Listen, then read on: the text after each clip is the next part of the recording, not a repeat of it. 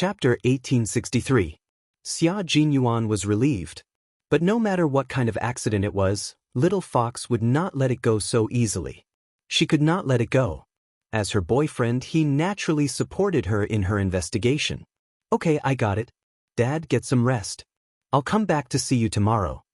Come back tomorrow? Commander-in-Chief Xia did not think he needed him to take the time to come back to see him, but he said seriously, you don't have to come back. If you bring little Yi back, I'll welcome you. Then you should go to the military. Sorry to disturb you. Major Xia smiled and said goodbye, then took the initiative to hang up the phone. He couldn't meet Old Man Xia alone. Whenever they met, Old Man Xia would always mock him. It was the type of person who would feel uncomfortable if he didn't mock him. Fortunately, he was mature now and did not argue with him. Otherwise, the father and son would have a fight. Xia Jinyuan stared at the phone for a few seconds and said softly, Old man, I'll keep a close eye on your daughter-in-law. Commander-in-Chief Xia listened to the rapid beeping sound and could not help but smile and shake his head. Little brat, you should spend more time with your girlfriend. Don't follow in my footsteps. All parents in the world were pitiful. The dignified commander-in-chief was also like an ordinary parent, deeply caring for the devil-incarnate son that he spoke of. Knowing that it had nothing to do with a foreign organization, Xia Jinyuan's footsteps became lighter. However, it did not mean that he did not have any other questions. On the contrary, he had a lot of questions. Xia Jinyuan, who was chatting with the guard outside the door, began to ask a few questions. The content of his questions was different from Yi Qian's. He mainly asked if anyone had come to visit and if anyone from the southern province had come to inquire. Other than Commander Lu and Political Commissar Yen, no one else from the southern province had the opportunity to visit. He only asked if anyone had come to inquire about the situation. The People's Hospital of the southern province has sent people here many times. The military has issued a strict order not to leak any information about the squad leader. The General Military Hospital strictly followed the order and did not release any information. The people from the People's Hospital of the Southern Province still do not know about the squad leader's situation. Other than the People's Hospital of the Southern Province, only Commander Lu and Political Commissar Yen from the Southern Province visited him once half a month ago. In other words, there were no other suspicious people in Southern Province. Xia Jinyuan narrowed his eyes as he read the report. His eyes were dark and unfathomable. This was what Uncle Chen had said to cooperate with the military's investigation. The military had asked him if anyone had come to the Southern Province People's Hospital while he was hospitalized, if he had any conflicts with anyone, or if anyone had come uninvited, and so on. The rest of the answers were fine. Only the part about Yi Zhifan made him feel a little strange. He couldn't tell what was strange about it, but he couldn't tell what was wrong with it. However, he didn't know why he felt strange when Uncle Chen said, I don't have any personal grudges with Director Yi. It didn't mean much, but it could be understood as, personal grudges existed. Since that was the case, then Uncle Chen's next sentence, if an official knows the law, I don't think he needs to do something that will ruin his career. My case is actually just an ordinary medical accident. I don't think, could be used as a way of saying, I don't think he is sure of himself and has a certain degree of suspicion. Little Fox had been insulted and framed by Yi Zhifan and his family. She almost couldn't attend high school normally. During the college entrance examination, Yi Zhifan had used underhanded means to frame Little Fox. As a family member, Uncle Chen already hated Yi Zhifan to the core. How could he say, I don't have any personal grudges with him? Chapter 1864. And the last sentence, my matter is actually just a normal medical matter, made him feel strange.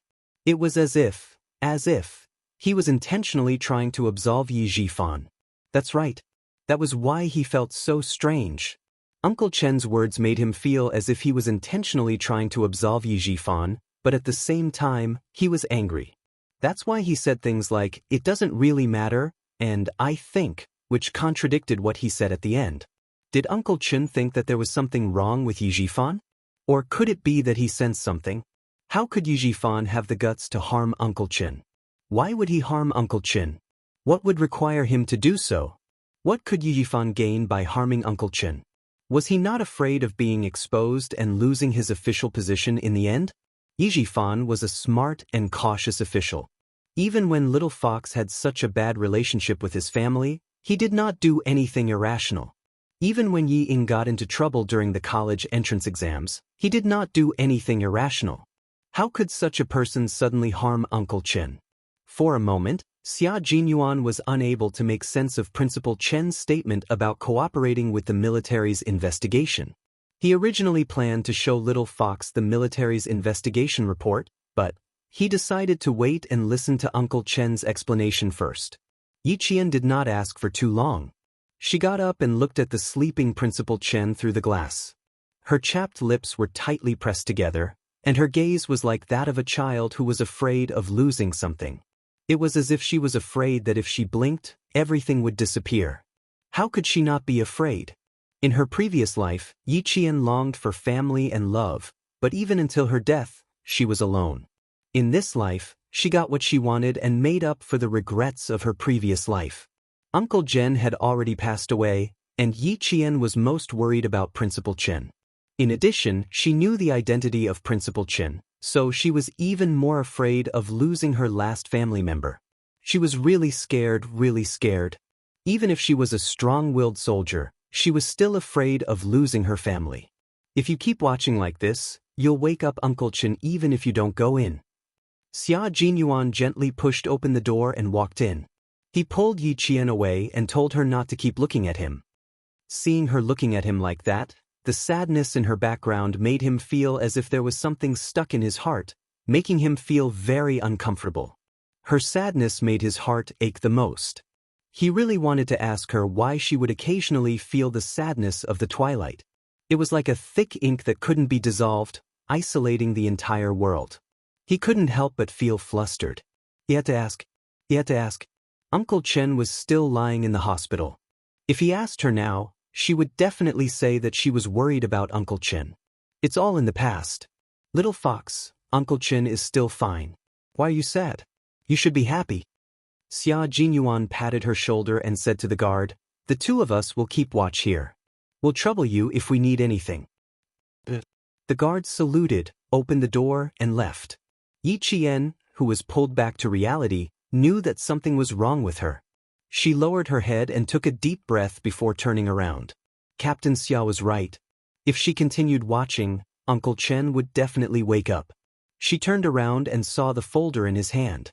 Her eyes flashed with a hint of sternness. She asked in a low voice, "Did you get everything?" "Yes, they're all here. You can take a look first." After entering the hospital, he went straight to get the backup of the medical records and the investigation report from the Southern Province Police. Yi Qian went straight to the recuperation building. Looking at Yi Qian, who looked normal and didn't look sad at all, Xia Jinyuan looked at her with pity and said gently, "Sit down and watch. If you're tired, lean against the wall and rest for a while." Chapter 1865. The two guards stood outside and he placed two round stools against the wall.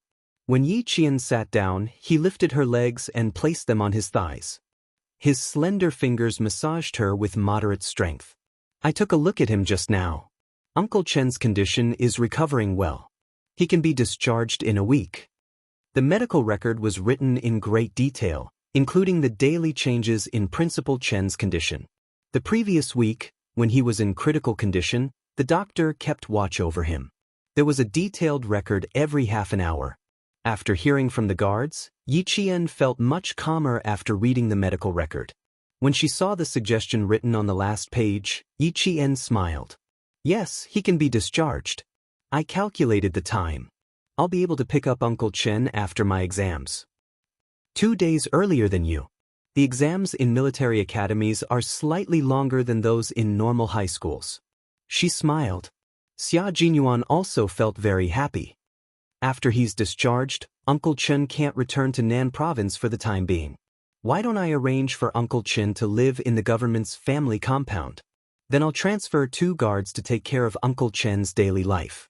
Since it concerned Principal Chen's daily life, Yi Qian nodded without hesitation. As long as Uncle Chen is willing, I have no objections. However, although she didn't hesitate, Yi Qian frowned when she thought about Principal Chen's status. She thought for a while before continuing. With Uncle Chen's status, it doesn't seem appropriate for him to live in a crowded place, especially in a government agency's family compound. Do you think they'll recognize Uncle Chen? What she said made sense. Xia Jinyuan fell silent for a moment. When Uncle Chen wakes up, we'll ask him for his opinion. Also, let's take a look at the military's arrangements. Yi Qian flipped to the Nan Province Police investigation report. As soon as her gaze landed on it, the smile on her beautiful face disappeared. Her indifferent expressions suddenly became sharp.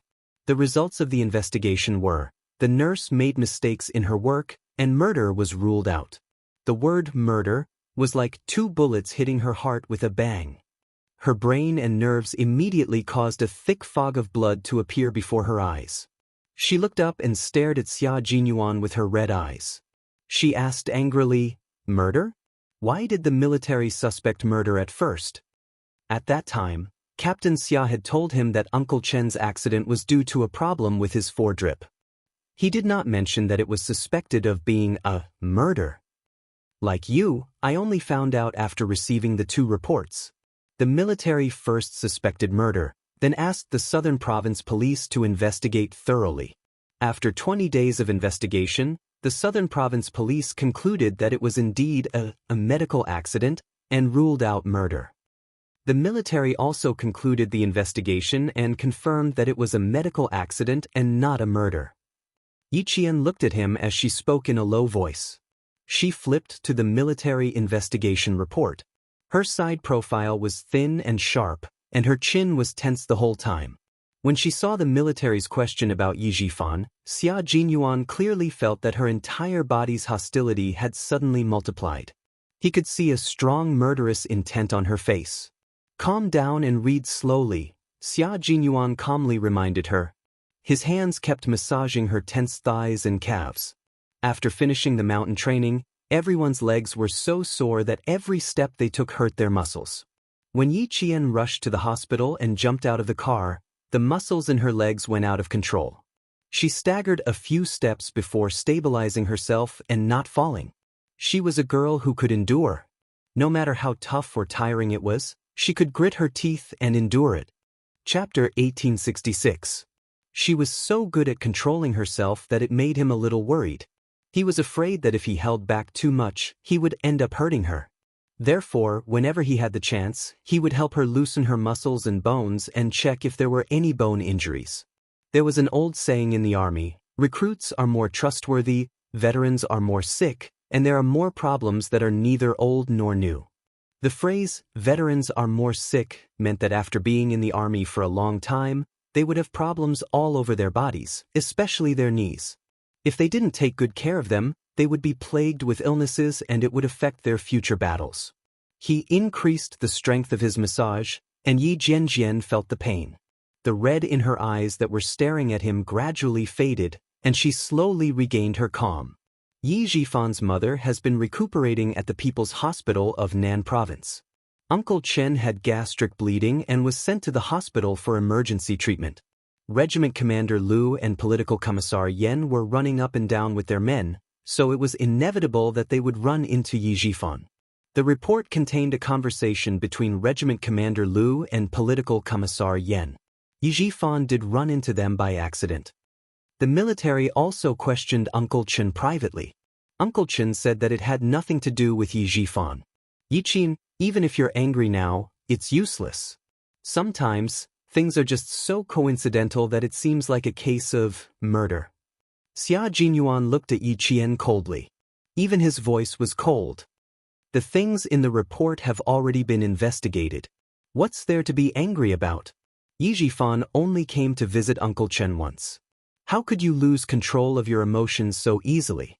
If he really had bad intentions, he would be happier if you lost control of your emotions. You can only handle things calmly.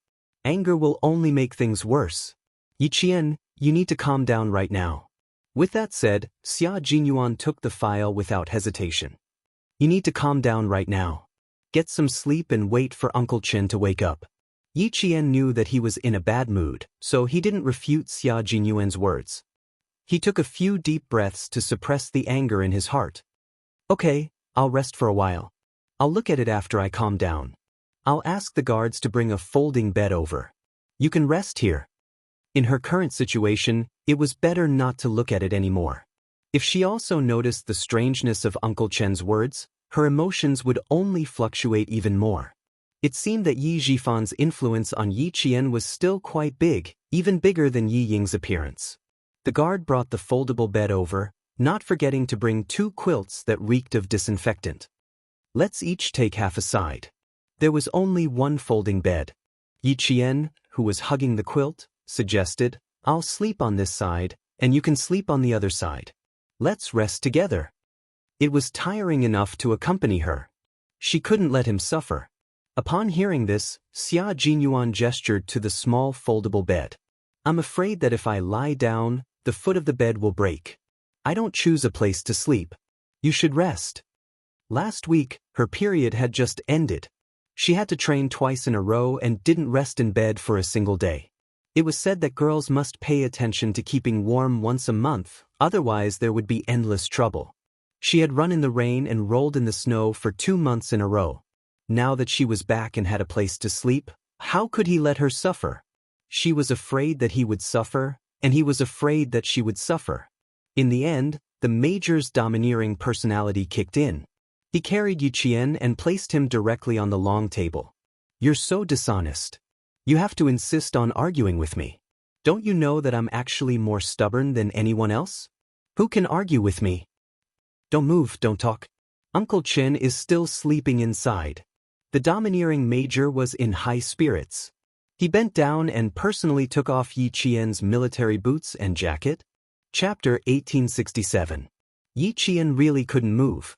If she moved, the long table she was sitting on would creak. Not only was she afraid of waking Uncle Chen up, she was also afraid of alerting the 2 guards standing outside. After taking off his jacket, Yi Qian hurriedly covered his belt with her hands. You can't take off your pants. It'll make it easier for me to get up in the morning. She felt a little unnatural, afraid that he would really take off her pants. No, I'm not thinking of taking them off. Seeing her unnatural expression, Xia Jinyuan lowered his head to hold back his laughter and carried her to the foldable bed. Go to sleep. Have a good night's sleep. We can still sleep for 3 hours after the shift changes at 7. We've overworked our brains during this period of time, so we need to rest well. It won't be too late to think about things when we wake up. Faced with the determined major, Yi Qian lay down in bed and got up on her elbows. She still asked worriedly, How are you going to sleep? Get the guards to bring another layer of blankets and sleep on the floor.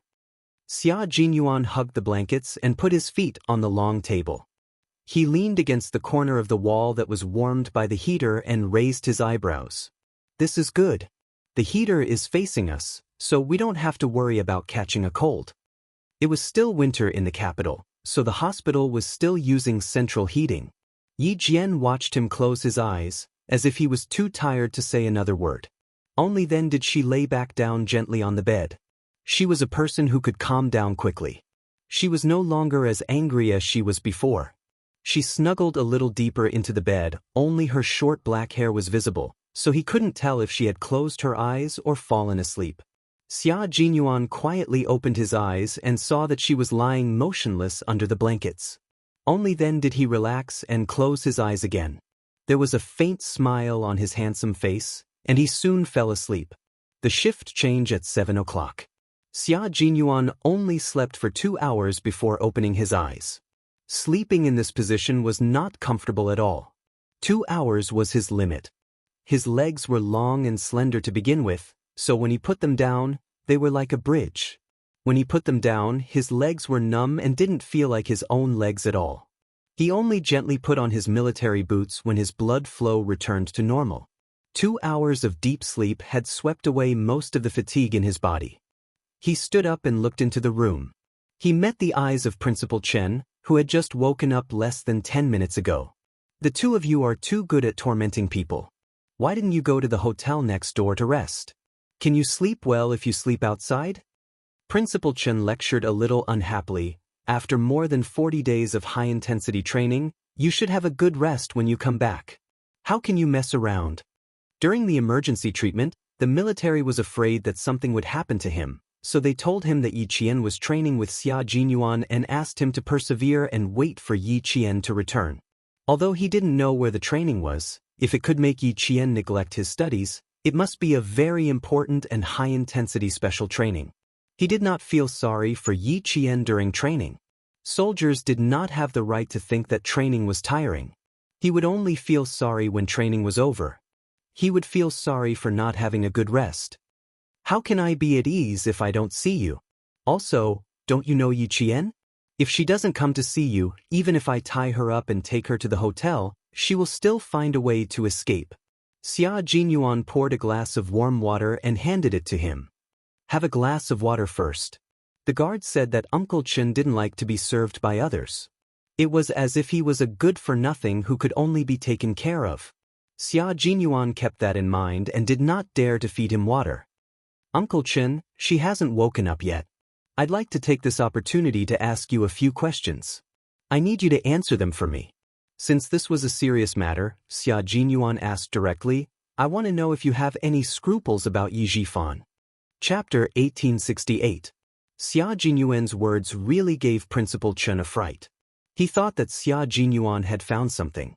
No, it was impossible to find anything. If the military couldn't find anything, how could he have the time to investigate in the middle of training?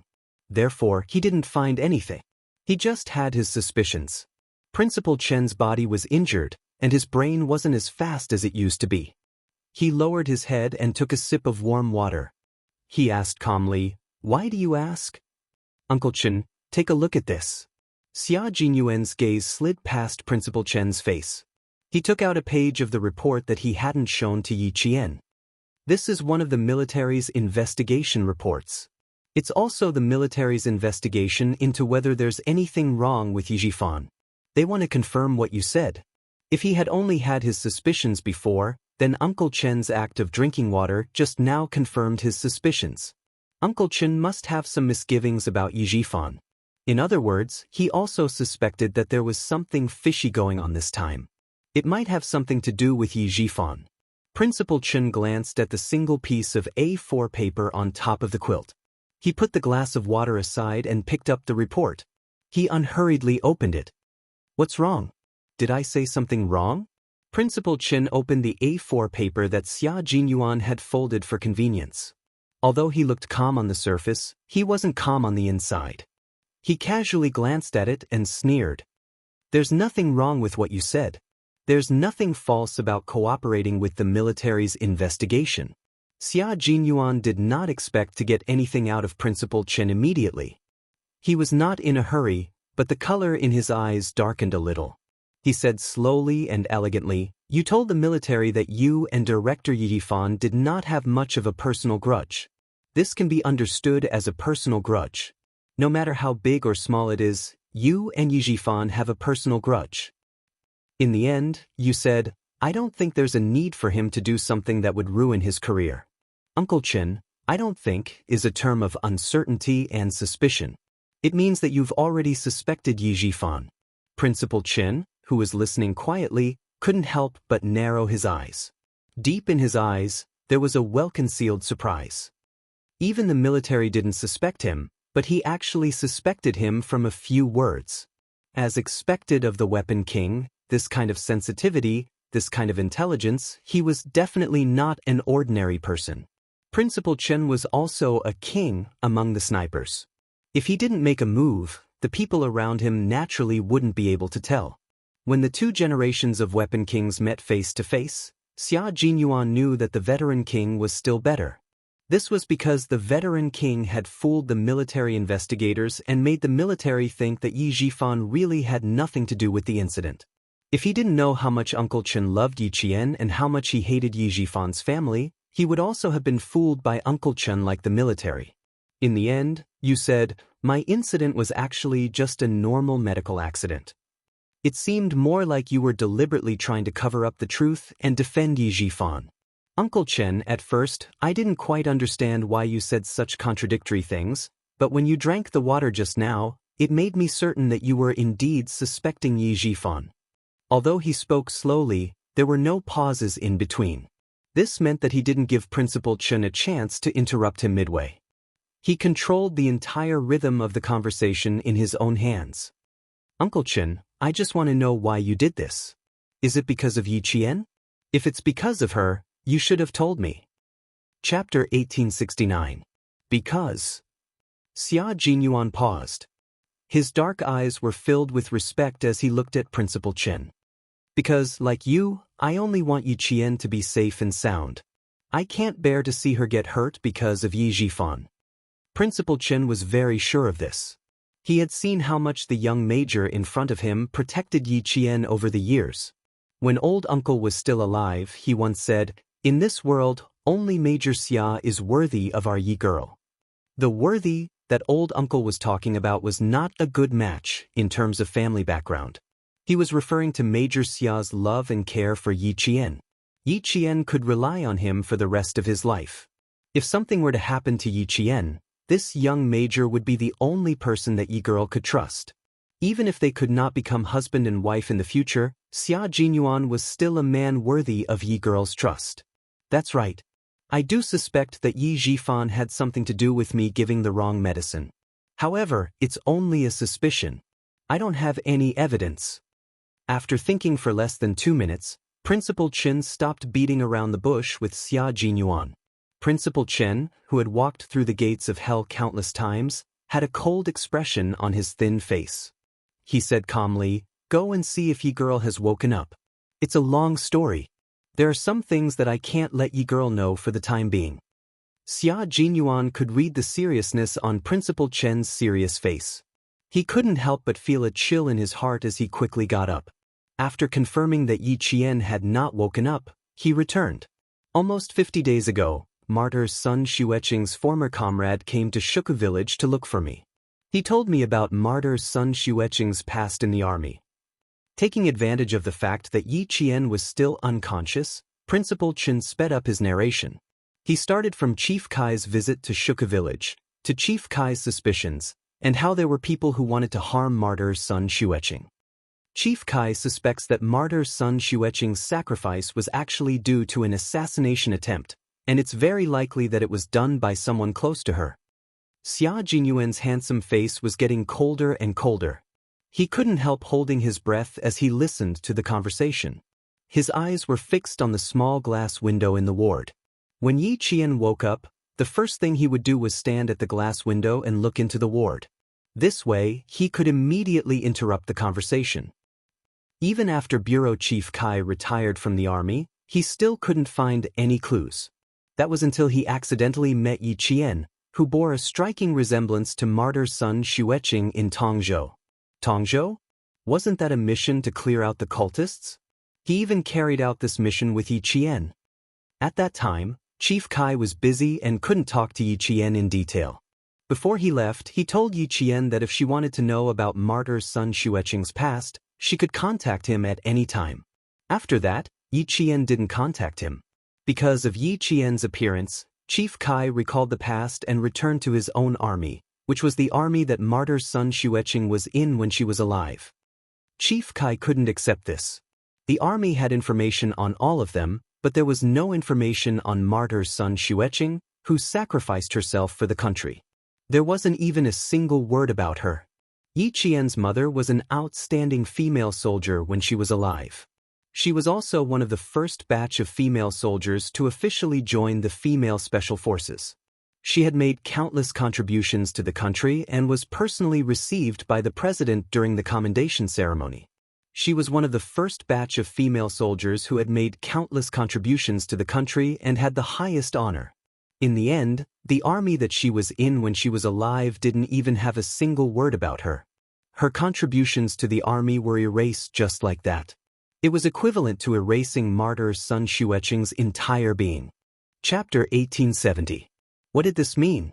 This meant that it was a covert denial of the existence of such a martyr, denial of this person, denial of all this person's contributions. It made everyone forget her, completely erasing her from everyone's memories. At this moment, Xia Jinyuan, who was also a soldier, was furious. How dare they? That's right, they are indeed brave.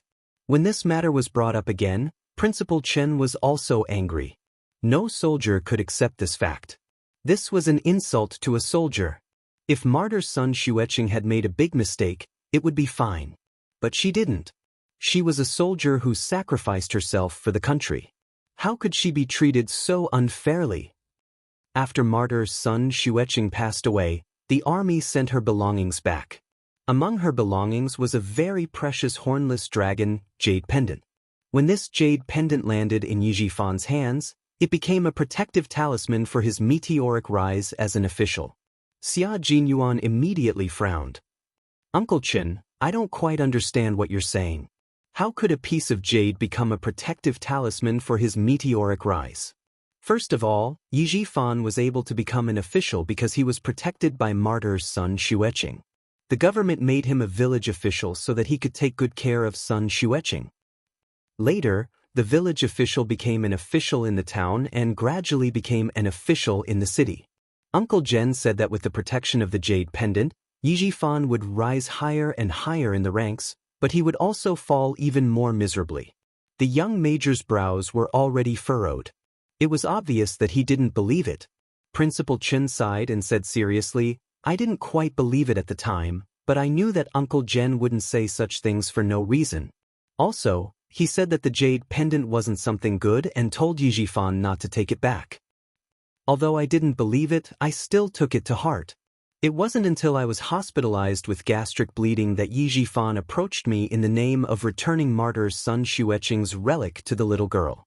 I suddenly thought of the jade pendant, what Chief Kai said, and what Uncle Jen said. Thinking of this, Principal Chen said, Martyr's son Xueqing used her own life to get an official position for Director Yi so that her daughter could be taken care of.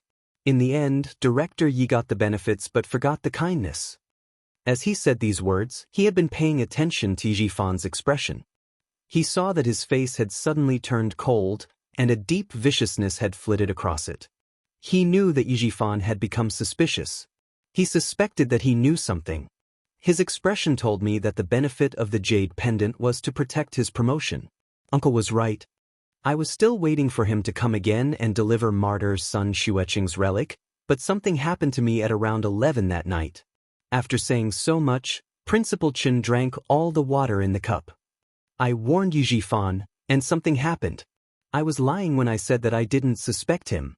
But everything needs evidence. The military and the Southern Province Police did their best to investigate. Even the doctors and nurses in the hospital who knew that I was hospitalized were investigated. There was no evidence that pointed to Yi Jifan wanting to murder me. Major Xia, if you were me, you wouldn't insist that Yi Jifan has a problem.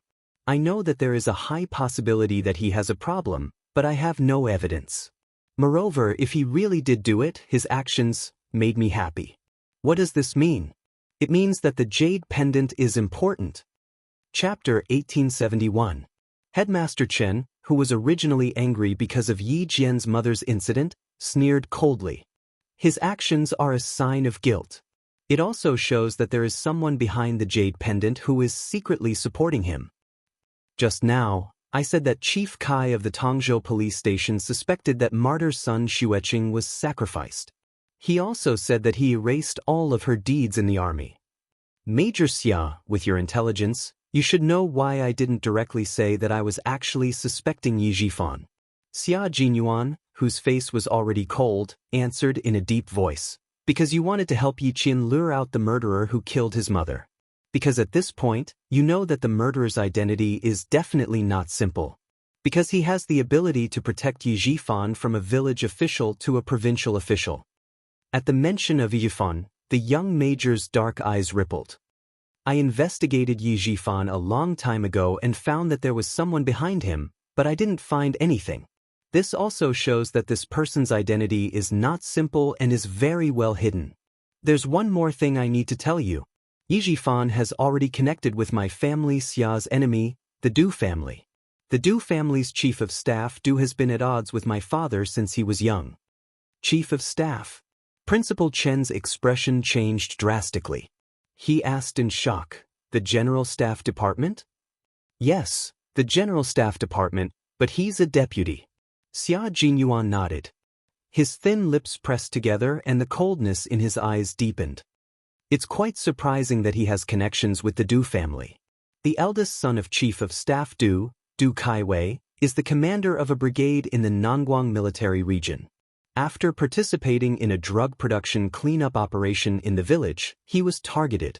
One time, he went out for dinner and was suddenly attacked with a knife.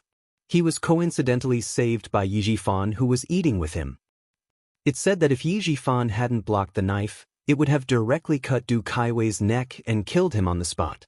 Now that you've heard about this jade pendant, even I have my suspicions. Such a big coincidence. Is it a coincidence? Or was it arranged by someone? It's such a coincidence that I saved the eldest son of Chief of Staff Du, who doesn't get along with my family Xia. Even the experienced Principal Chen couldn't help but gasp. You mean, the person behind the jade pendant knows that the Du family and family Xia don't get along, so they deliberately let Yi Jifan get close to the Du family. Well, it turns out that I didn't think about it. It was you who mentioned the jade pendant that made me suspicious. When Yi Qian was adopted by Yi Jifan's family, they didn't beat her or scold her. They raised a smart girl into a good-for-nothing. Uncle Chen, what does this mean? This means that someone instigated Yi Jifan to raise Yi Qian into a cripple. He purposely got that comrade of martyr's son Xueqing to tell Chief Kai that Yi Qian had died after falling into the water. That person didn't want others to know about Yi Qian's existence. But that person had some misgivings and had no choice but to keep Yi Qian alive. But he was very unwilling. Even if he kept Yi Qian alive, he only wanted to see a good-for-nothing like Yi Qian. That's why he instigated Yi Jifan to turn Yi Jifan into a cripple. Xia Jinyuan was terrifying. His logical thinking and analytical skills were as rigorous as a net. As long as he caught everything in his net, as long as he could string everything together, he wouldn't miss anything. It was just a combination of what Headmaster Chen and Chief Kai had said, combined with Yi Jifan's various guesses, one after another, popping out from his mouth. It wasn't a whimsical thought, but a logical and well-founded one after another, cutting into the facts and analyzing them one by one. Chapter 1872. Xia Jinyuan's analysis was like a clap of thunder, one after another. Principal Chen was originally leaning against the headboard of the bed, but after Xia Jinyuan's in-depth analysis, he couldn't help but sit up straight. Although he was thin, his expression was still firm. The more he listened, the more serious his expression became. Major Xia, who was born in a military family, and whose elders and brothers were either in politics or the military, was definitely more politically sensitive than a retired soldier like him. Every word he said would not be shot without aim, and his speculations would not be made carelessly. On the contrary, Headmaster Chen felt his back drenched in cold sweat after hearing his speculation. He and Uncle Jen had both made a mistake. Uncle Jen and I have both made a very serious mistake. Principal Chen, who had a serious expression, punched the bed with one hand and said in annoyance, "All this time, Uncle Jen and I have only thought that Yi Jifan's family treated Yi Qian this way because they didn't want the little Yi girl to be too outstanding and overshadow Yi Ying. That's why Sun Dongqing always made things difficult for the little Yi girl. She either hit or scolded her because she was afraid that the little Yi girl would steal Yi Ying's limelight." It wasn't just Principal Chen and Uncle Jen who thought this way, but everyone in the village thought this way. Sun Dongqing couldn't bear to see other people doing better than her, and other people's children being stronger than her own, so she would definitely do this. They all thought this way and never thought about it in other ways. I heard from Uncle Jen that not long after Sun Xueqing was buried, old Madam Yi started spreading rumors in the village. She said that her eldest son and eldest daughter-in-law died early because of the little Yi girl. Whoever wants to take in the little Yi girl, beware of bad luck. With just one sentence, she convicted Yi Qian, causing everyone in the village to avoid Yi Qian like the plague, afraid that they would be tainted with bad luck. Xia Jinyuan had never heard of this part of Yi Qian's past. When he heard it, every word turned into fine steel needles that pierced his heart. It pierced his heart until it hurt, causing his handsome face to twist into a vicious expression.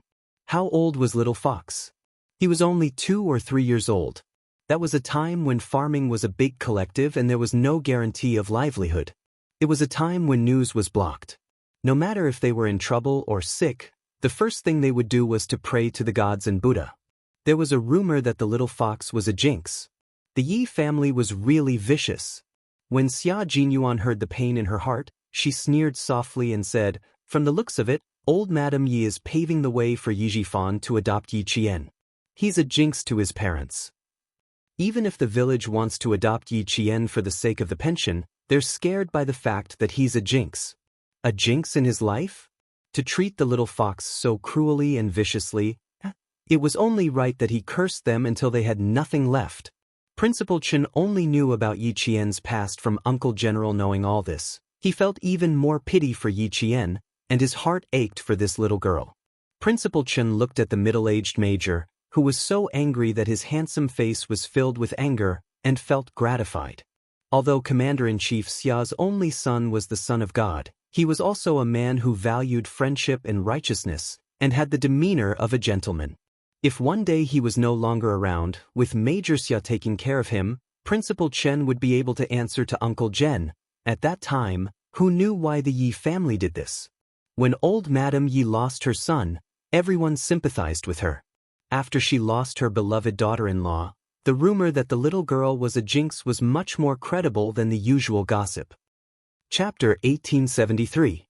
Yi Jifan, who happened to be the village official, was furious because of this. He said that old Madam Yi was too foolish and that Yi Qian wouldn't be able to live in the village in the future. Uncle Zhen was still in the army at that time. By the time he returned, everything had been settled. Yi Jifan didn't care that his family would be cursed by Yi Qian and went with Sun Dongxing to bring Yi Qian back. To the villagers, it was a happy ending.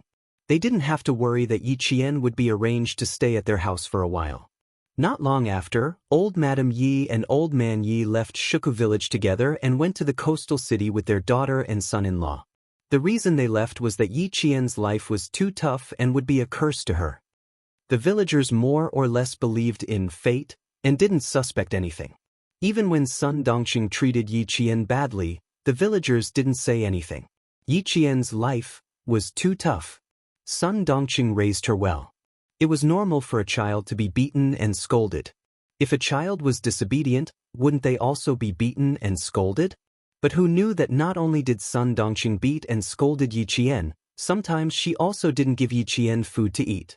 Other than dressing similarly to Yi Ying, who knew what she did when she closed the door?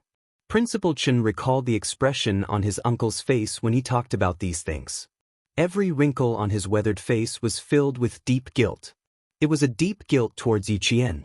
Even though Xia Jinyuan knew that Yi Qian's childhood wasn't smooth sailing, he never thought that it would be so tragic. Suppressing his anger, he closed his eyes gently and suppressed the surging anger in his heart. He said to Principal Chen, "Uncle Chen, tell me more about Yi Qian's childhood. I'll see if there are any other suspicious points." He wanted to know everything about her. He didn't participate in her past, but he wanted to know everything. He wanted to know how painful it was for her back then so that he could dote on her more in the future. He wanted to make up for all the pain she had suffered. He wanted to take responsibility for the rest of his life. Little Ye's childhood, sigh. Before he could say anything, Principal Chen's long sigh turned into a sharp thorn that pierced straight into his heart after entering his ears. It hurt so much that he had to clench his fists tightly to suppress his anger. At least in the eyes of the villagers, Yi Jifan is living a good life. Every time he comes back, the first thing he says is, "Yi Qian, come out and see what delicious food I brought for you." After a long time, the neighbors started to feel that Yi Jifan had not let big brother and sister-in-law down.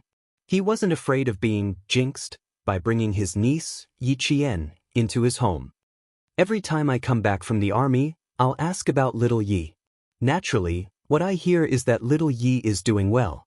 She has food, clothes, and even goes to school." Later on, little Yi grew up a little. Everyone in the village knows that little Yi is naughty. She likes to get into trouble and likes to lie. Sometimes, Ying has to apologize on her behalf. When she was in 4th or 5th grade, she almost froze to death in the snow. Luckily, Uncle Zhen found her and brought her home. Unfortunately, little Yi at that time wasn't the little Yi now. She didn't accept any help from me at all. Every time I went to look for her, I would be scolded by Sun Dongqing. After looking for her a few times, I gave up. Just like that, little Yi lived in Yi Jifan's house. On the surface, everyone thought that she was living a good life. Scolding, beating, and framing became a common occurrence in the family. If she didn't say anything, no one would know. Chapter 1874. Under such circumstances, none of the villagers would stand up for Yi Qian. Even though the villagers were down-to-earth and narrow-minded and did not stir up trouble, in the face of Sun Dongqing's scolding and beating of Yi Qian, they believed that as long as Yi Qian had food to eat, a place to stay, and a place to go to school, that would be enough. It was normal for them to be scolded and beaten for being naughty. Faced with Yi Qian's tragic past, Xia Jinyuan clenched his fists several times before he asked in a low and hoarse voice, "Did Yi Jifan ever scold or beat Yi Qian?" No, it was always Sun Dongqing who stepped in, so it was not convenient for Uncle Zhen to stand up for Yi Qian sometimes. When he saw that she was unwilling to come back, he just assumed that Yi Qian was doing well, so he gave up on bringing her back. Principal Chen sighed as he talked about Yi Qian's childhood. It wasn't until the second day of Chinese New Year that Yi Qian came to her senses and resolutely left the Yi family to look for Uncle General. You know what happened after that. That was when Yi Qian's bitter days finally came to an end.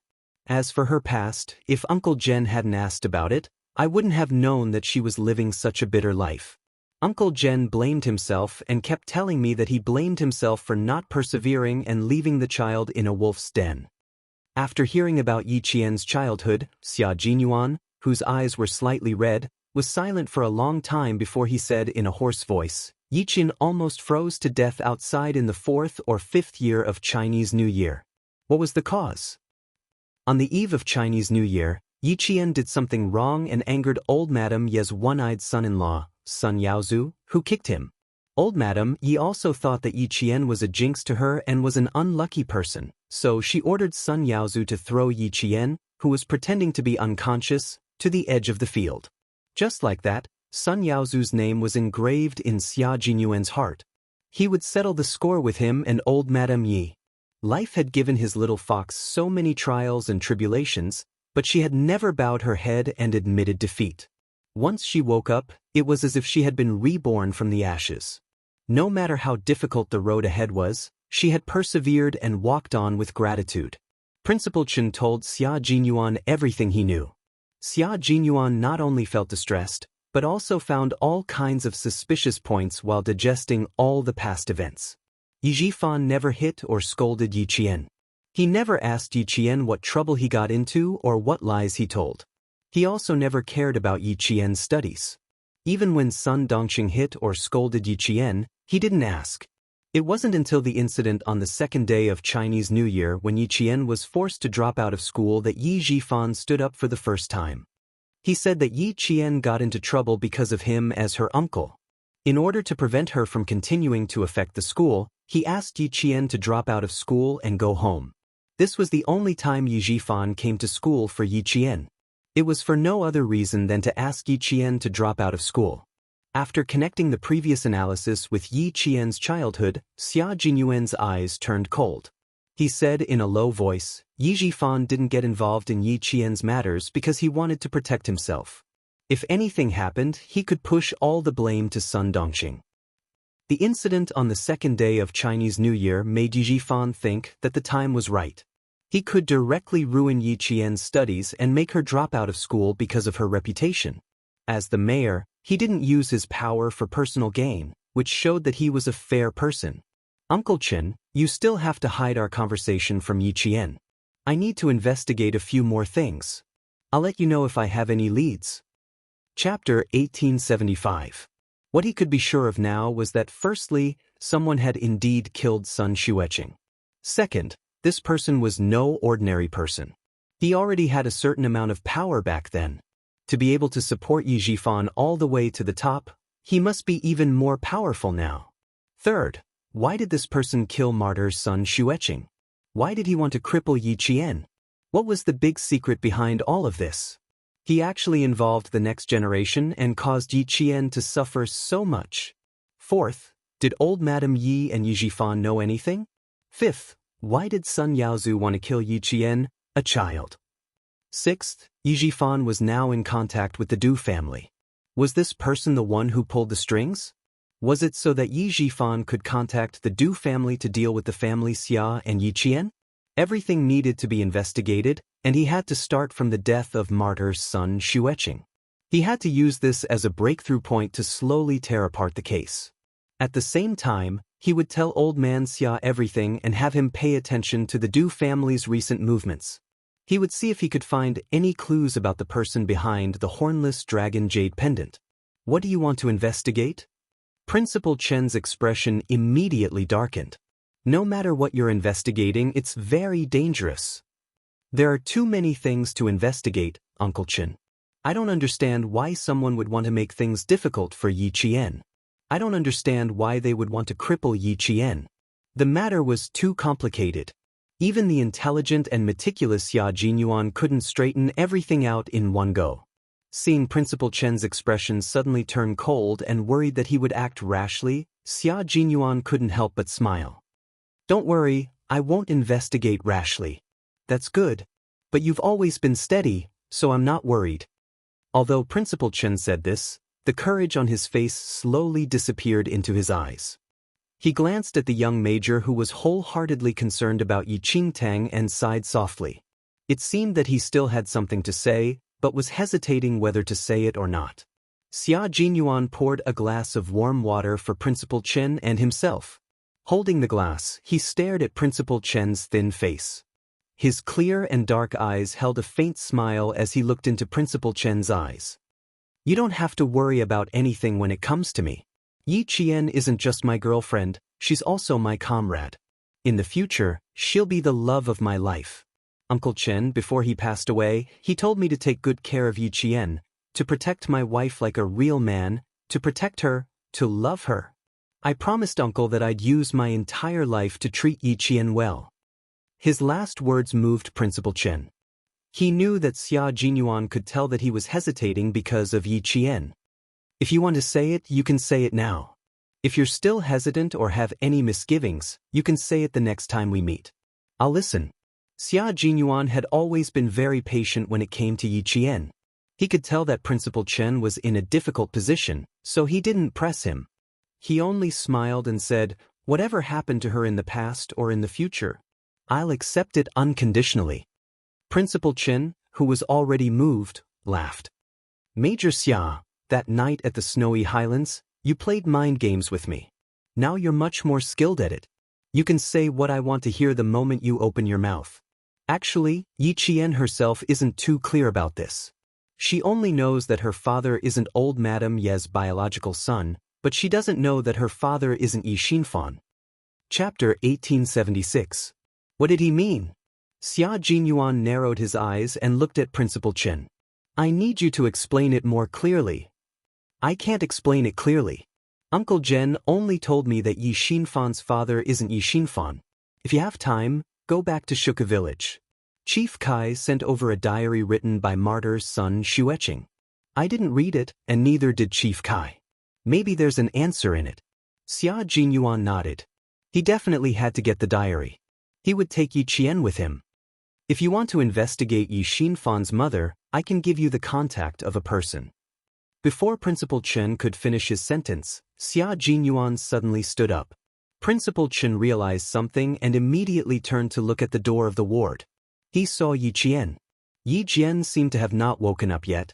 She stared at Headmaster Chen, who was leaning against the bed, with her dark eyes.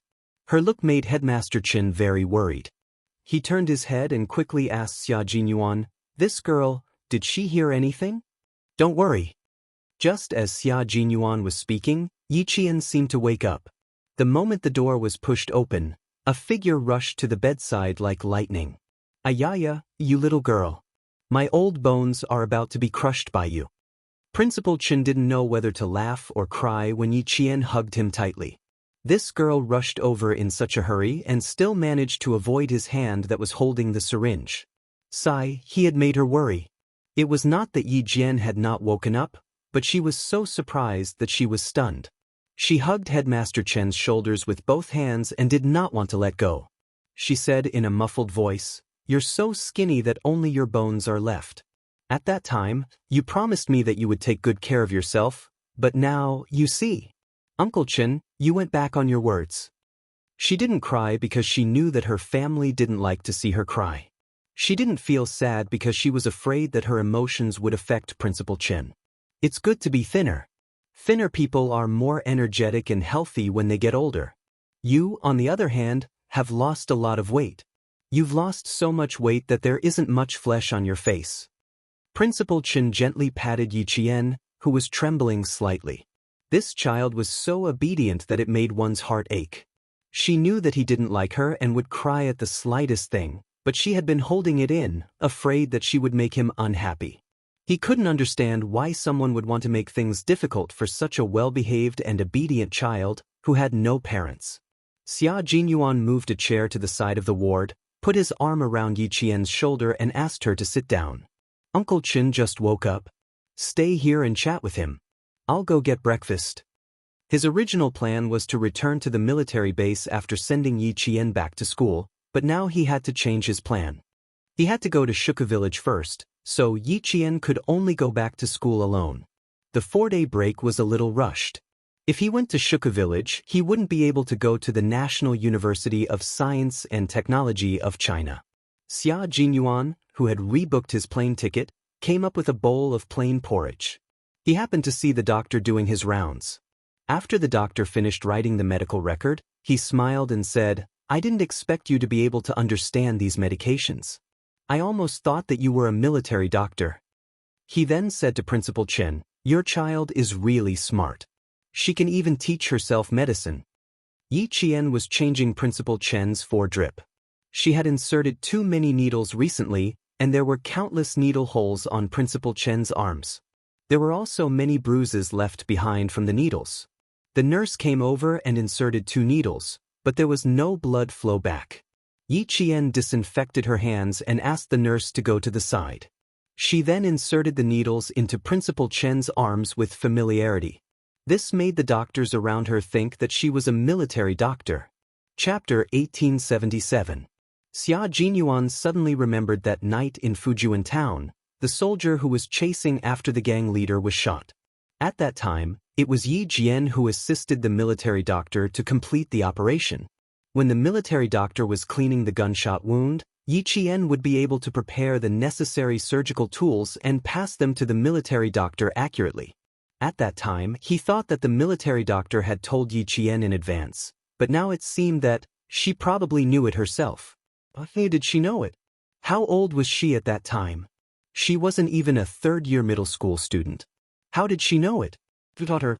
Did the military doctor teach her at that time? If he had taught her, with her memory and comprehension, she would have been able to remember it. Suppressing his surprise, he heard Principal Chen laugh and say, "She's smart. She likes to flip through all kinds of books and knows how to use her own hands. She just looks familiar. How can she compare to a nurse who graduated from a professional college? Besides, they also need to learn some simple emergency measures. If they don't know anything, then it'll be troublesome." Xia Jinyuan couldn't help but laugh. She was indeed eager to learn. As long as she thought it was useful, she would take the initiative to learn. Things like bandaging and inserting needles were basic emergency measures that they had to learn on the battlefield. It was normal that she would insert needles into Uncle Chen. Our nurses also need to learn more.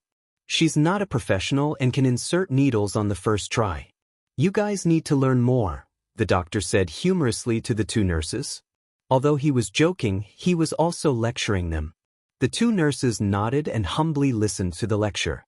Just now, the 2 of them were indeed a little embarrassed. They had each inserted needles twice without success, but the female soldier from the army succeeded on the first try. They were so familiar with her that they thought she was the accompanying military doctor in the army. Yi Qian, who was wearing the jungle combat training uniform of the field forces, was easily misunderstood by them.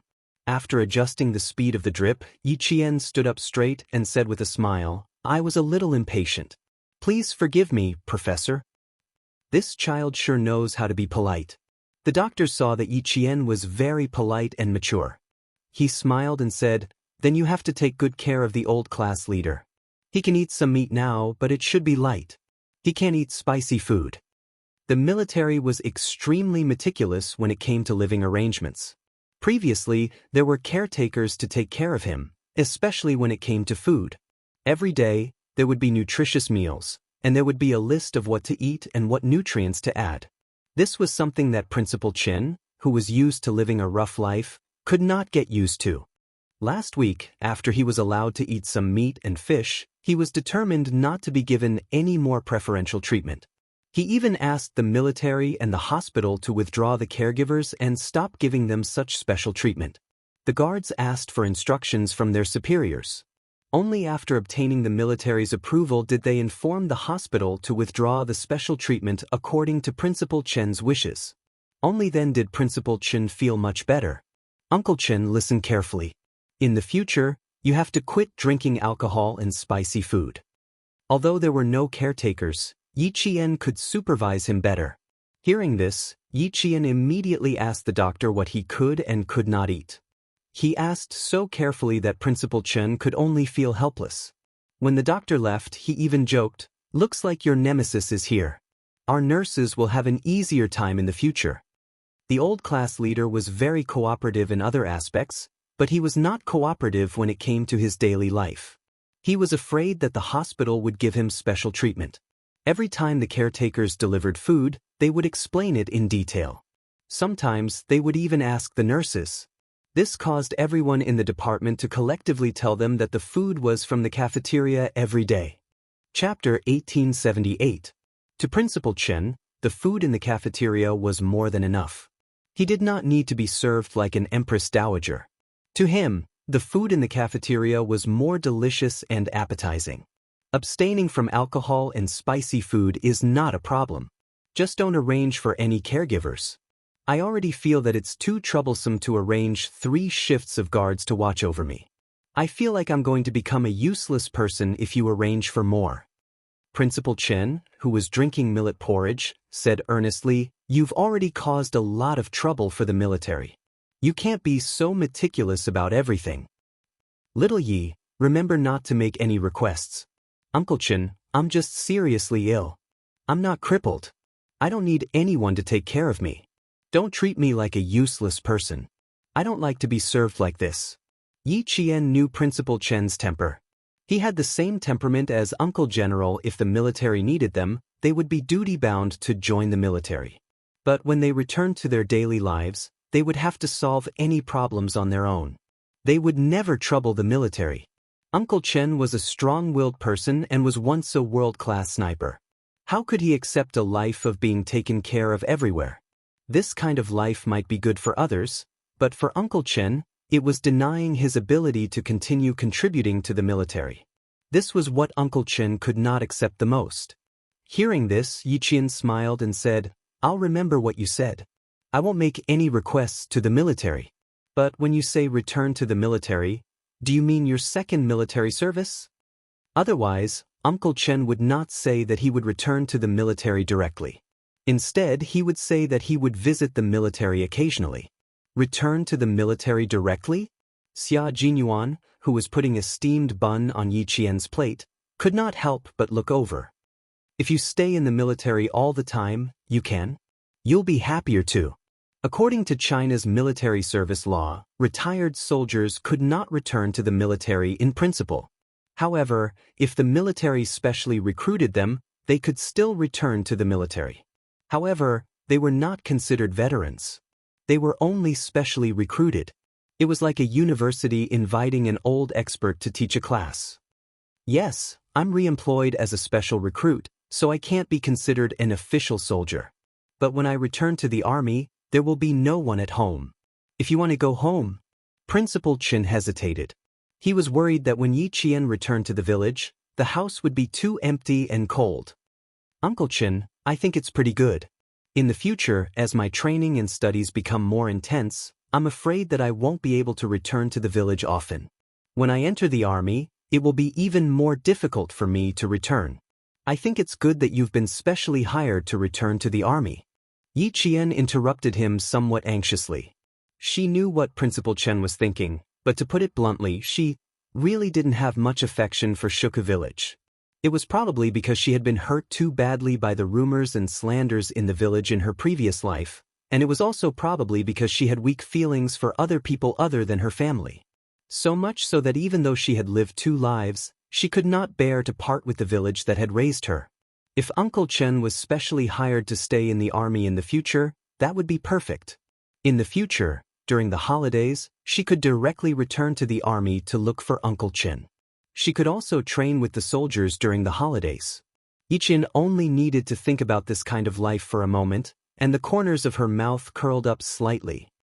It seems like you really want me to return to the army. All right, as long as you don't have any objections, then I've decided. In the future, I'll stay at the sniper base in the southern province. Shuku Village. Yi girl, I'm afraid I won't be returning to the village in the future. Chapter 1879. Principal Chen was not a local resident of Shuku Village. Being far away from his hometown, he was used to traveling around the world and was less homesick than others. He had been the principal of Fujian Town Middle School for more than 10 years, and even his house was arranged by the school. If you don't want to go back, then so be it. I'll go wherever you go in the future. Yi Qian spoke so quickly and confidently that Xia Jinyuan couldn't help but raise his eyebrows. He coughed lightly and waited for her gaze to fall on him before he said calmly, I heard that the sniper training base in Southern Province is very convenient to get to the airport. If you're free, you can actually come to Beijing for a short stay. My dad and grandparents will be very happy to have you here. I called my dad in the wee hours of the morning and told him that I planned to go back in the afternoon to visit him. Who knew that he would tell me directly that I didn't need to go back alone and that he would be happy to bring you back. Yi Qian, who was chewing on a steamed bun, blushed a little. She stuttered, Who told you to tell the commander-in-chief that I was coming to Beijing? You deserve to be despised. Was it a bad idea not to go? But going didn't seem right either. Yi Qian had a headache. She was most afraid of this kind of thing. It's time to pay him a visit. During this period of time, as long as Commander Xia has time, he will take the time to visit me in the hospital. He will send people to take care of things in the hospital. Little Yi, you will go with Major Xia to visit the Commander-in-Chief in the afternoon. Principal Chen was naturally happy to see that the relationship between the parent and the representative was stable. As he spoke, he signaled Xia Jinyuan with his eyes. The major, who was well-liked for his work, immediately said, Then we'll listen to Uncle Chen. We'll go home together in the afternoon. Yi Qian was so scared that she didn't even chew the steamed bun in her mouth and swallowed it. She didn't want to go back to Captain Xia's house now. She didn't want to go at all. Principal Chen glanced at the way she swallowed the steamed bun in fright. Before she could catch her breath, he quickly nodded. Go earlier. Don't come back too early. I need to catch up on my sleep in the afternoon. Commander-in-Chief Xia liked Yi Wanwan very much. Every time he came back, he couldn't help but talk about her. His words implied that he wanted Yi Wanwan to visit his home. But this girl was thin-skinned. She definitely wouldn't agree if Major Xia invited her to his house. It was only possible if he opened his mouth. Then I'll call my dad now and tell him. It just so happens that it's Sunday today. If he's free, he usually plays chess and fish with his old comrades. It's easy to arrange the time. All right, then call the commander-in-chief. I have something to discuss with little Yi. Without needing Yi Qian to say anything, Principal Chen made the decision and instructed Major Xia, who had wanted to bring her home for a long time, to quickly make the arrangements so that Yi Qian wouldn't have a chance to recover from his shock. Yi Qian couldn't get a word in edgewise. By the time he caught his breath, everything had already been decided. Seeing Xia Jinyuan get up, she rushed over and tried to grab his arm. Don't, Little Yi, look at this medicine. Isn't it a little too fast? Why do I feel a swelling pain in my arm? She wanted to stop him, but she had to see if Principal Chen would agree. Yi Qian immediately withdrew his hand and turned off the drip. He asked anxiously, Other than the swelling pain, do you feel anything else? Does your heart beat faster? Do you feel any pressure when you breathe? Has something similar happened in the past? Today's medicine was the same as a few days ago. However, with the same medicine, she didn't feel any discomfort at first, but later on, she felt uncomfortable. Similar situations had happened before. Yi Qian was a little nervous. Chapter 1880. Xia Jinyuan had already stood up gracefully and left the ward to call Commander-in-Chief Xia. Principal Chen, who was pretending to be unwell, saw that Xia Jinyuan had already left the ward. He instructed Yi Qian to sit down and said earnestly, "Why are you panicking? Sit down and finish your breakfast." Yi Qian, who knew that Principal Chen had done it on purpose, heaved a sigh of relief and said, "Uncle Chen, I can't stand being scared like that." He did not give up and turned to look outside. He quickly calculated in his mind. "Don't look anymore. It was my idea and my intention." Headmaster Chen's face was full of smiles. Relationships that don't aim for marriage are all hooligans. He had to keep an eye on them. So far, the Commander-in-Chief's son was indeed impeccable. Yi Qian did not have any other long-term plans. He only wanted to bring Yi Qian home. Not bad, not bad. Yi Qian was a dependable and responsible man. Even though Principal Chen had always been satisfied with Xia Jinyuan, he still had to observe him. He was quite satisfied with Yi Qian's performance today. Yi Qian had lost her appetite for breakfast. At this moment, her heart was filled with anxiety. "Uncle Chen, I'm not prepared at all. It's too rash of me to visit you all of a sudden. I was also afraid that I would be rude. You know that I really don't know much about relationships. There are some things that I don't dare to face. What should I do if I were to be rude?" Yi Qian was very anxious and nervous. She did not have her usual calmness. Her little face was so tense that even the expression in her eyes was very unnatural. Seeing this, Principal Chen could not help but sigh softly. They had taught Yi Qian how to be strong, independent and work hard, but they had not taught her how to deal with complicated relationships. Fortunately, Major Xia saw through Yi Qian's resistance to the outside world and had a deep conversation with him. After that, Yi Qian did not stay in a narrow circle. Major Xia personally led her. In about half a year, Yi Qian was able to get along well with the sergeants in the army. It was the same in school. She was no longer alone and had a few good friends. The little girl in the past had grown up day by day. Now, she was a female soldier who could shoulder responsibilities. In a few years, she would be at the age to talk about marriage. Looking at her fearful and uneasy appearance, Headmaster Chen gently patted her arm and said earnestly, "Girl, don't be too nervous. Don't be afraid of being rude. In Uncle Chen's eyes, you have always been an honest, trustworthy, and well-mannered child. How can you think that you will be rude? Even if you do something wrong, don't you have Major Xia? With him around, what are you afraid of? Or are you saying that you don't want to go because you've never considered that your relationship with Major Xia will last a long time?" No, I just wasn't prepared. She had lived for 2 lifetimes before encountering something like this, so there was always a sense of fear in her heart. She did not have the confidence and was afraid that she would not do a good job. "Do you think that if I suddenly go over, Commander-in-Chief Xia will think that I'm not very sensible?" The more she spoke, the more nervous she became. Seeing that she was about to twist her fingers into pieces, Principal Chen did not know whether to laugh or cry. "Why are you so worried? You are not afraid of anything.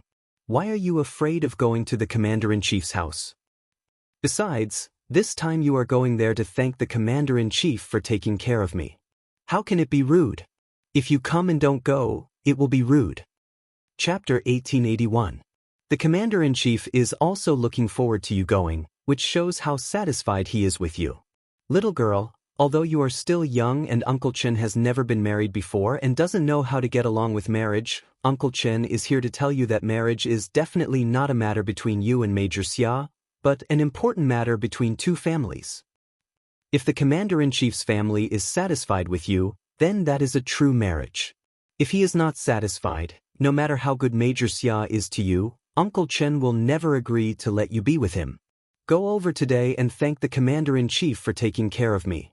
Tell him that I, Chen Dongfeng, have nothing else but to train a few more excellent snipers and not let the troops down."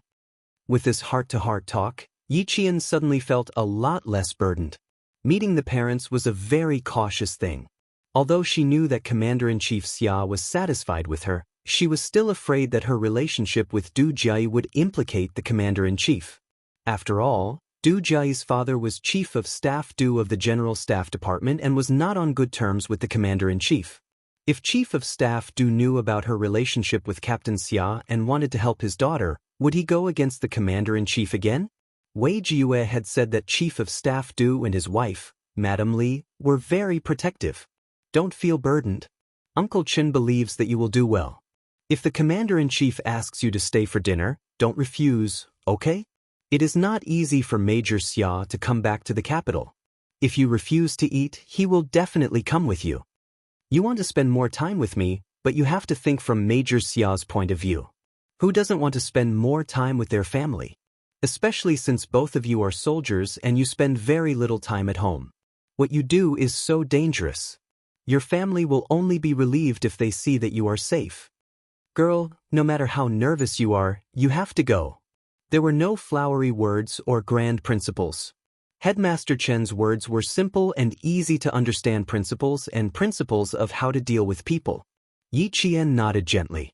But it was better not to think about it in her heart.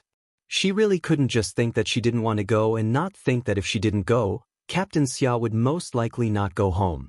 Didn't he just say that Commander-in-Chief Xia had said, if he goes home alone, then don't come back either? Although he was very nervous, he didn't care anymore. He gritted his teeth and went ahead. Yi Qian gritted his teeth as he made his way to the entrance of the courtyard. The guard checked their IDs and confirmed that their identities were correct. He saluted the two people in the car and immediately let them go. When the car window was rolled up, Yi Qian immediately raised his hand to rub his face, trying to loosen his stiff apple muscles. I'm so nervous, so nervous. I'm even more nervous than the first time I used a gun to kill a target. She rubbed her face, pouted her cheeks, tugged at the corner of her clothes, adjusted her hat. She looked extremely nervous. Xia Jinyuan tried hard to hold back his laughter. He was afraid that his laughter would provoke this little ancestor, so he directly opened the car door and rolled on the ground. He didn't even wait for Xia Jinyuan to stop the car before he left. Is there really only the Commander-in-Chief at home? Was there really no one else? Are there any other leaders? Captain Xia, you have to tell me the truth too. Don't make me confused. Then, before Xia Jinyuan could answer, she said again, if I do anything wrong later, quickly give me a look. I can understand what you mean. If I do something stupid, don't just sit there. You must stand out. Is my bow tie crooked? Is my collar flat? Oh, are my epaulets loose? Chapter 1882. There was no one else who could be this nervous. Without Xia Jinyuan saying anything, Yi Qian, who had been talking to himself, began to tidy up the military academy's winter uniform, afraid that it would be rude. She had spent a long time tidying up the winter uniform in the hospital. Her epaulets, collar, bow tie, and belt were all neatly arranged. Because the clothes had been in her bag all this time and had not been worn before, she had even borrowed an iron from the caregiver to iron them to the point that there were no creases at all.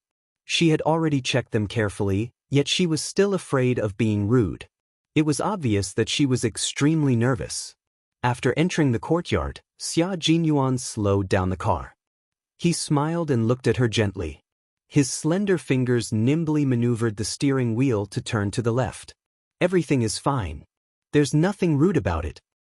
Little fox, you're too nervous. Relax. My dad isn't some evil spirit. Why are you so nervous? Besides, you've already met my dad. It's not like an ugly daughter-in-law meeting her in-laws.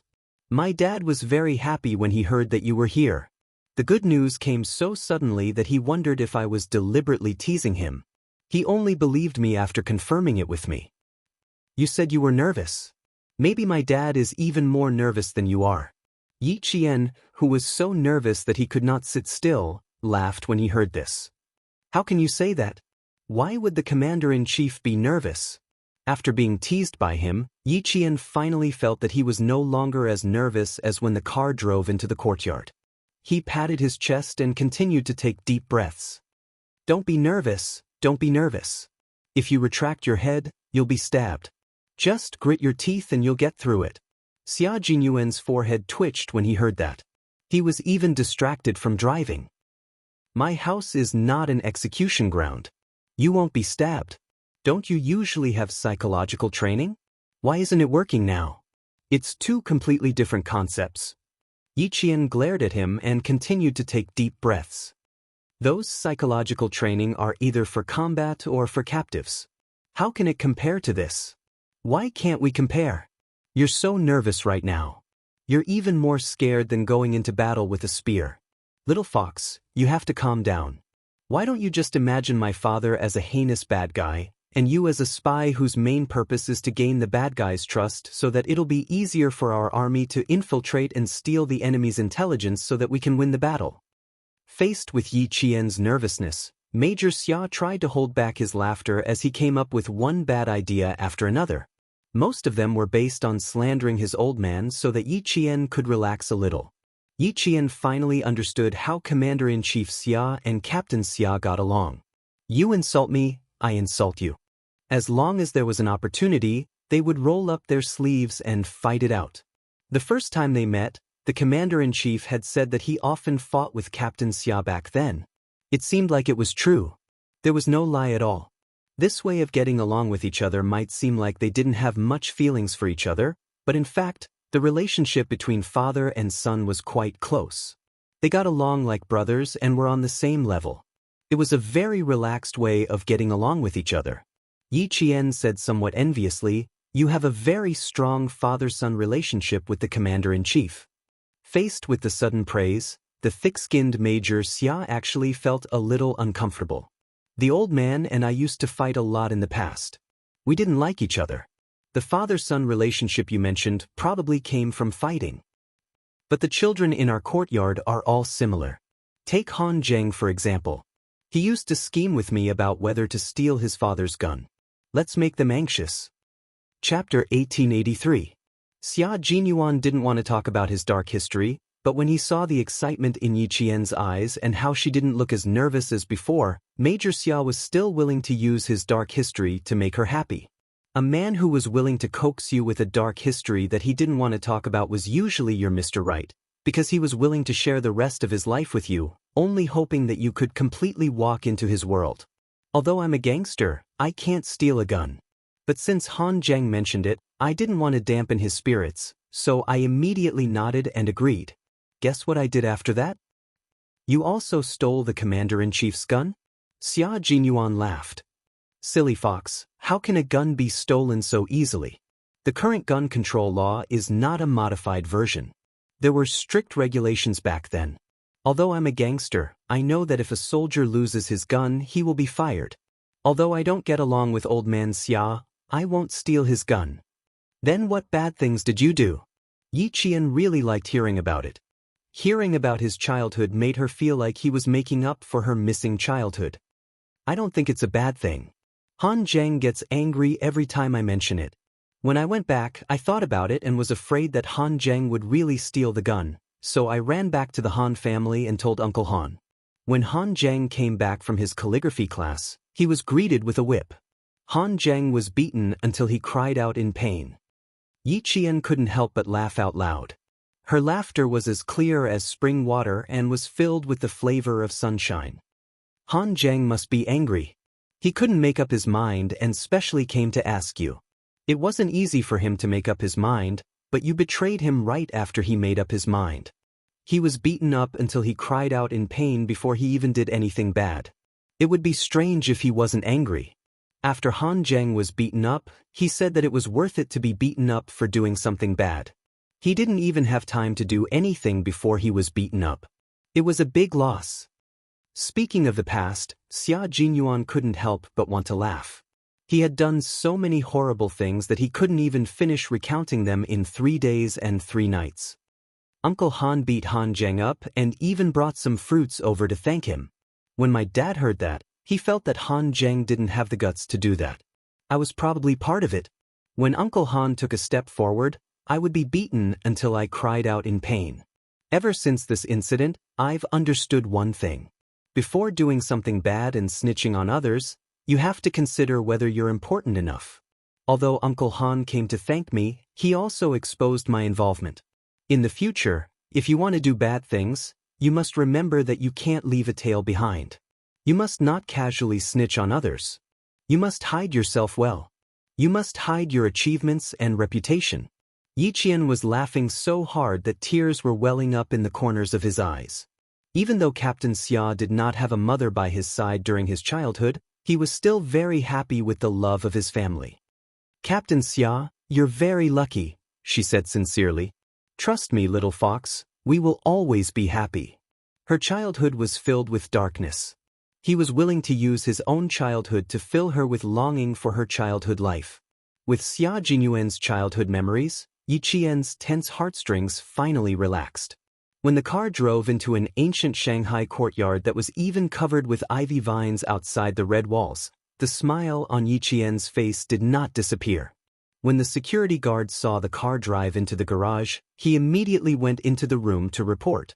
Commander-in-Chief Xia, who had long been prepared for his future daughter-in-law's visit, quickly stood up, straightened his clothes, and personally opened the door to welcome her. At least that guy had some ability. He knew how to coax his wife back. Chapter 1884. The compound arranged by the military for Commander-in-Chief Xia had a large area of vegetation. In front of the old Shanghai-style compound, there was a corridor that looked like a modern sky garden. The corridor was made of red bricks and was not painted. The red bricks and white walls had pots of potted plants on them. Even in the middle of winter, there were small red flowers in the potted plants. Yi Qian took a closer look and realized that they were blooming red plum blossoms. The outer walls were covered with vines. Because it was winter, all the green leaves had withered, leaving only brown vines that looked like spider webs clinging to the walls. Yi Qian shifted her gaze to the second floor. The ivory-white old-style window arches looked freshly painted against the red bricks. They were very clean. One of the windows in one of the rooms was pushed open. The light-colored gauze curtains danced gently in the wind. It made Yi Qian feel as if someone was watching her from above. Yi Qian shuddered, and her heart, which had just relaxed, tensed up again. Just as she was about to speak, she saw a dark green figure pass by behind the pillars in the corridor. Yi Qian puffed out her chest and sucked in her stomach. Her expression was so serious that it was as if she was returning to a government office to report on her work. She even muttered, "Walk faster, walk faster, walk faster. The commander-in-chief is already here. Don't let him wait for too long. Walk faster. Why are you walking so slowly all of a sudden? You can't even walk properly. Little fox, I have to match your pace to walk faster." Xia Jinyuan wanted to laugh again. At the same time, he felt that his bad habits were a little too deep. It was a little too unkind. His girlfriend was so nervous that she was walking properly, but he just wanted to laugh. Cough, no, he couldn't laugh. Laughing would ruin things. It wouldn't be too late to laugh after he brought her in. It was too interesting. He was used to Little Fox's calmness that was beyond her age. He had never seen her embarrassed before. Today was a fresh experience for him. No matter how he looked at it, it was not enough. Xia Jinyuan, who was usually able to walk properly, held Yi Qian's hand and squeezed it slightly. "Come, follow me." Yi Qian was really embarrassed at this moment. She did not expect herself to take a straight step. Commander-in-Chief Xia, who was standing on the steps, also wanted to laugh, but he held back and maintained a kind smile. He looked gently at Yi Qian, who was led by his son all the way here.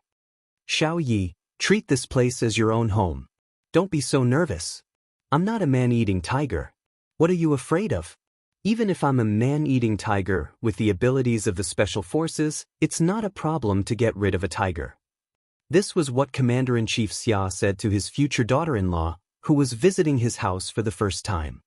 His future daughter-in-law, who was originally nervous, almost trembled and fell. "Be careful under your feet, the gravel road is a bit uneven." He held his girlfriend firmly and said softly, "My dad is right. If you're not even afraid of a tiger, my dad has nothing to be afraid of." Yi Qian thought, even 10 tigers are no match for the commander-in-chief. She dared to hit a tiger, but she definitely did not dare to hit the commander-in-chief. The commander-in-chief saw that Yi Qian was so nervous that she did not know where to put her hands and feet. The smile on his face became even more benevolent. "Take a seat first. I'll make you some tea. Drink some hot tea to calm your nerves, then relax and chat." I won't trouble you. I'll go. Yi Qian, whose but had just touched the sofa, suddenly jumped up and looked like she was ready to make tea at any time. Commander-in-Chief Xia could not help but tease her. Do you know where my kitchen is? Chapter 1885. Where was Commander-in-Chief Xia's kitchen? He really didn't know. Yi Qian stood up and sat back down silently. He had already despised himself 100 times. When Commander-in-Chief Xia went to the tea room to make tea in a good mood, Xia Jinyuan came up to Yi Qian and said with a smile, "Don't worry, you'll know where my kitchen is after you come here a few more times. I'll also tell you where my room is later and invite you in to have a seat." At that moment, there was a little person dancing happily in the major's heart. When he saw Yi Qian's embarrassed state, he couldn't help but love him even more. He was too cute. How could he be so cute? He was so cute that he really wanted to kiss him. Xia Jinyuan glanced at the corridor leading to the tea room from the corner of his eye. He immediately seized the opportunity and kissed Yi Qian's cheek at lightning speed. "Give me a kiss so you can relax." Yi Qian jumped when he was kissed. He covered his cheek with his hand and quickly glanced in the direction where the commander-in-chief had gone. He glared at the man who still dared to be impudent. "You're even more nervous now. You need to stay away from me." "Are you sure you want me to sit away? You don't want me to support you?" Xia Jinyuan raised his eyebrows. There was a deep smile on his elegant face. He pretended to get up and sit on the other side. "Then I'll really go over there. You can have a good chat with the old man while you drink tea." Yi Qian grabbed his arm and pinched it. "Don't you dare." He then asked softly, "How does the commander-in-chief usually settle his meals?" Family Xia didn't have any servants. There weren't even any servants to cook. There was no sign of a mistress in the house. Although the decor was warm, it was full of masculinity. "It's easy to settle. I usually settle it at the military headquarters. Occasionally, I'll come back early and call the guards in advance. The guards will take care of the meals." Sometimes, he would go to the North Sea to rest. Family Xia's old house is near the North Sea, so he would go back to accompany Old Master and Old Madam.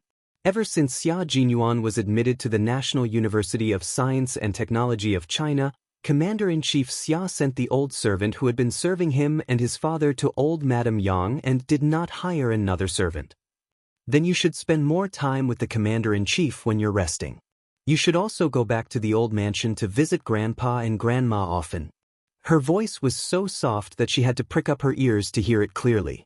Even so, Yi Jian was still worried that Commander-in-Chief Xia would hear her. Xia Jinyuan gently squeezed her hand and said with a faint smile, "You have to go back to visit Grandpa and Grandma. Are you blaming me for not taking you to visit them? Why don't we go to the old house tonight? Take a look at the two elders?" "I didn't mean that." Knowing that he did it on purpose, Yi Qian could only hold it in for the time being. "Don't mention going back to the old mansion later. I can say that I'm here to thank the Commander-in-Chief, but if I visit the two elders, I'll become mute." He knew that she wasn't fully prepared to face his family, so how could he make her feel awkward? Seeing that she was so close, Xia Jinyuan lowered his head and pressed his forehead against hers intimately. He rubbed it a few times before looking up and smiling gently. "Okay, I won't scare you anymore. Don't worry. I won't take you back to the old mansion today. You have to be prepared. I have to give you time. But we'll definitely have to go back to the old mansion in the future. You have to be prepared in advance. The earliest is next year. Old Master will be celebrating his 90th birthday next year. If we have time, we have to be there."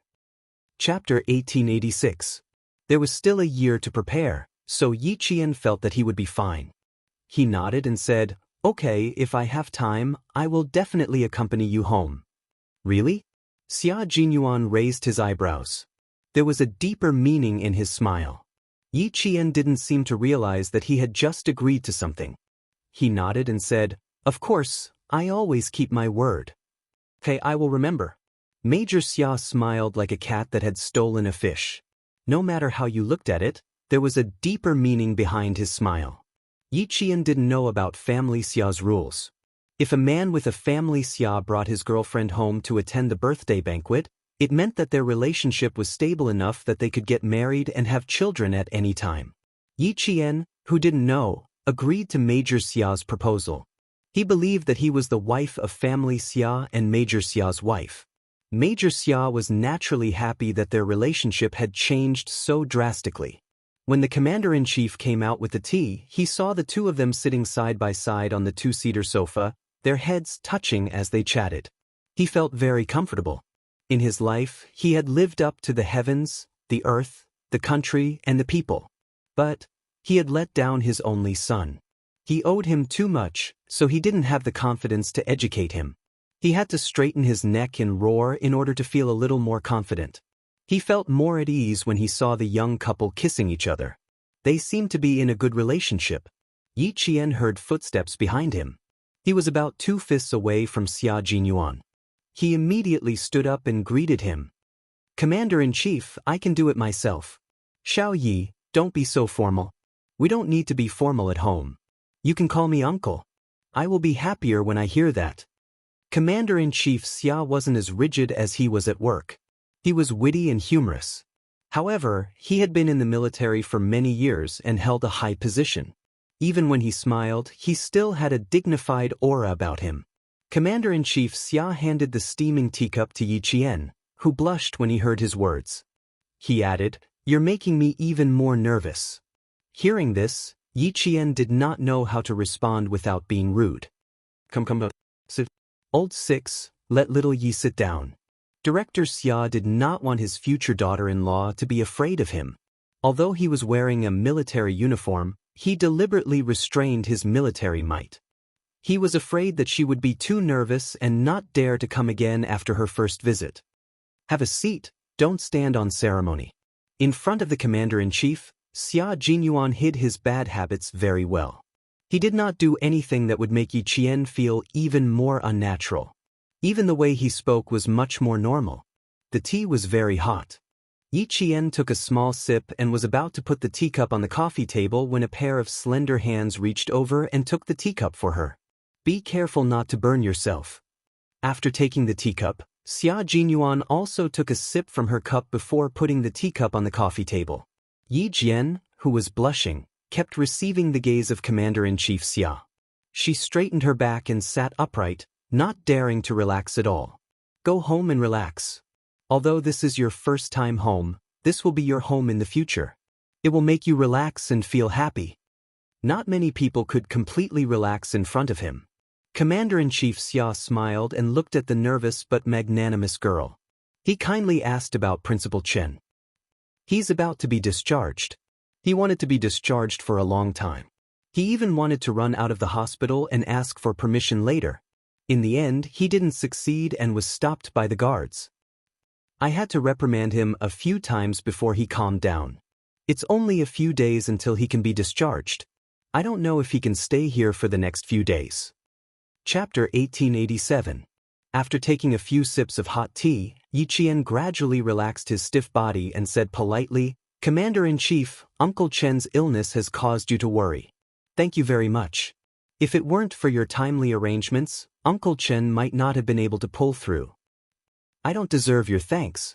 This is what the military should do." He fell in a position to train talents for the army, so it's only right for the military to do its best to save him. Fortunately, he survived the scare without any mishap. Otherwise, it would be the biggest regret of the military. Xia Jinyuan became the guest. He stared at the girl he admired with a soft gaze. He watched her go from nervousness to calmness, and then back to calmness. Her thin and sexy lips were always slightly raised. His girl took this step for him, which meant that she approved of him and was willing to treat his home as her own. In the future, his home would be her home. It would be the home for both of them. We took his situation into consideration and combined it with the actual situation. In the end, we arranged for him to go to the sniper training base in the southern province. He will be specially recruited as a veteran and will enjoy the benefits of being in the army. Of course, his personal information will still be classified. His file will not be transferred to the southern province military region. And you will be able to be at ease. You won't have to worry about your family. You can focus on completing your studies without any burden. Even the guards were standing outside the living room. There was no one else in the living room. Yi Qian, who had relaxed, calmed down and faced the various questions from the commander-in-chief. After talking about Principal Chen, Commander-in-Chief Xia asked about Yi Qian's studies. "You won't be staying in Beijing for long this time, right? I remember that the midterm exams for the National University of Science and Technology are coming up. How's your revision going? Did you miss your studies because of training?" Commander-in-Chief Xia's intention for Yi Qian to come here this time was to introduce himself to Yi Qian. He didn't have any intention of inspecting Yi Qian. Therefore, he only asked about Yi Qian's current situation. Yi Qian smiled and answered seriously, "My revision is going well. During training, Captain Xia tutored me. I've already finished reviewing the important content. We'll rush back to school tomorrow morning and start the exam the day after tomorrow." She had to leave school on December 12th to start a 45-day training. After that, there were only 3 days left before the school's midterm exams. Calculating the time, it would be the day after tomorrow. Therefore, she had to return to school tomorrow morning. Military academies are different from high schools. Academic results are ranked second, while comprehensive physical fitness results are ranked first. Although you have 45 days to train outside, I believe that with your ability, you can do both at the same time and achieve good results in both your specialization and comprehensive physical fitness. Commander-in-Chief Xia couldn't help but nod when he found out that Xia Jinyuan took time out to tutor Yi Qian every day. It seemed that his little rascal knew how to coax his wife better than he had imagined. Starting from his studies, Yi Qian was able to gradually relax. Commander-in-Chief Xia was like an elder in the family as he made suggestions. At the same time, he was also concerned if Yi Qian had any difficulties. If there were any, he should mention it and so on. More than an hour passed by just like that. Yi Qian arrived at the compound at 3 o'clock. In the blink of an eye, it was already past 4 o'clock. Commander-in-Chief Xia, who didn't realize that time had passed by quickly, was still teaching Yi Qian. "You have a lot of room for improvement. In the future, you have to be as steady and solid as you are now. You don't have to worry about Principal Chen. I had a small meeting with the southern province. He will be specially hired to return to the army and train a group of snipers like you." Chapter 1888. You and sixth brother don't have to worry about family matters. Just take care of your own affairs and don't let down the country's expectations of you. He then said to Xia Jinyuan, "You also have to restrain yourself better. As a man, not only do you have to shoulder the responsibility of your military uniform, but you also have to shoulder the responsibility of your family. Treat Xiao Yi well, who dared to go through hardships with you. Don't mess around." She was a very nice girl who didn't deliberately curry favor with him just because he was the commander-in-chief. Although she was very nervous, it was obvious that her nervousness stemmed from the importance of family Xia. She was afraid that she would be rude. She had a down-to-earth temperament, a sincere way of dealing with people, and her talent.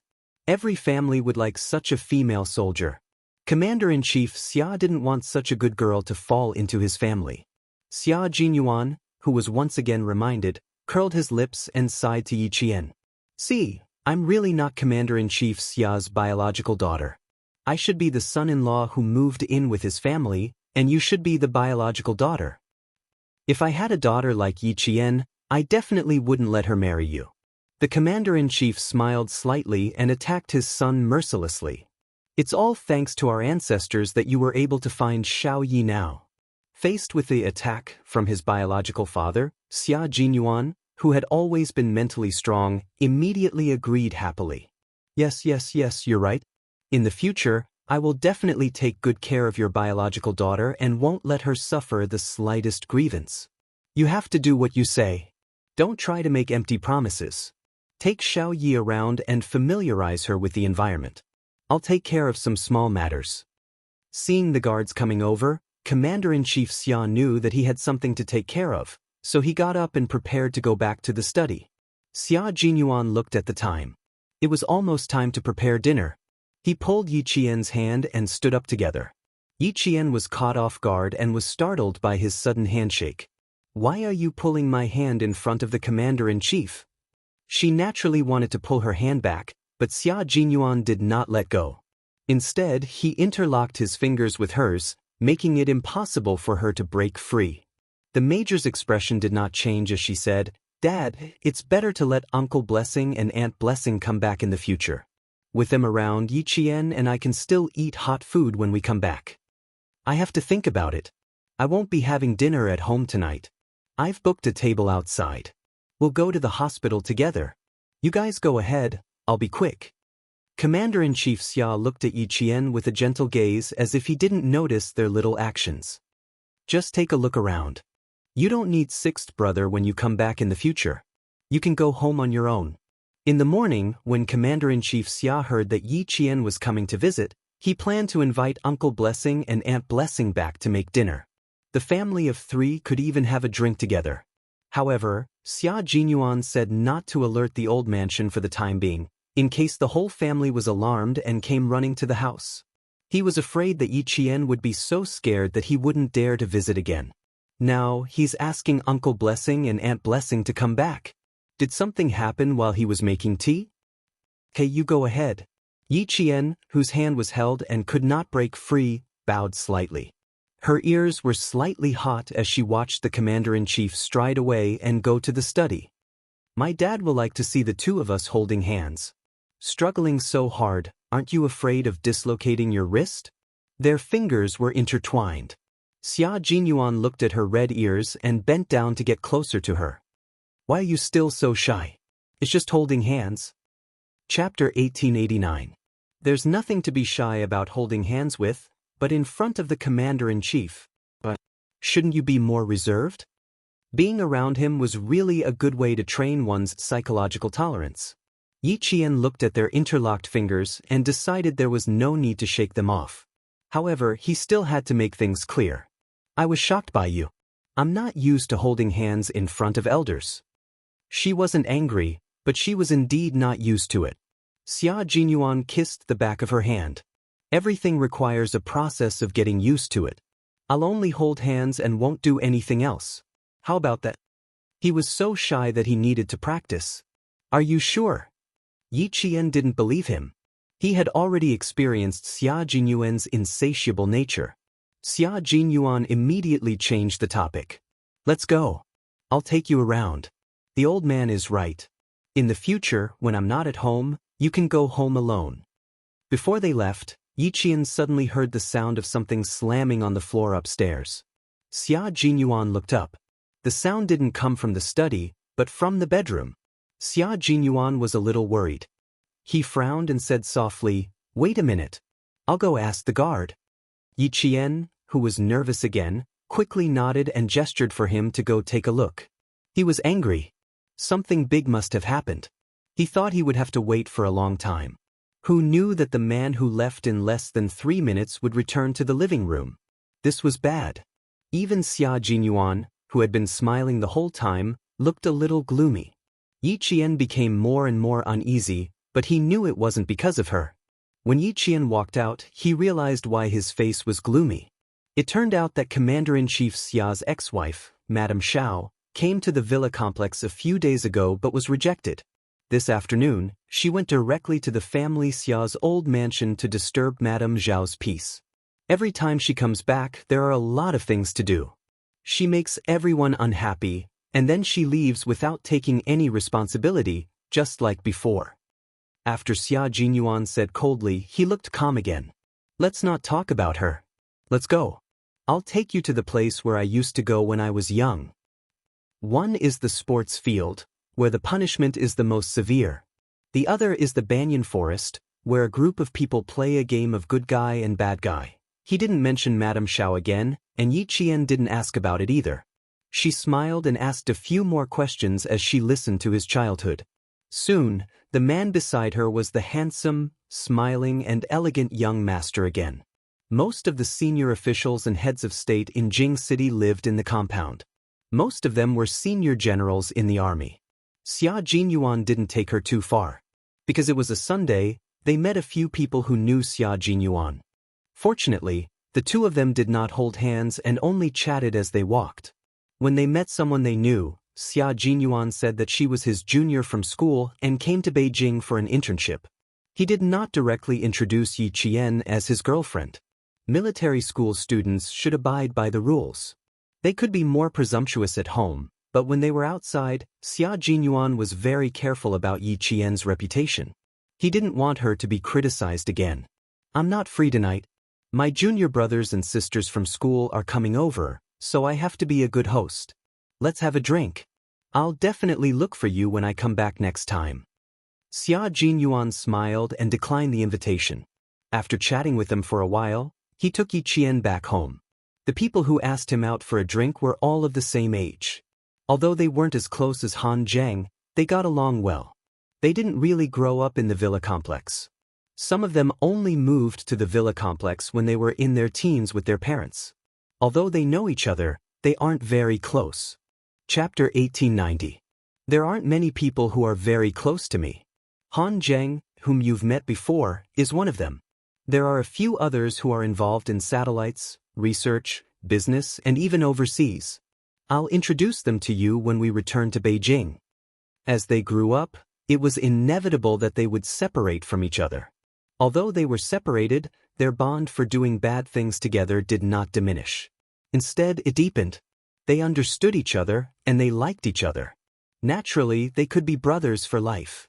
Commander-in-Chief Xia was on the phone with the housekeeper of the old mansion. You don't have to let her in next time. I'll have a good chat with her. I'll come back to visit old madam in a few days. He spoke for 3 to 5 minutes before hanging up. After changing into casual clothes, he asked the guard to call back the two who had gone out for a walk. After walking for a while, the two of them pushed the door open and entered without waiting for the guard to come out. They saw the commander-in-chief, who had changed into casual clothes and was wearing a dark blue coat, standing in the living room. When he saw the two of them enter, he smiled and said, I was just about to ask the guard to look for you when you came back. Although he was smiling, Yi Qian could tell that he did not look too good. He must have been angry just now. There was still anger between his eyebrows. The commander-in-chief was not wearing a military uniform. Even if he was wearing casual clothes, his military aura could not be concealed. In addition, there was still anger between his eyebrows. His aura was so strong that it made people feel pressured. Yi Qian secretly glanced at the man beside him. Seeing his natural expression, he felt a little relieved. Commander-in-Chief Xia, who was originally angry, smiled and said, Laolu, go get the car. We won't bring the guard today. It's just the three of us going out as a family. Xia Jinyuan, who acted as if he did not notice anything, sized him up and said, You're already a few decades old. Don't think that you're very young. You still have to pay attention to what you should. It's windy outside today. You'd better get a scarf. He asked the guard to go back to the room and get a scarf. In the past, the father and son often fought. When the father grew old and the son grew up, although they argued with each other, they were still filial. Yi Qian liked a warm family. Looking at the scene in front of him, the smile in his eyes was like a blooming flower, and his heart was full of joy. As for the unhappiness just now, it was like a stone thrown into a pond, and after the ripples, it was calm. He's getting more and more involved. Although the commander-in-chief complained, the smile in his eyes could not lie. He looked at his son, who was half a head taller than him, and then looked at the girl standing behind him with a smile on her face. He sighed softly and said, This family finally looks like a family. It wasn't good to lose a mistress. It was too cold. Xia Jinyuan took the scarf from the guard and wrapped it around his father's neck. It's always looked like a home. I don't think there's anything different about it. In the future, when you have Yi Qian, you will also have grandchildren. Your home will be livelier and livelier every day. Yi Qian, who was standing behind her, twitched his mouth. The moment he saw the birth date, he was already thinking about having a child. Commander-in-Chief Xia loved to hear this.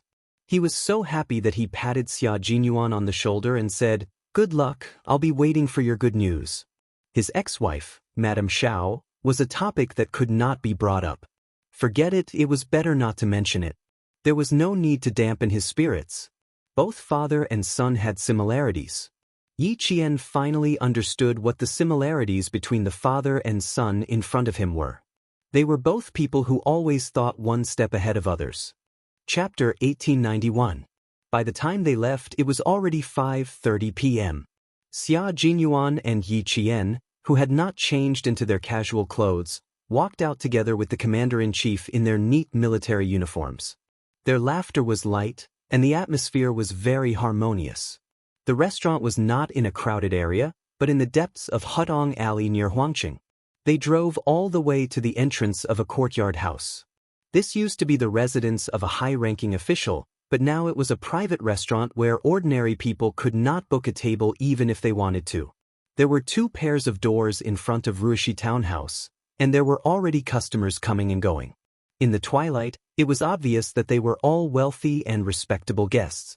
The private room was antique, and the interior design was very typical of the Ming and Qing dynasties. Even the big chairs were made of high-quality yellow pear wood. There were small ornaments like jade bottles in the baguette. Although they were handicrafts, they were still expensive. Xia Jinyuan carefully pulled out a chair for Yi Jian and took over Commander-in-Chief Xia's coat. He didn't let the waiter help him hang it up himself. It's a private restaurant opened by an acquaintance. The chefs hired are all top chefs, and every one of them has their own specialty. We just came back from training and ordered a few light dishes. Next time, I'll bring you here to try the heavy dishes. Xia Jinyuan opened the menu. There was no greasy smell, and the fragrance of red sandalwood greeted him. Yi Qian realized that the menu was made of red sandalwood and made of paper. It did not look like a menu, but more like a piece of art. While waiting for the dishes to be served, the 3 of them chatted about some interesting things in life. They did not mention anything about the army, and they were very alert at all times. When the dishes were served, Commander-in-Chief Xia would occasionally signal Xia Jinyuan to put food in Yi Qian's bowl. Occasionally, he would say humorously, "Young people should have the courage of young people." He would also say, "When we were young, but when we were old, those were just memories. Little Yi, sometimes you should ask him to do more work. You should train him first." Every time Commander-in-Chief Xia said something like this, Yi Qian humbly listened to his advice. Xia Jinyuan said, "Your experience is purely misleading. Teach us less and we will figure it out ourselves. Or perhaps, you're trying to take revenge, aren't you? Why do you keep remembering what I did to you when I was young and ignorant? As a person, you have to look forward." Whenever the father and son met, Yi Qian would choose to sit on the mountain and watch the tigers fight. He would just watch with a smile and not say anything. When Commander-in-Chief Xia saw that Yi Qian had stopped talking, he immediately turned his head and said, "Xiao Yi, do you know why I'm thinking about you?" He really didn't know. Yi Qian poured a cup of hot tea and asked with a gentle smile, "I really don't know." He did not expect the Commander-in-Chief to be so calm in private. She did not feel nervous at all. "Don't you remember? The old man couldn't win against the young man. I'll never forget this for the rest of my life." Commander-in-Chief Xia laughed heartily. This should be considered a dark history. He caused trouble outside, and I wanted to throw him directly into the juvenile detention center to discipline him. He was very capable, so he proposed to make a bet with me. Yi Qian accidentally heard a part of Commander-in-Chief Xia's dark history. This was the dark history of the top leader of the army, and she heard it without any preparation. The situation was similar to the last time when Xia Jinyuan mentioned Madame Xiao. She heard the whole story without any preparation. I had 10 bullets and he had 10 bullets too. We made a bet that whoever could shoot perfectly would lose. The loser would have to run 3 kilometers around the field. At that time, I thought that there was no way I could lose. Even if I couldn't shoot perfectly, I still could. Chapter 1892. Later on, I did indeed score 9 out of 10. Compared to a kid who had never seriously practiced shooting, I thought that I would definitely win. What I didn't expect was that he would pick up the gun and shoot straight down. It was a perfect score.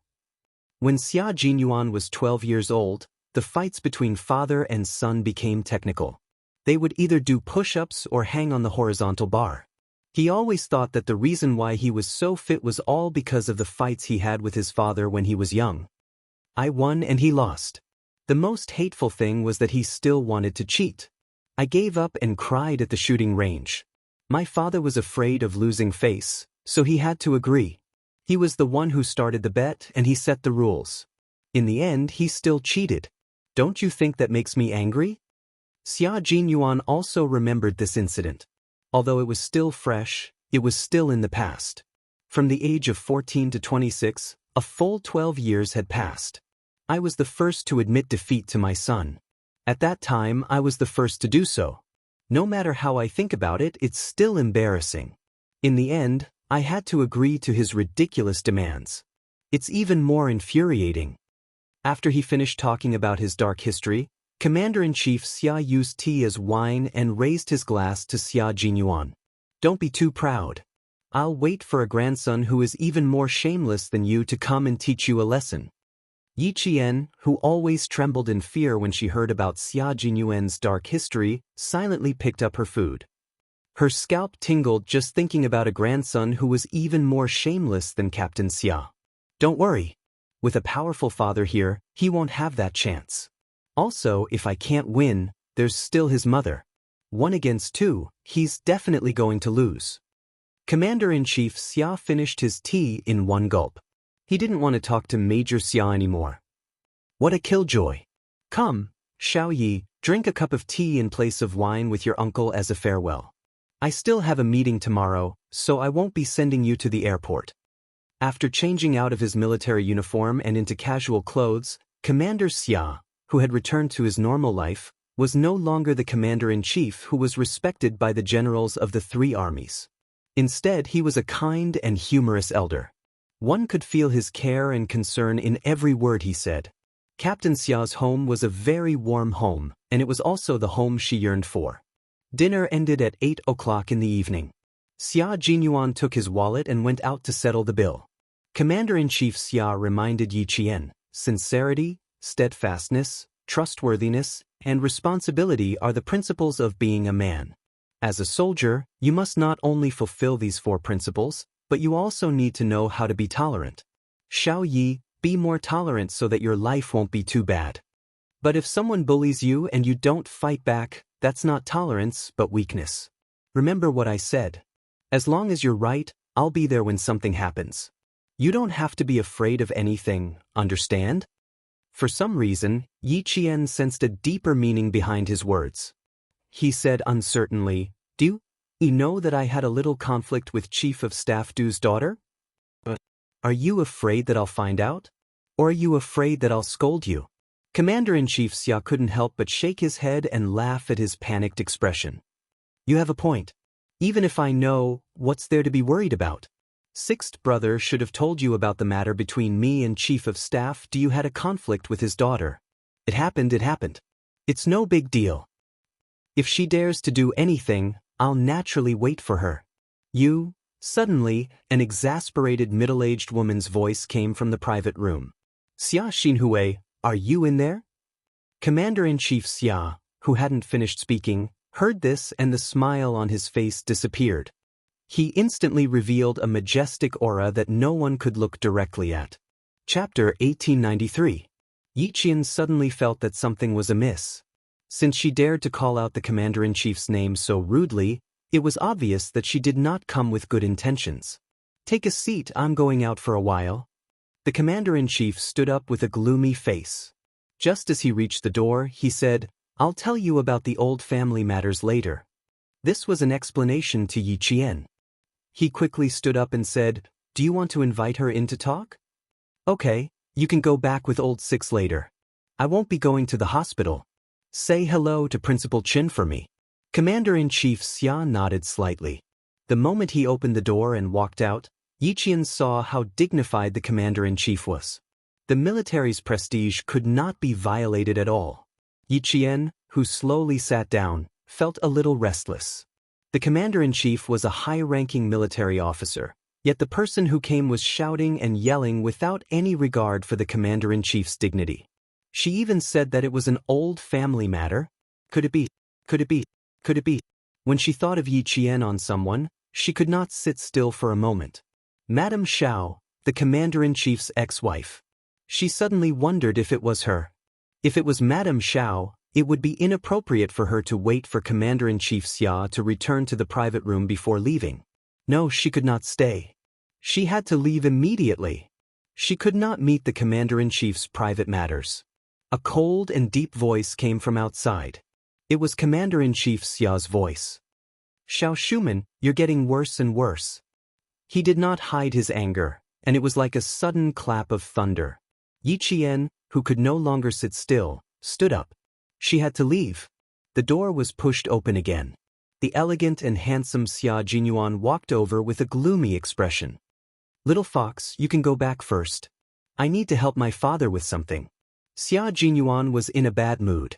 He didn't pay attention when he was paying the bill. He bumped into the person he didn't want to see the most. There was no trace of the smile on his handsome face. Only coldness could be seen on his face. All right, don't lose your composure and don't make a ruckus outside. If you have anything to say it behind closed doors. Don't let others see you as a joke.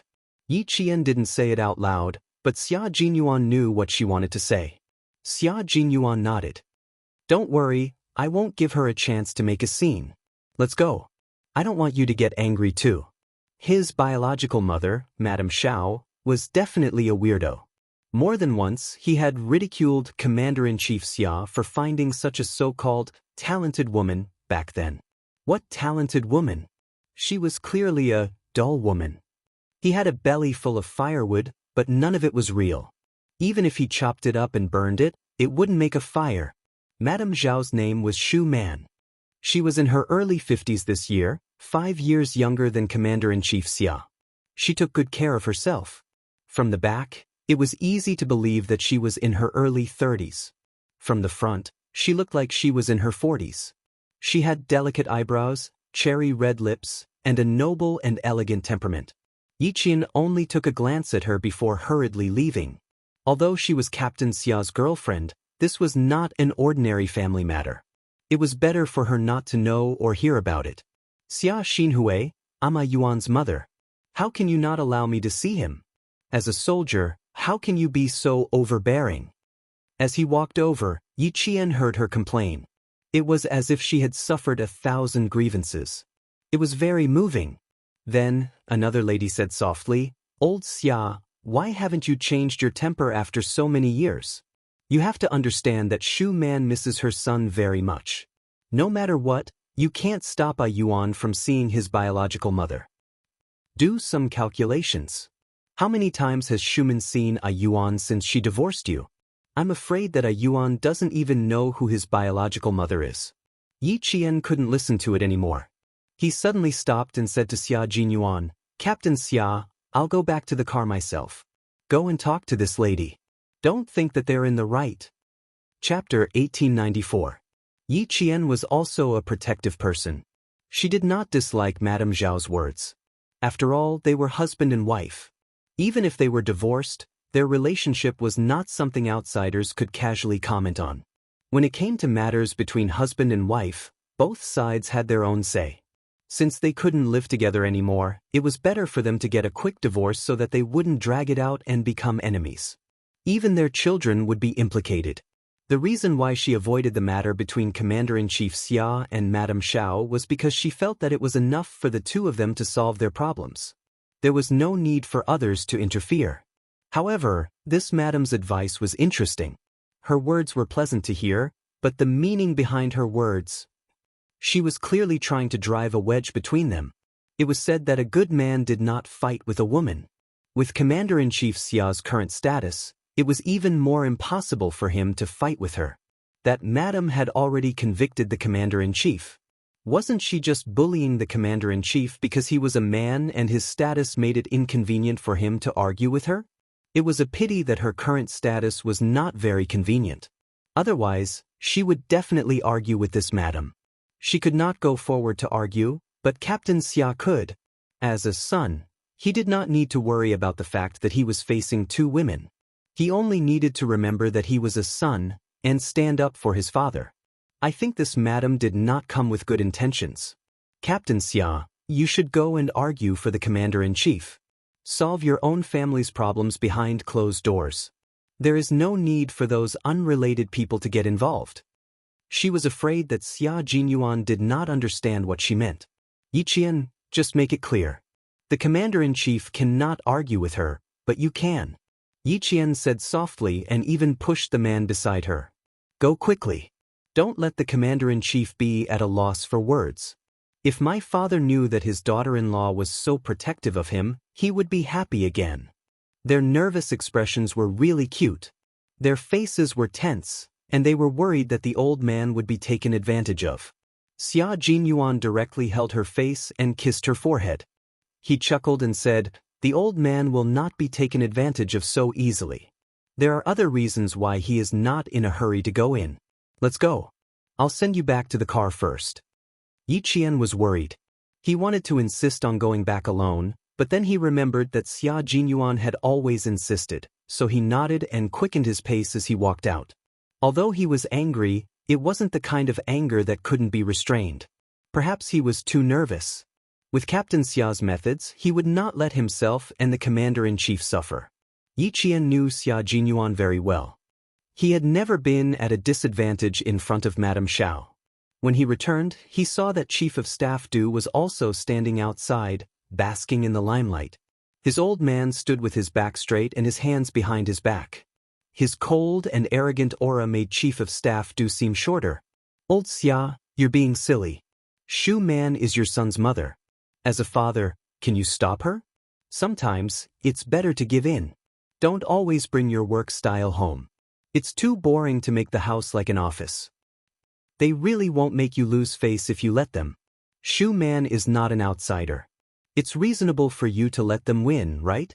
"Hello, Chief of Staff Du." In the light, Xia Jinyuan strode over and greeted them elegantly and politely. "Good evening, madams." When Chief of Staff Du, who was also dressed in casual clothes, heard the rather imposing voice of the young man behind him, he could not help but turn around. He then saw a tall and handsome young man who was obviously a soldier walking towards him. Chapter 1895. He sized him up and laughed. "Oh, it's Xiao Xia. I haven't seen you for a few years. Ha, you've changed so much that I almost couldn't recognize you." "You haven't changed at all. You're still as elegant as ever." Xia Jinyuan walked over and extended his hand. He wasn't wearing a military uniform, and it was a private meeting, so there was no need for a military salute. They could just shake hands.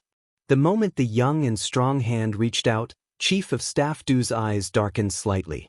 He smiled and said, No, I'm old. I'm 5 years older than your father, and I'm already in my 60s. If I continue to change, I'll become an old man." Chief of Staff Du was 64 years old. He got married early, and his eldest son, Du Kaiwei, was nearly 8 years older than Xia Jinyuan. Commander-in-Chief Xia frowned when he saw him coming over. Didn't he ask him to accompany Xiao Yi back to the hospital? Why did he come back? He glanced at his ex-wife, who was opposing him, and his frown deepened. She used to leave in a carefree manner, but now that she was old and envious of others who had children and grandchildren, she came back to look for sixth brother. "Xiao Shuman, you've really been naive for a lifetime." Mrs. Xiao, who had been naive for a lifetime, hadn't seen her biological son for many years. At that time, she was so excited that tears were glistening in her eyes. Looking at her biological son who had grown so tall in the blink of an eye that she had to raise her head to see his appearance clearly, Mrs. Zhao's mouth trembled slightly. "Yuan, don't you recognize me? Although you didn't raise me, you still gave birth to me. How can I not recognize you?" In the dim light, Xia Jinyuan, who had just finished exchanging greetings with Chief of Staff Du, lowered his eyes slightly and looked at Mrs. Xiao, who had been searching for herself. He smiled faintly and said, "Don't think too much." Although he spoke politely with a smile on his face, there was an invisible wall of alienation that made Mrs. Xiao unable to get close to him. This discovery made Mrs. Xiao tremble slightly, and at the same time, tears burst out of her eyes. "Yuan, do you hate Mom, you?" Before she could finish her words, Xia Jinyuan had already looked away. Madame Xiao had no choice but to swallow her words and secretly wipe away her tears. The slender major stood in front of everyone.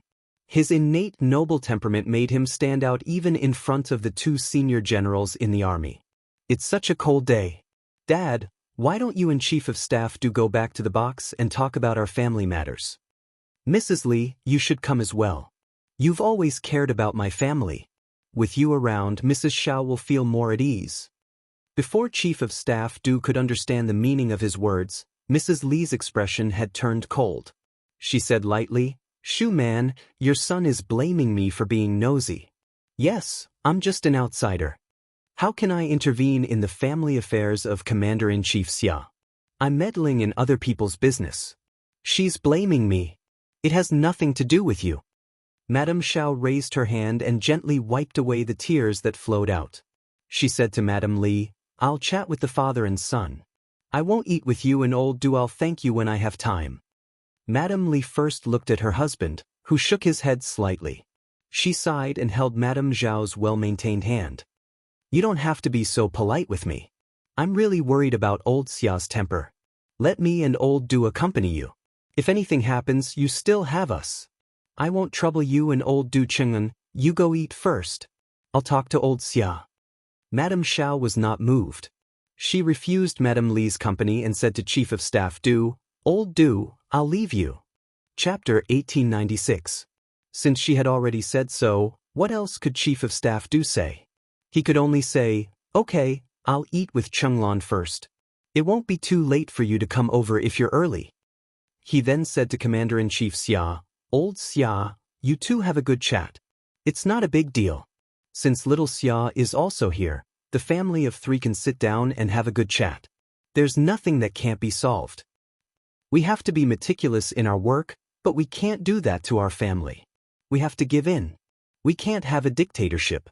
He had said a lot, but the main point was the last sentence, "We can't have a dictatorship." Xia Jinyuan was neither servile nor overbearing.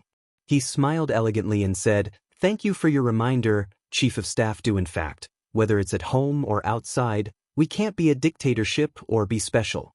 Chief of Staff Du didn't know if there was a hidden meaning in his words, but he could only smile and leave with his wife. Mrs. Xiao, who had wiped her tears, saw that there were no outsiders present and said, "Where's the private room? We haven't sat down for a long time. Yuan, you should say a few words to your mother. It won't take up too much of your time." It just so happens that I also have something to say to Mrs. Xiao. "Dad, please go back to the private room and have a seat. I'll ask the waiter to make a pot of tea." Xia Jinyuan was not in the mood to talk about their mother-son relationship. He said lightly and went to order the tea. When the tea was served, the three of them, who hadn't sat together for many years, sat in a triangle with a large distance between them. Mrs. Xiao looked at her son, who was unwilling to sit with her and didn't even look at her. She only felt bitterness in her mouth. She then looked at her ex-husband, who was sitting opposite her. Although he was old, he had more aura than when he was young. He had stayed in the army all this time and was now a commander-in-chief. She didn't dare to look at him more than a few times. Old, they were all old. Thinking back to the absurdity of their youth, they only felt that it was a dream. Every mistake was a mistake, and they didn't even have a chance to correct it. She didn't speak. Commander-in-Chief Xia was also calm. He sipped the freshly brewed hot tea and let his ex-wife look at him. Old Six often said that he had bad taste when he was young and found a woman who couldn't stand the pressure. In fact, he had good taste when he was young. When she was young, Ms. Xiao was a famous, talented woman. Although her family background was not as good as family Xia's, it was still a scholarly family in the south. Therefore, she had a scholarly temperament that ordinary women did not have. She had beautiful facial features and fair skin. She was proficient in music, chess, calligraphy, and painting. At the end of the 50s, such a woman was usually the target of a boy's crush. He was no exception. Among a group of gray students, he saw his ex-wife at first glance. She was talented, beautiful, gentle, and could speak fluent French and English. In that era, ex-wives were quite popular.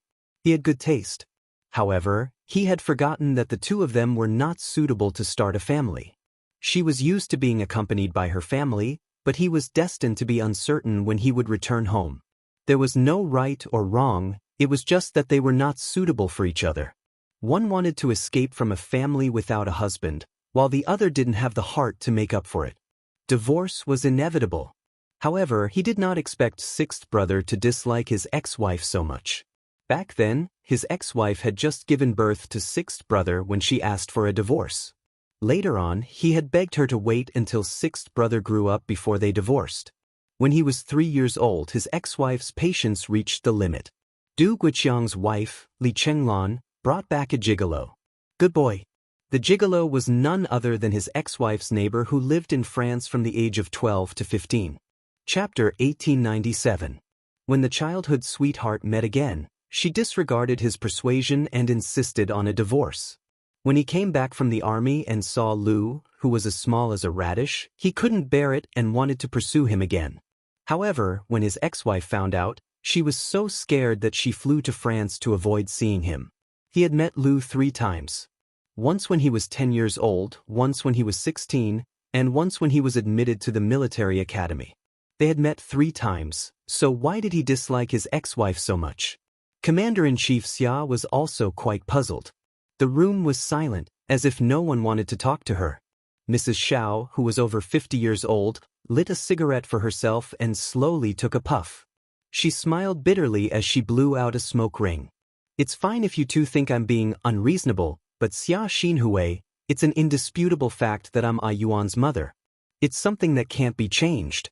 Even if you don't want A Yuan to acknowledge me, the blood relationship between A Yuan and me cannot be changed. It's my fault for going to the old house today to disturb the old lady's peace. Xinhui, how many years has it been since I last saw my son? It's been 10 years since he was 16 and now he's 26. When I contacted you, you avoided talking to me. When I introduced my friend's daughter to A Yuan, you didn't even mention it to A Yuan. You didn't want A Yuan to meet me, so I could only go to the old house to find the old lady and beg her to let me see A Yuan. Xia Jinyuan originally wanted to accompany the guests, but now that he saw that they were obviously here for him, he had to stand up and say a few words. He was elegant and indifferent, and even his voice was flat and monotonous. Sorry to interrupt. Mrs. Xiao, who was smoking, saw Xia Jinyuan talking to her and immediately showed joy on her face. However, as soon as she showed her joy, she froze in an instant. Xia Jinyuan said calmly, I have to say something fair for my old man. Mrs. Xiao, all your thoughts are just self-righteous. First of all, my old man has never stopped me from meeting Ms. Xiao. On the contrary, back then, Ms. Xiao abandoned her husband and children for love and happiness. My old man often said that he had let Ms. Xiao down and couldn't blame you for leaving. He also told me to look at the photos of Ms. Xiao hugging me when I was free so that I would know that you actually loved me very much. I'm sorry, but I didn't manage to do it. From what I can remember, Ms. Xiao always told me that if it weren't for me, you would have left the cage long ago. Mrs. Xiao, who was holding a cigarette between her fingers, turned pale when she heard this. The cigarette between her fingers fell onto the table in shock. She widened her eyes and looked at her son in disbelief. Impossible? Secondly, when the old man knew that you were back, he called me and asked me to go and see you. When I was 10 and 16, the old man forced me to go and see you. If it weren't for the old man, Miss Xiao, even if you were kneeling in front of me, I wouldn't have lowered my head to look at you. At this moment, Madame Zhao's face was so pale that it was covered with a layer of white dust. Even her lips had lost their color.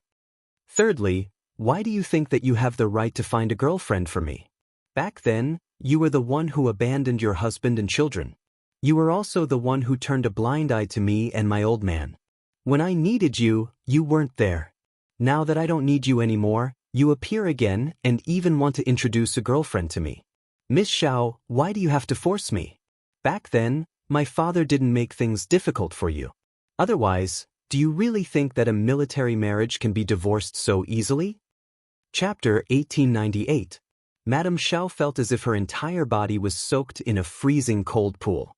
Waves of coldness were like knives cutting into her flesh and bones. It was too painful, too painful. Those words hurt too much. This was her son, the son she gave birth to after carrying him for 10 months. But he hated her to the core. Oh my God, oh my God. She was such a failure in life that even her only family member hated her. Commander-in-Chief Xia did not have the habit of smoking. After hearing these words, he poured himself another cup of tea and sipped it without interrupting Xia Jinyuan. She would not give up until all hope was gone. He wanted to save some face for her, but she insisted on falling out with him. She was already in her 50s. If she continued to lose face like this, who knew how she would live in the future? Xia Jinyuan was a decisive person, especially when he saw that Madame Xiao had a good relationship with family Xia's political enemy. He knew that if he did not cut off the relationship, there would be trouble in the future. Madame Li was not a kind person. Some people became kinder as they got older, while some people became colder as they got older. Madame Li was the latter. In her eyes, only the Du family was the best. Family Xia had long been a thorn in her side. Who asked old man Xia to always be better than her husband? Since we've met today, I'll make things clear so that you won't blame the wrong person and think that old man Xia stopped me from letting you see me. You're wrong, Madame Xiao. You're really wrong. My father is a responsible man. He's a good old man who doesn't want his son to hate him. I'm the one who doesn't want to see you, not old man Xia. I don't dare to accept the women you introduced to me. I have to avoid all the things that you think are good in your eyes. I don't dare to accept them, and I'm also afraid of accepting them. I'm afraid that I'll accept your kindness. When I get married and have a child, I'll follow in old man Xia's footsteps and become both a father and a mother. I'll become an old man that no one wants. Don't say any more. It's Mom's fault. It's Mom's fault. Madame Xiao was sobbing uncontrollably. Mom was selfish. I only thought about myself and didn't think about you. Don't say any more. Mom was wrong. Mom was wrong. She cried sadly, but Xia Jinyuan was not moved at all. I don't have a mother. I only have an old man who is both a father and a mother. Don't keep calling me mother. I, Xia Jinyuan, have never called you that before, and I won't in the future. It's too late for you to blame yourself now. I've already grown up. When I was 16 years old, it was all thanks to you that I scolded the old man and said that he was irresponsible for raising me like a piece of trash. I sincerely thank you, Miss Xiao. It was all thanks to your scolding that I woke up to today's Xia Jinyuan. Tea in place of wine. Thank you for scolding me back then. If it wasn't for you calling me trash, I think I would have really become a trash instead of joining the army like an old man. Here's a toast to you. Feel free to do as you please. Xia Jinyuan finished the warm tea in one gulp and looked at Madame Xiao, whose makeup was all smudged from crying. He placed the tissue on the table and turned it around. Wipe your face. I'm a cold-hearted person. I won't be moved even if you bleed and cry. Madame Xiao was crying so hard that she couldn't even open her eyes. He hated her so much. She was indeed self-righteous, and thought that as long as they were related by blood, everything would be different. Chapter 1899. Her life had been too smooth. When she was young, she did not suffer the hardships of her peers. Before the age of 12, she lived the life of a rich young lady with servants waiting on her. When she was 12, she went to France. When she was 15, she went to England. When she was 22, she came back to study and met Xia Xinhui, the son of a rich family. He doted on her. When she was 28, she gave birth to a Yuan. When she was 31, she divorced her childhood sweetheart and flew to France to settle down. Until now, she was used to being flattered, chased, and envied by others. She had forgotten. Only those who loved her would do that. Those who did not love her would not let her do as she pleased. His son did not love her, so he would not let her do as she pleased. If he wanted to introduce a girlfriend to his son, he would just say that she was not qualified. He was well-mannered and left himself some dignity. His tears seemed to be unstoppable. Chief Commander Xia winked at his son, who had a calm expression on his face. It was enough that he had said so much. If he continued, he might kill him. He was old and his heart was not in good condition. If he got a heart attack because of the brat's provocation, he would be in trouble. Xia Jinyuan, who still had a lot to say, saw that the old man kept winking at him. He even reminded Yi Jian, in the end. Only then did he swallow back the words he had yet to say. Seeing that it was getting late, Major Xia, who thought that he had made himself clear, got up gracefully and politely said goodbye. It's getting late. I have something to do. Excuse me, Miss Xiao. Have a good night. Goodbye. The old man had already given him a look. Fine, For the old man's sake, he would not say anything. He would leave Ms. Xiao, who was over 50 years old, with some dignity. However, if she was still stubborn, she could not blame him for being ruthless. Yi Qian, who had been waiting in the car for half an hour, saw a familiar figure walking out of the courtyard with high walls. His hands were in his trouser pockets, and his slender legs were walking step by step. His posture was relaxed, as if he was taking a leisurely stroll after a meal. There was not a trace of gloominess on his face. Yi Qian, who had his hand on the door handle, retracted it. It seemed that his mood was not affected. Not only was it not affected, but his steps were also much more relaxed than before he left. It seemed that Ms. Zhao's appearance did not have any impact. Yi Qian, who was sitting in the front passenger seat, stared at the tall figure walking over. She had to observe carefully. Captain Xia was very good at hiding his emotions. Her gaze fell on the car through the windshield, causing the major to look over as well. There were street lamps in the parking lot, and the dim yellow light illuminated the ground. It also faintly illuminated the beautiful face in the car. Xia Jinyuan raised the corner of his mouth and quickened his pace. He didn't need another woman in his life. His little fox was enough. On the way to the hospital, Xia Jinyuan mentioned Ms. Xiao. Yi Qian paid close attention to him and confirmed that his mood was not affected. Only then did he feel relieved. Xia Jinyuan's mood was not affected, and neither was Commander-in-Chief Xia. Before leaving, he graciously asked his ex-wife where she was going, and he sent someone to send her back. Ms. Xiao had a villa in Beijing. Every time she returned to China, she would stay there. She had just been hurt by her own son, so she did not plan to go back early. She declined Commander-in-Chief Xia's kindness and said in a low voice, "I'll go find old Du, can go first." Old Du was the chief of staff Du. Chapter 1900. Madame Xiao didn't think there was anything wrong with interacting with the Du family. She and Li Chenglun met in France and called each other Sister Lan. Later, they became closer and called each other by their names. They had known each other for 40 years. They had a good relationship and had close dealings with each other. Naturally, they were much closer. Commander-in-Chief Xia's face darkened when he heard that she was going to look for the Du family. He had to remind her, "You know the relationship between family Xia and the Du family. Although a Yuan didn't acknowledge you, you just said that you and a Yuan's bloodline can't be broken. It's your freedom to make friends with whoever you want. I won't interfere, but I hope you don't do anything to hurt your only bloodline. Du family, you have to know your limits." Madame Xiao frowned when she heard her ex-husband mention her good friend. She nodded elegantly. "The relationship between family Xia and the Du family has nothing to do with me, but since you mentioned a Yuan, then I know. Although I didn't raise him, I gave birth to him after 10 months of pregnancy. When I was young, I said something that hurt his heart. He remembers and resents me. This is retribution from God, telling me that I can't be too presumptuous. The cycle of reincarnation will not forgive anyone. I swallowed the bitter fruit that I sowed. No matter how a Yuan treats me, I asked for it. But if anyone wants to hurt a Yuan, I won't sit idly by. You can rest assured about this." At the end, Madame Xiao mocked herself deeply. Her reddened eyes were faintly glistening with tears.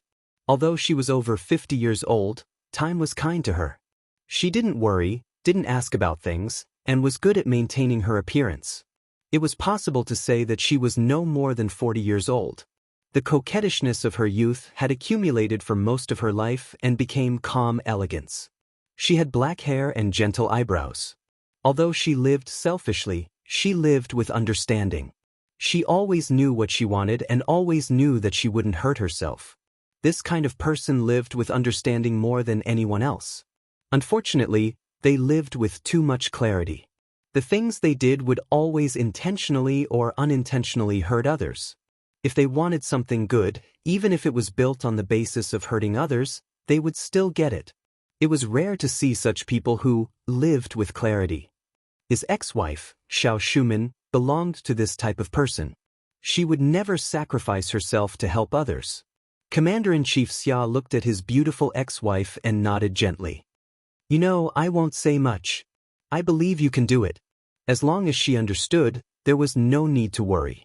Sixth brother was her child after all. In the past, she abandoned sixth brother for her own happiness. Now that she was old, she knew that the fallen leaf had to return to its roots. She wanted to repair her relationship with sixth brother. Based on this point alone, he believed that Madame Xiao would not side with outsiders. One good thing about selfish people was that they always knew what was most important to them. Commander-in-Chief Xia did not offer to send his ex-wife back. He took his coat and nodded slightly at Ms. Xiao, who was still sitting there, as if saying goodbye. Then he opened the door and strode out. Outside the gate, Xia Jinyuan instructed the plainclothes guard who had come forward. He said softly, "Commander-in-Chief, the car is parked outside." "All right, let's go." Mrs. Xiao, who had not moved, heard her ex-husband's authoritative voice. As the door of the private room slowly closed, all the sounds outside were cut off. "Sigh, it seems that I'm really old." She poured herself a cup of hot tea and slowly took a sip of it in a refined manner. Even though there were wrinkles on the sides of her eyes that were once as bright as autumn waters, her temperament made the 54-year-old Madame Xiao age gracefully and calmly. Chapter 1901. She knew that she was a selfish person.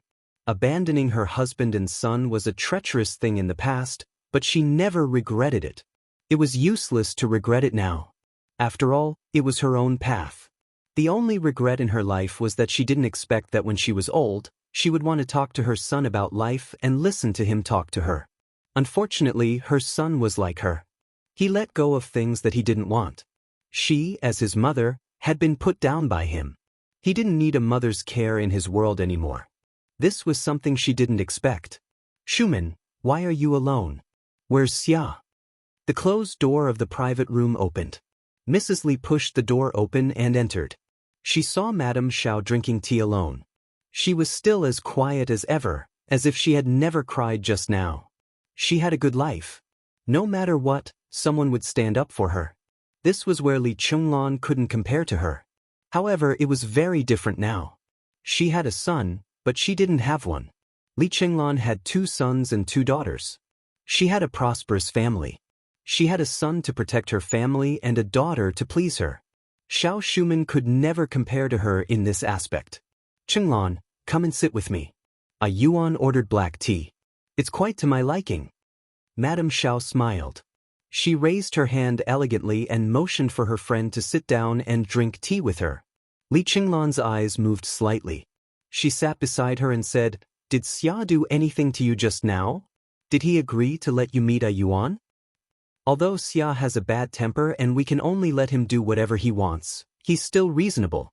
If you communicate with him well, he'll definitely agree. If he doesn't agree, you can tell old Du and me. We'll go and find him. I'll look for Xia outside, and old Du will look for him in the military. Let's see if he dares to avoid you. In my opinion, you're too soft and don't know how to fight. If old Du and I were here just now, Xia would have to give old Du some face." She had lived a wonderful life for most of her life, but she couldn't even see her only son in her old age. Alas, what was the use of living a wonderful life in the past? In the end, it was only right to see who would have the last laugh. "You're almost 60 years old. Why haven't you changed your bad temper? Have some black tea." Madame Xiao smiled faintly. She poured tea for her old friend and handed it to her. "Old Xia didn't stop me from seeing a Yuan. It's a Yuan who doesn't like me now. I can't blame anyone but myself. There's no hurry. It's my fault for not raising her. I'm sorry, Chenglan. I've implicated you and old Du to worry about me. I'll settle this matter myself in the future. I won't trouble you anymore." However, Madame Li was not happy. Instead, she pulled a long face angrily. "What are you saying? Why are you being so polite to me? Shirlai doesn't have to stop you now. A Yuan has grown up. Why should he be the bad guy?" What he meant was that Commander-in-Chief Xia had stopped him in the past because Xia Jinyuan was still young. Now that Xia Jinyuan had grown up and believed that his mother did not want him, Commander-in-Chief Xia had achieved his goal, so it did not matter if he did not stop him. Li Chenglan was already a grandmother. She would not lower herself to get involved in other people's affairs. However, she had to get involved in family Xia matters. When she was young, she could stir up a family Xia. Now that she was old, she still had the ability to cause trouble for the younger generation of family Xia. Chapter 1902. He sighed again. Your business is my business. We've known each other for more than 40 years. You don't have any siblings, and you've also lost contact with your hometown. Seeing you all alone, my heart aches. Why don't I help you? Old Xia is a stubborn donkey. Old Du and I have experienced it. We should talk about this matter together. With your strength alone, you won't be able to do it. Old Xia is no longer a small regiment commander. He is now the commander-in-chief. If he wants to, Schumann, you won't be able to win against him. These words were nothing after hearing them too much. She might be influenced when she was young, but it would be difficult when she was old. Madame Xiao, who was listening quietly, did not interrupt her. She sat there gracefully with a gentle smile on her lips. She was as silent as a painting. After her friend finished speaking, she smiled and said, Old Xia has never been a bad person. You are still biased against him. All right, let's not talk about the father and son. Is Joy here yet? I miss her so much. She changed the topic lightly. Madame Li's eyes dimmed before she smiled and said, She's here, she's here. When she didn't see you, she made a fuss. I was pushed out by her to look for you. Then why are we still sitting here? Let's go. We can't let her wait too long. Madame Xiao stood up happily and said, Daughters are still the best. Daughters are their mother's intimate little jackets. Tun, you are so blessed. Who didn't like their children being praised? Madame Li's greatest sense of accomplishment was that she had 2 sons and 2 daughters. She smiled and the crow's feet at the corner of her eyes deepened. I can't compare to you. You are someone who can take things and let them go. The 2 of them walked out of the private room while talking and laughing. Madame Xiao smiled and sighed. I was thinking about whether to make Jai and I Yuan together. What a pity. What was a pity? Madame Xiao didn't say it. Li Chenglan smiled and didn't say anything. It was a pity that family Xia and the Du family had different political views. They were destined not to be in-laws. When they returned home, Madame Li told them everything. Chief of Staff Du's face was solemn. After thinking for a long time, he said, Did Xiao Schumann understand something when she suddenly asked us not to interfere? What does she want to understand? Old Du, Schumann is not stupid. She knows best when she is alive. Mrs. Li, who was lying in the massage chair and relaxing, said lightly, I've known her for 40 years. I know her and she knows me. She knows what I've done. She doesn't expose me because those things have nothing to do with her. Shu Man never worries about things that have nothing to do with her. Chief of Staff Du didn't understand what his wife said. In his eyes, Xiao Schumann was a person who couldn't tell the difference between grain and grain. She had someone to do everything for her. She didn't have any opinions at all. You said that she knows how to live, but I think she's just a muddle-headed person. I don't understand the things between you women, and I'm too lazy to figure it out. As long as Xia Xinhui doesn't have a chance to be promoted in the next 2 years, I'll be at ease. Women sought the hearts of the people at home, while men sought power outside. What Chief of Staff Du needed was power and power. I'll do my business and you do yours. We're both grandparents. It's okay to be a little muddle-headed occasionally. Madame Li didn't say what she would do next. She closed her eyes as if she were sleeping. She was old and felt tired after a little effort. It was impossible for her not to worry about it. Chapter 1903. The mountain that blocked the Du family had not been dug out yet. She still had a son and a daughter who had not started a family yet. Even though her grandchildren had been born, she could not admit that she was old and had to continue to plan. As Madame Li was calculating in her mind, Xia Jinyuan and Yi Qian had returned to the hospital early and chatted with Principal Chen for a long time. They had not seen Principal Chen for several months, so they had a lot to say to him. Yi Qian mentioned what had happened in school, on the training ground, and with his classmates. As for the joint training of the 2 teams, he did not mention a word. Yi Qian knew what should be said and what should not be said. Fighting is actually a foreign thing to me. When I saw my classmate being bullied and forced into an alley, I rushed over. A group of motley crew thought that they were great. Seeing them made me angry, so I joined hands with a few boys to teach them a lesson. Yi Qian mentioned that before the joint training, Su Wen had been forced by several gangsters and then they had fought together. He mentioned Song Jiqiu. I didn't expect him to be Yang Heng's cousin. I met an acquaintance. Is he the son of Director Yang of the Transportation Bureau? Xia Jinyuan was no stranger to Yi Qian's high school life.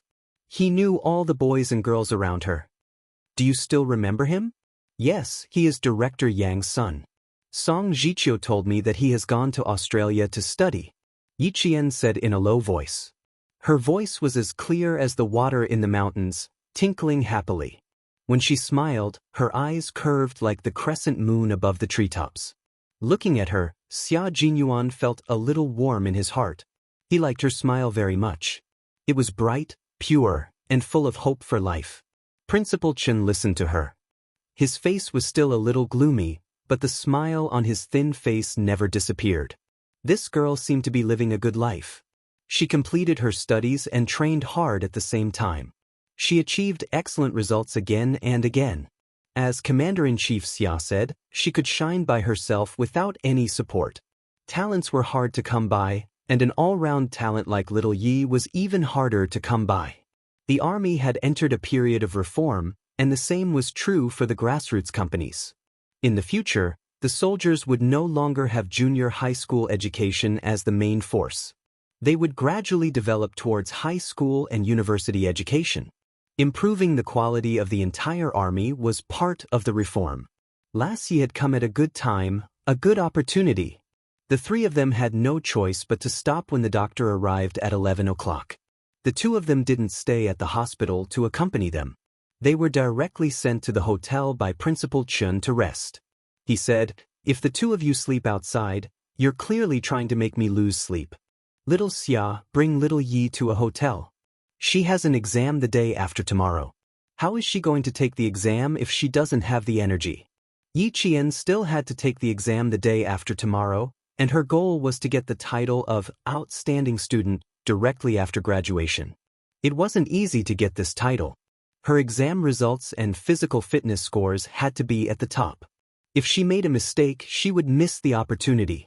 Xia Jinyuan moved 2 folding beds over and planned to stay with Yi Qian. Principal Chen obviously wouldn't agree. His face darkened, and he said to Xia Jinyuan, "Little Xia, if she's unreasonable and doesn't listen to advice in the future, just come back and tell me. I'll talk to her. She needs to be taught a lesson sometimes. She can only do as she pleases. How can she? You can't just go along with everything she does. You have to persist in what you have to." Chapter 1904. Yi Qian was dumbfounded. He instantly thought that Xia Jinyuan would have someone to rely on in the future. Principal Chen's words tonight were definitely a big gain for Xia Jinyuan. He raised his eyebrows at Yi Qian, looking quite proud of himself. Seeing his proud expression, Yi Qian secretly clenched his fists. "Uncle Chen, you don't know how thick-skinned the guy in front of you is, and he has a lot of hands and feet.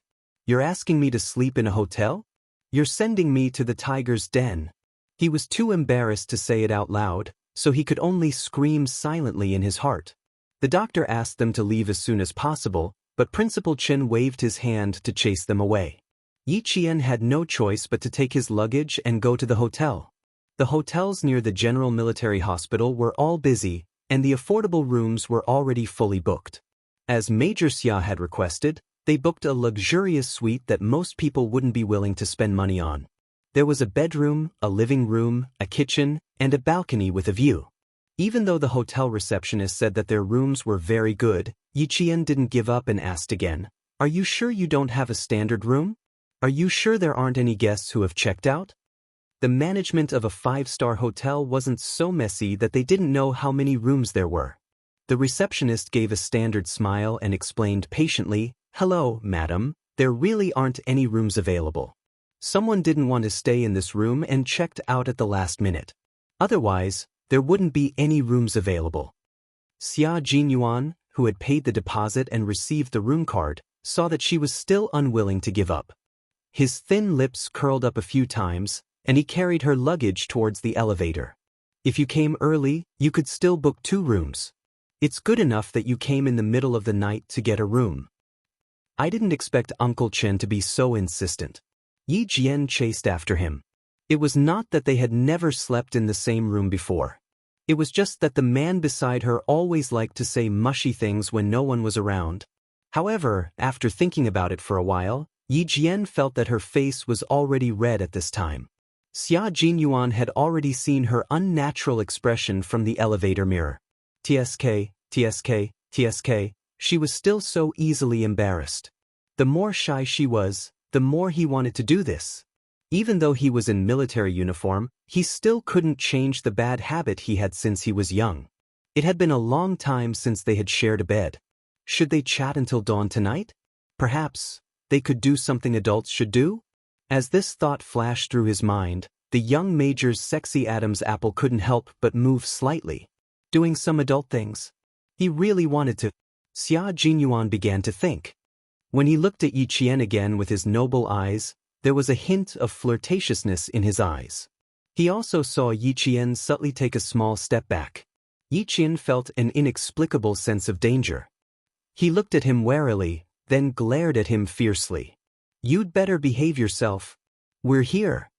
After receiving her warning, Xia Jinyuan was very calm. The elevator door opened with a ding. He pressed the button and asked Yi Qian to go out first. "It's late. Take a shower first. I'll go make the bed." "We booked a suite. There's one bedroom and one living room. There will be a sofa in the living room. I'll sleep on the sofa and you'll sleep on the bed." Yi Qian, who came out first, stopped in his tracks. He looked back at the man with the luggage in disbelief. Why did it feel so surreal all of a sudden? Her reaction made the seemingly serious major laugh in his heart. He began to tease Yi Qian, who couldn't be any more serious. He deliberately said, "Huh? You don't want to? You can't bear for me to sleep on the sofa, so you want me to sleep with you on the bed?" He was too serious. Yi Qian was even more certain that he wasn't going to be so honest. "Captain Xia, I won't believe you even if you suddenly become serious." Yi Qian took the room card from his hand. He glanced at him lightly, then took the room card away and strode in. Chapter 1905. She didn't notice that the man behind her had a dark look in his deep, smiling eyes. His slightly raised smile was both good and evil, and it was a smile that could mesmerize women even more. The room was worth the price. Just as the receptionist said, the living room was very spacious, and there was a very long corner sofa. The sofa faced a large balcony with a view of the night view of Beijing. The view was so wide that it was indeed relaxing. Looking at the sofa that was big enough for one person to sleep on, Yi Qian was already planning to take out a blanket from the cabinet and cover it with it when he went to take a shower so that he wouldn't be allowed to enter the bedroom. Although they had slept together and it wasn't as stressful to face him again, the evil smile on his face in the elevator just now made her heart beat wildly. She had to be more vigilant against this dangerous yet elegant man. "Go take a shower first, I'll make the bed." Xia Jinyuan put down his luggage and took the initiative to find the cabinet.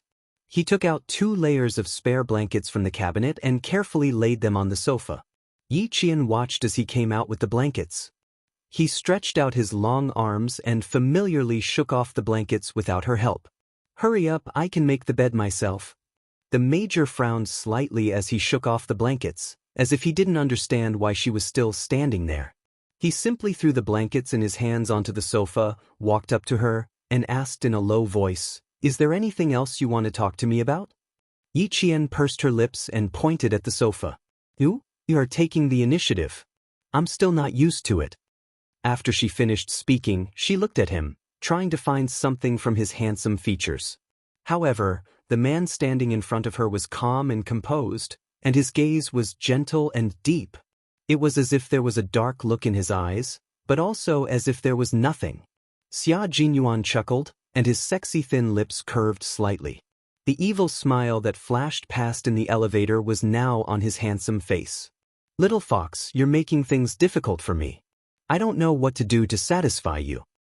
If you don't let me sleep on the bed, I won't sleep on the bed. Now that I've chosen the sofa, you're saying that there's a problem. Then tell me what's wrong with me." She wouldn't be standing here if she could. Seeing his face getting closer and closer, Yi Qian immediately bent down to pick up the luggage and avoided his kiss. You make the bed. I'll take a shower first. Forget it. Counter soldiers with arms, water with earth weir. Alright, do you want some water? I'll go pour a pot of water. Sure. Yi Qian went straight into the bedroom and closed the door behind him. Even though the door was tightly shut, it could not stop Xia Jinyuan from looking at her in the dark. He might let her escape now, but later he would not let her escape again. When Yi Qian came out of the shower, he saw Xia Jinyuan holding the kettle and bending over to pick up the corner of the blanket that had fallen on the carpet. The water was flowing out of the kettle.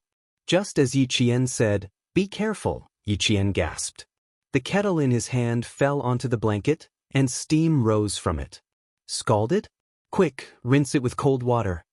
Yi Jian rushed over and grabbed the wrist of the man who was shaking his hand because of the burn. Why are you still shaking your hand? Rinse it with cold water. Xia Jinyuan looked at the scalded skin on the back of his hand. Although it hurt a little, it was worth it. Rinse it for a long time so that it won't blister. Don't you know that you should put the kettle down before picking up the blanket? Yi Qian turned on the tap and placed his hand under the blanket. He frowned and stared at the scalded area. I'll ask the front desk if they have any burn ointment. Chapter 1906. The front desk quickly sent a waiter to bring some burn ointment. When Yi Qian heard the door open, he motioned for Xia Jinyuan to continue rinsing the burn with water while he quickly went to open the door. After turning down the water flow, Xia Jinyuan saw his lover smiling and thanking the waiter. He glanced at the burn that was about the size of a coin, and his thin lips couldn't help but curl up again. Burn was really not part of his plan. His plan was to accidentally spill all the water when he bent down to pick up the quilt and wet it. If the quilt was wet, he would have an excuse to share the bed with her. He wasn't afraid that she would ask the waiter to bring another quilt. He would always have a solution. However, no matter how good his plan was, he still made a mistake. He didn't expect to burn himself. Although it hurt, it was worth it. Outside, Yi Qian declined the waiter's kindness, closed the door, and hurried back to the kitchen with the burn. It's just a small burn. You don't have to go to the hospital. Thank you. Burns were the most common injuries in life. Even the most cautious people couldn't avoid them. Yi Qian didn't suspect that Xia Jinyuan did it on purpose. When Yi Qian hurried back to the kitchen, he saw Xia Jinyuan wiping his hands with a dry towel. Before leaving the hospital, both of them wore a dark-colored coat in their luggage to cover their winter military uniforms. When they entered the room, they habitually took off their coats and hung them in the wardrobe at the side of the entrance. They were both wearing their winter uniforms. The tall and straight man was wearing a dark green military uniform that was tailored to his masculinity. He stood in the shadows of the spotlights. His unruly short hair, exquisite and elegant side profile, and the natural elegance that flowed out from his every move could inadvertently make people who were familiar with him fall into a trance. His hands were slender and didn't become tanned even after being exposed to the elements.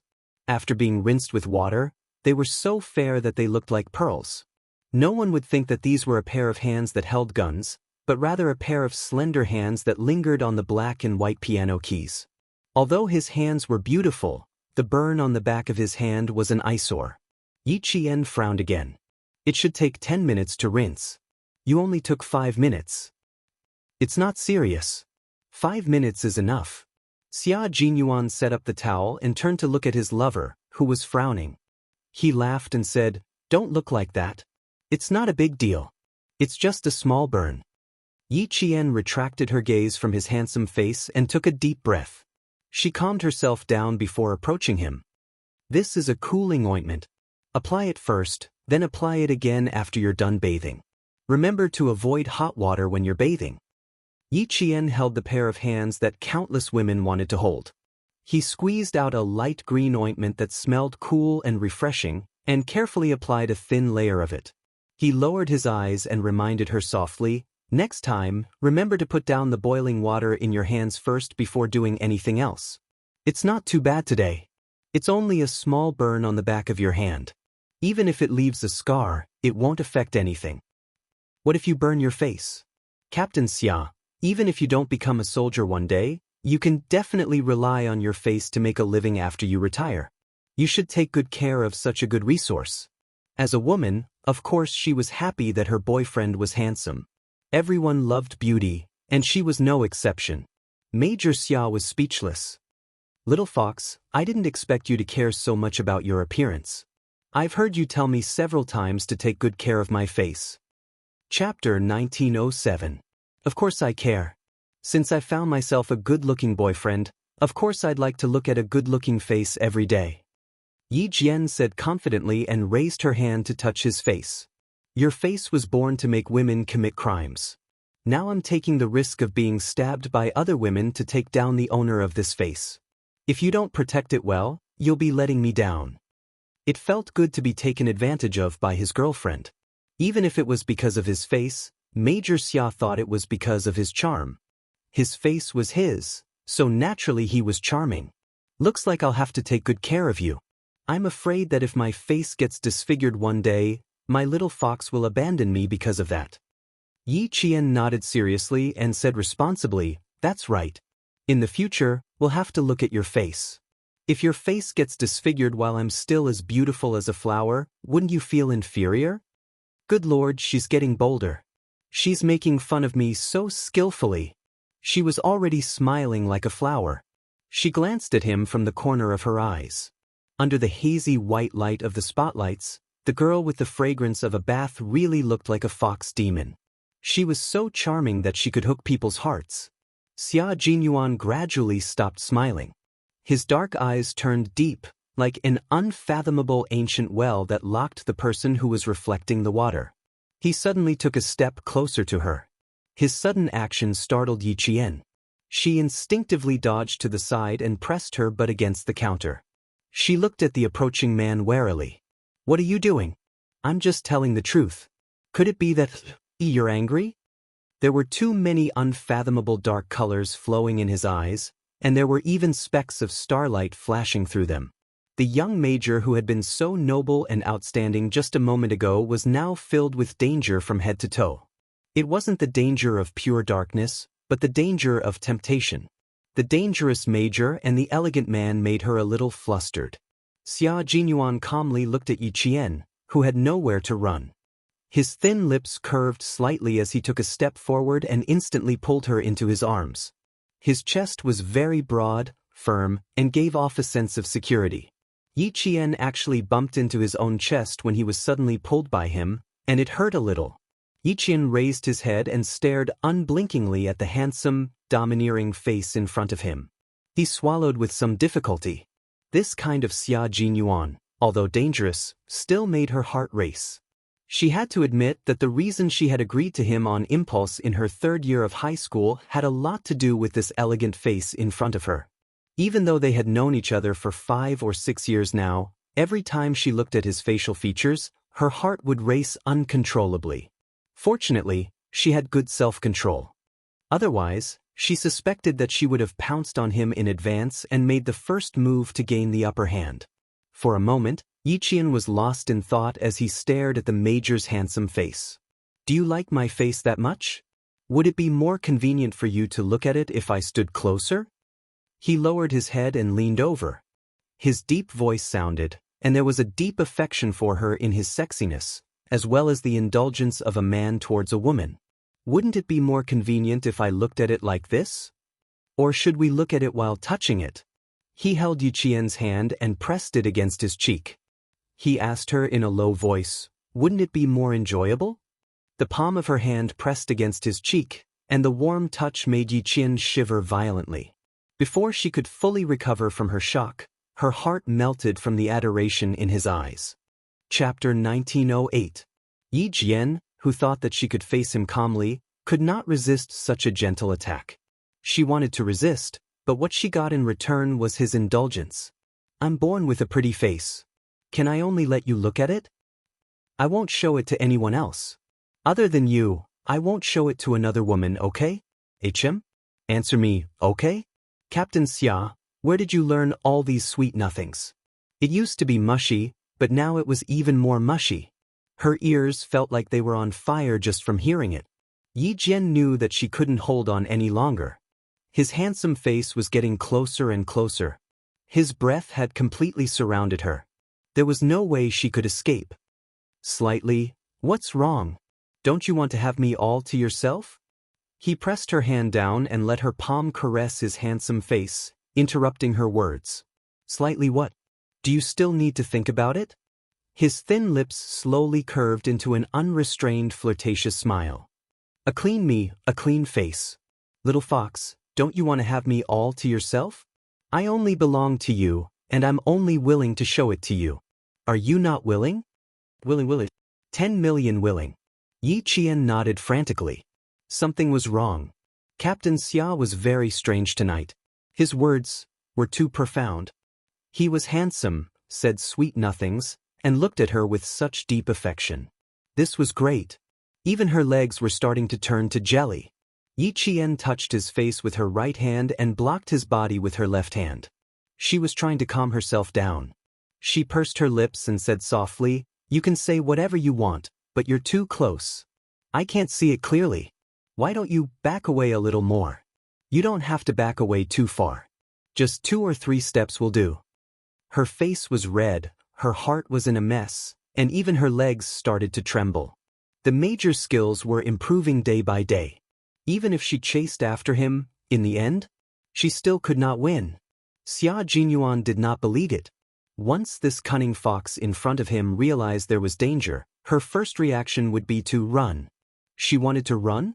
Sorry, he didn't want to see her escape at all. The more she escaped, the more he wanted to make her stay. Let's see where else she could escape to. The kitchen is only so big. I can't retreat too far. The distance is just right. The major, who had begun to reveal his hunter's nature, leisurely circled around his beloved prey. His waist bent a little more, forcing Yi Qian to stand on his tiptoes and lean back against the counter. It's hard to see clearly in this position, right? Why don't we change to another position to look at it? At 26 or 27 years old, he was so clean that no one would believe him. Tonight's main course won't be served, let's have a side dish. Young people were full of vigor. Being alone in a room with their beloved, it would be too abnormal for a single man and woman to not do anything. Yi Qian was extremely regretful right now. She clearly knew that the man in front of her was a dangerous man. She didn't have a high level of cultivation, but she still dared to flirt with him first. She brought this upon herself. What's more, changing a position. Although she was a little dizzy now, it was not to the point where she lost her rationality and her heart. Washing his hands in the kitchen or applying medicine, he could do all sorts of things. Changing the position, the sofa in the living room, the big bed in the bedroom? If they changed the position, there would be more tricks up his sleeves. How could she be fooled? Chapter 1909. Yi Qian, who sensed danger, tried her best to look calm.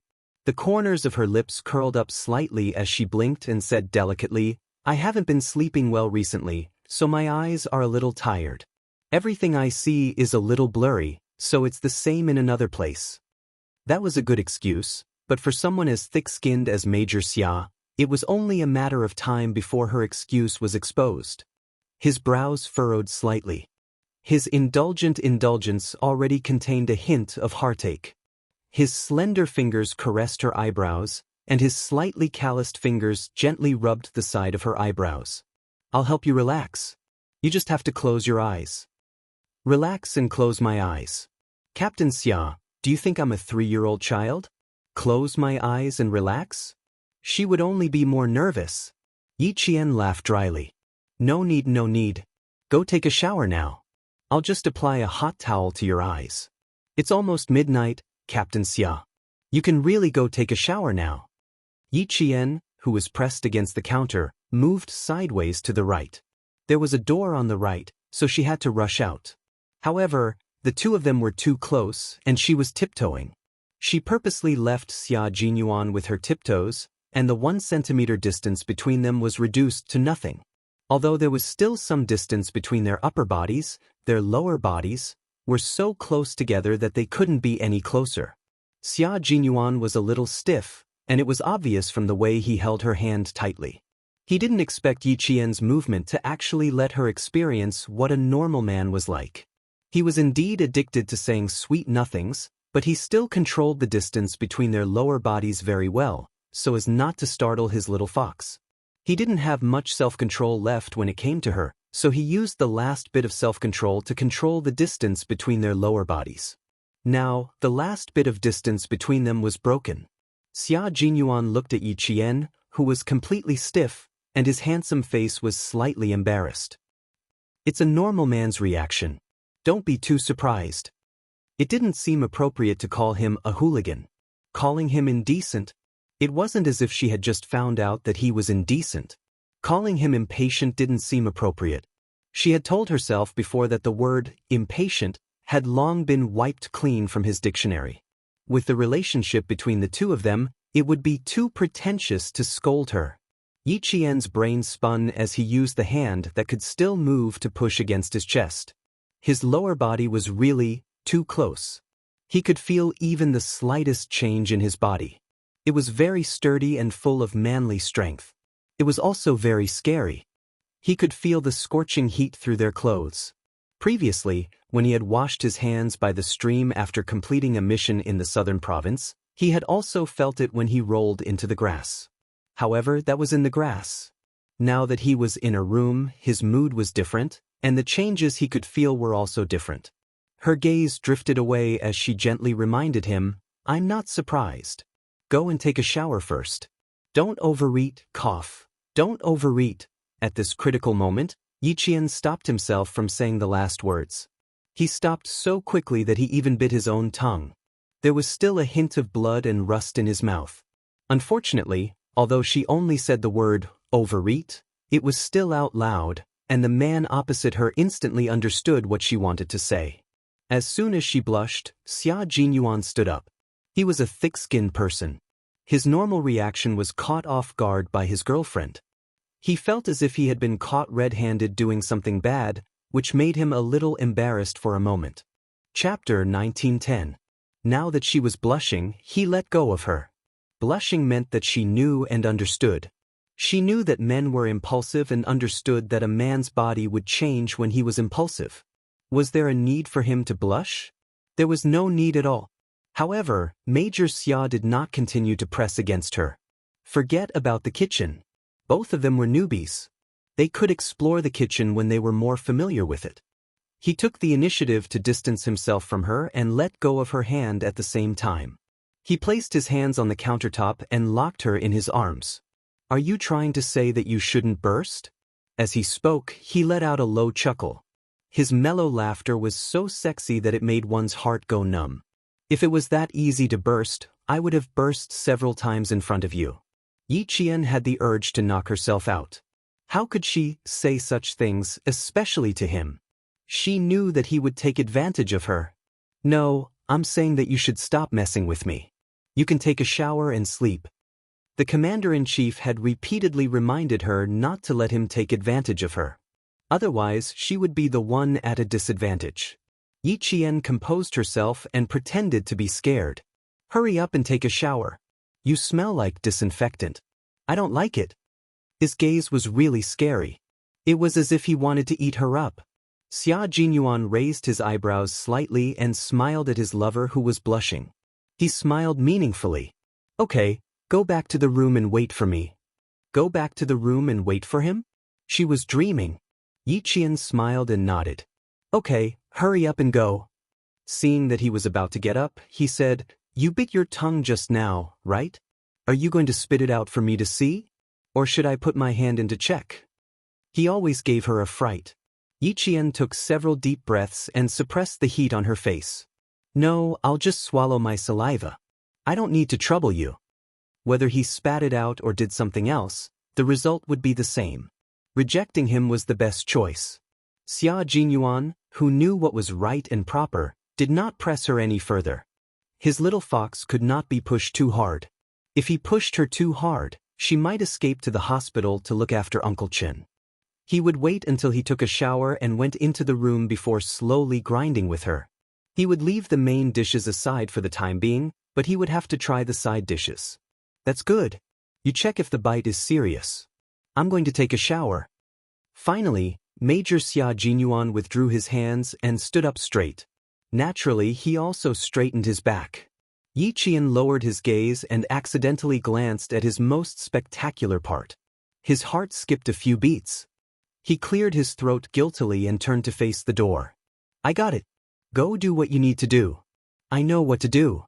Usually, she really couldn't see anything different, but now that she saw it, even her vision was severely impacted. It was simply too spectacular. Xia Jinyuan had always been satisfied with his figure and was quite confident in his masculine features. Looking at Yi Qian, whose neck had turned red, he took a deep breath. Although her gaze was insubstantial, he could feel the tenderness that brushed past him. It made him tremble slightly. She was really a torturer. Yi Qian did not know that he was a torturer. As soon as he stepped into the bathroom, she went back to her room and immediately locked the door. Yi Qian, whose back was against the door, was breathing heavily. There was danger tonight. She had to be on guard. Chapter 1911. How could she prevent that? That was a big problem. Yi Qian looked around the bedroom, then finally fixed his gaze on the two bedside cabinets. Picking locks was a piece of cake for Captain Xia, and he could do it easily. She couldn't prevent him from picking the door, but she had to prevent him from opening the door immediately even if he picked the lock. Yi Qian picked up one of the bedside cabinets and placed it behind the door. After confirming that the cabinets were firmly behind the door, Yi Qian clapped his hands in satisfaction. In this way, even if Xia Jinyuan picked the lock, it would be difficult for him to open the door immediately. Yi Qian only went into the bathroom to dry his hair after making sure that she could detect him in time and avoid him. Xia Jinyuan, who was also doing something, didn't expect Yi Qian to guard against him as if he was a thief. He blocked the water pipe with a towel and tightened the pipe. Xia Jinyuan, who was covered in foam, opened the pipe cage. Great, not a single drop of water flowed out. He didn't want to do something like picking locks that would ruin his image. He just blocked the water pipe while he was taking a shower and knocked on the bedroom door with only a towel wrapped around his lower body. Are you asleep? There's a problem in the bathroom outside. There's no water in the shower. Help me check if there's any water in there. Compared to picking locks to break into a room, openly knocking on the door was much more upright. Even if he wanted to use tricks, he had to be more advanced. He couldn't use tricks that could be easily seen through. In particular, he needed to outwit an extremely intelligent fox. She could see through the tricks of a lowly person with just a glance. If he didn't put in some effort, if she saw through it, not only would he lose face, he would also be despised by her. In order to protect his face and maintain his image, Major Xia felt that it was necessary for him to scheme once. Advanced tricks were not called tricks. For example, he used a towel to block the water pipe. Although it was a small matter, it required a lot of skill. Therefore, it should be called a strategy to achieve great things. Why was it said that thieves with many tricks would never achieve great things? It referred to petty cleverness. After deceiving people once, they wouldn't be able to deceive them a second time. Those who achieved great things also needed to use methods to achieve great things. Their methods were high in number and high in technical content. When they made a move, they would be able to shake the world and cause a storm. This was not a method but a strategy. When Xia Jinyuan was young, he had done bad things and told lies as a spy. Master Xia had seen it all and only asked him if he wanted to be a thief or a great talent. He knew why the two of them had completely different reputations even though they used the same methods. From then on, he no longer disdained to use self-righteous little tricks. Either he didn't do anything, or if he did, he would do it without anyone knowing. Even if others knew that he had done something bad, they wouldn't have any evidence. At that time, Commander-in-Chief Xia didn't know that at such a young age, he already knew how to strategize, so he suffered countless losses. Fortunately, Master Xia did not know that his grandson was using strategy to achieve what he wanted to do. Otherwise, he would be so angry that he would whip him. Now, Major Xia, who was thinking about how to get a few side dishes, blocked the water pipe and calmly knocked on the door. He said, "Little fox, I'm covered in bubbles now. Open the door and let me in to take a look." There was no sound inside. Xia Jinyuan knocked again, but there was still no response. Asleep? Even if she was asleep, she should have been woken up by his knocking. Asleep? Or don't want to open the door? Are you afraid that I'll do something to you? He knocked again, but there was still no response. Chapter 1912. With one hand on his waist, the Major narrowed his eyes dangerously. She shouldn't have not heard him knocking on the door. Did she really pretend not to hear him and refuse to open the door for him? Yi Qian, who was drying his hair, vaguely heard the knocking on the door. He turned off the hairdryer and leaned out. There's no water in the bathroom outside. Check if there's any water in the bathroom inside. There's no water in the bathroom outside? She paused for a moment before hearing him say, I'm covered in bubbles right now. Little fox, you're not pretending to ignore me, right? Yi Qian wanted to laugh. He turned on the tap and water flowed out happily. That's not right. If there's water in the bathroom, there's no way there's no water outside. Could it be?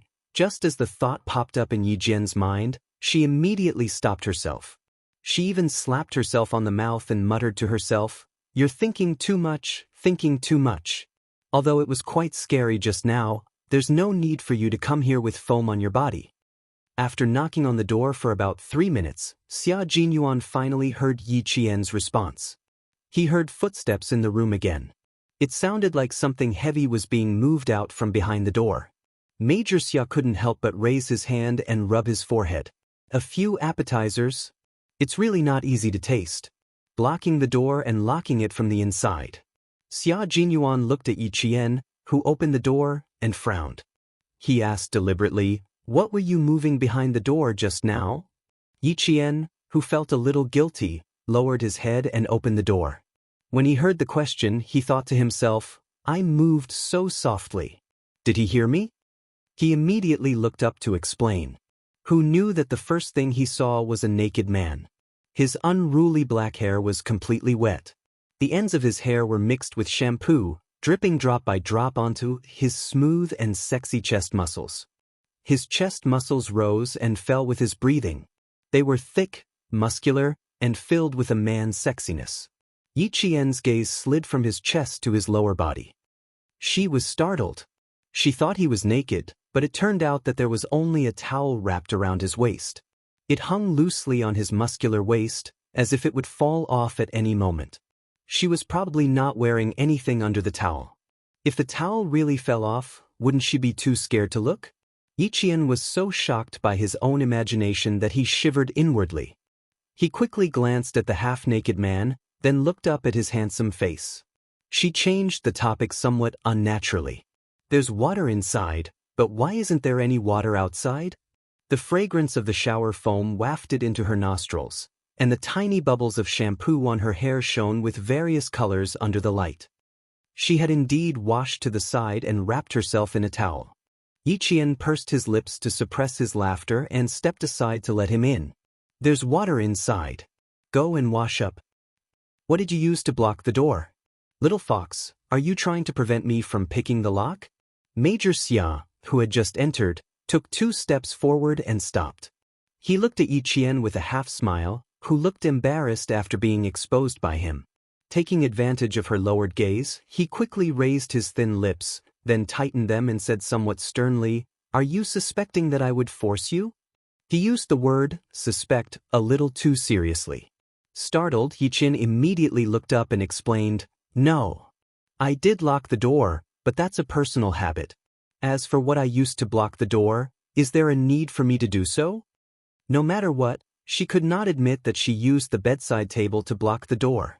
As long as he didn't see it, she would never admit it. Chapter 1913. Xia Jinyuan nodded in satisfaction. If you really use something to block the door, I would be very sad. How could he do such a sneaky thing? Doing things openly was his style of doing things. Looking at the back of the person who turned around, Yi Qian patted her chest lightly. I feel a little guilty, a little guilty. But Captain Xia, who was only wrapped in a towel, had a unique charm. He had broad shoulders, a narrow waist, and long legs. Just by looking at his back, one could tell that he was a handsome man. Yi Qian, who was standing at the door, glanced at the bathroom outside. In the end, she decided that although Major Xia was dangerous, he was still a gentleman. There was no need for him to lie to her. Therefore, the female soldier Yi Jian had lured a wolf into her house, and she was completely unaware of it. Yi Qian, who was lying on the bed flipping through her textbook, was preparing for her final revision. Just in case, she had to consolidate her knowledge before the exam the day after tomorrow. When the wolf came out of the bathroom, he stood by the bed and wiped his hair while saying, "The blanket outside is all wet.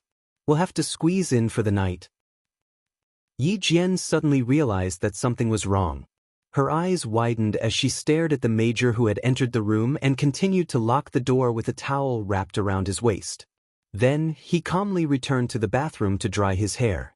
Yi Qian looked at the 1.8-meter bed, then at the bathroom. She touched the blanket again.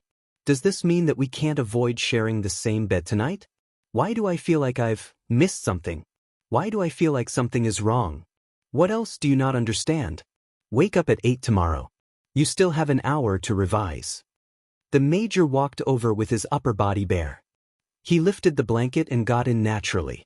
The big bed was obviously sinking because it could bear the weight of one more person. Yi Jian was stunned by his series of movements that were as smooth as flowing water.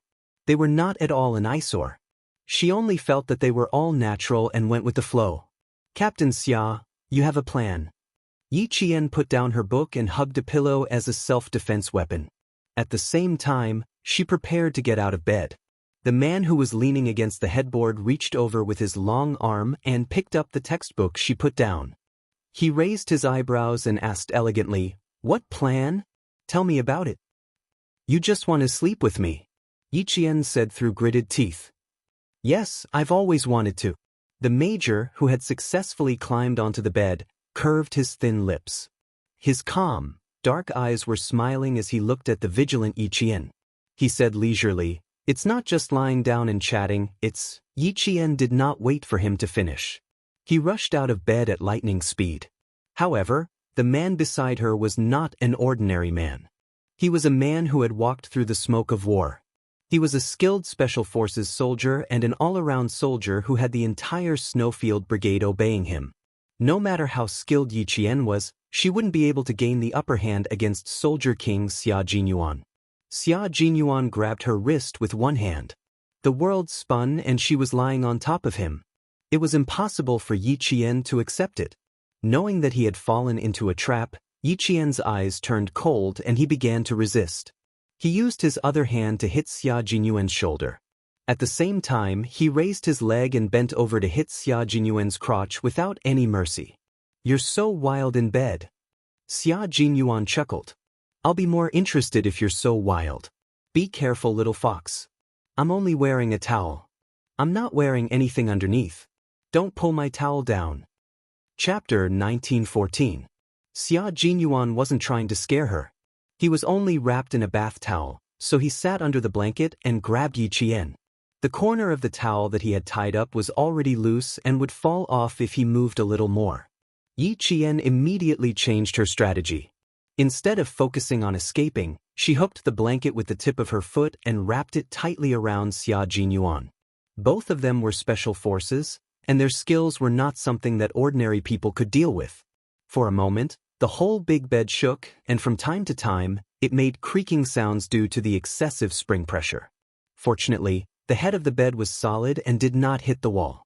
Otherwise, it would disturb the guests next door and complain. "You've improved a little. Let's see if you can wrap me into a cocoon." Xia Jinyuan saw that she had changed her strategy and was going to face him directly. He raised his eyebrows and revealed an elegant smile that was unique to him. "Tonight, if you really want to wrap me into a cocoon, I won't be able to move and I'll be at your mercy." Yi Jian was wearing a fitness shirt and shorts, so she was not afraid of exposing herself. She pressed one of her high legs against Xia Jinyuan's chest, and her whole body was in an upside-down 7 shape. Hearing this, she raised her eyebrows slightly and said with a faint smile, "Captain Xia, are you sure that I can't beat you? I don't have that much confidence. We've all seen your ability. Even the comrades in the team have to write the word, impressed. Why don't you give it a try?" The wild little fox was very interesting. It didn't have the sadness that was inadvertently revealed, and its entire body was full of vitality. Xia Jinyuan grabbed Yi Qian's ankle with one hand. As soon as he finished speaking, he bounced up and wrapped the blanket around Yi Qian. Since Xia Jinyuan intended to wrap him into a cocoon, Yi Qian naturally fought back. He bounced up and Yi Qian supported herself with one hand on the bed and turned her body around. Xia Jinyuan had no choice but to let go immediately to prevent his arm from being sprained. As soon as he let go, Yi Qian, who had already turned around, bent over and kicked his chest with her knee. As Xia Jinyuan dodged, Yi Qian picked up a pillow and threw it at his head. Xia Jinyuan blocked her knees and blocked the pillow that was thrown at him.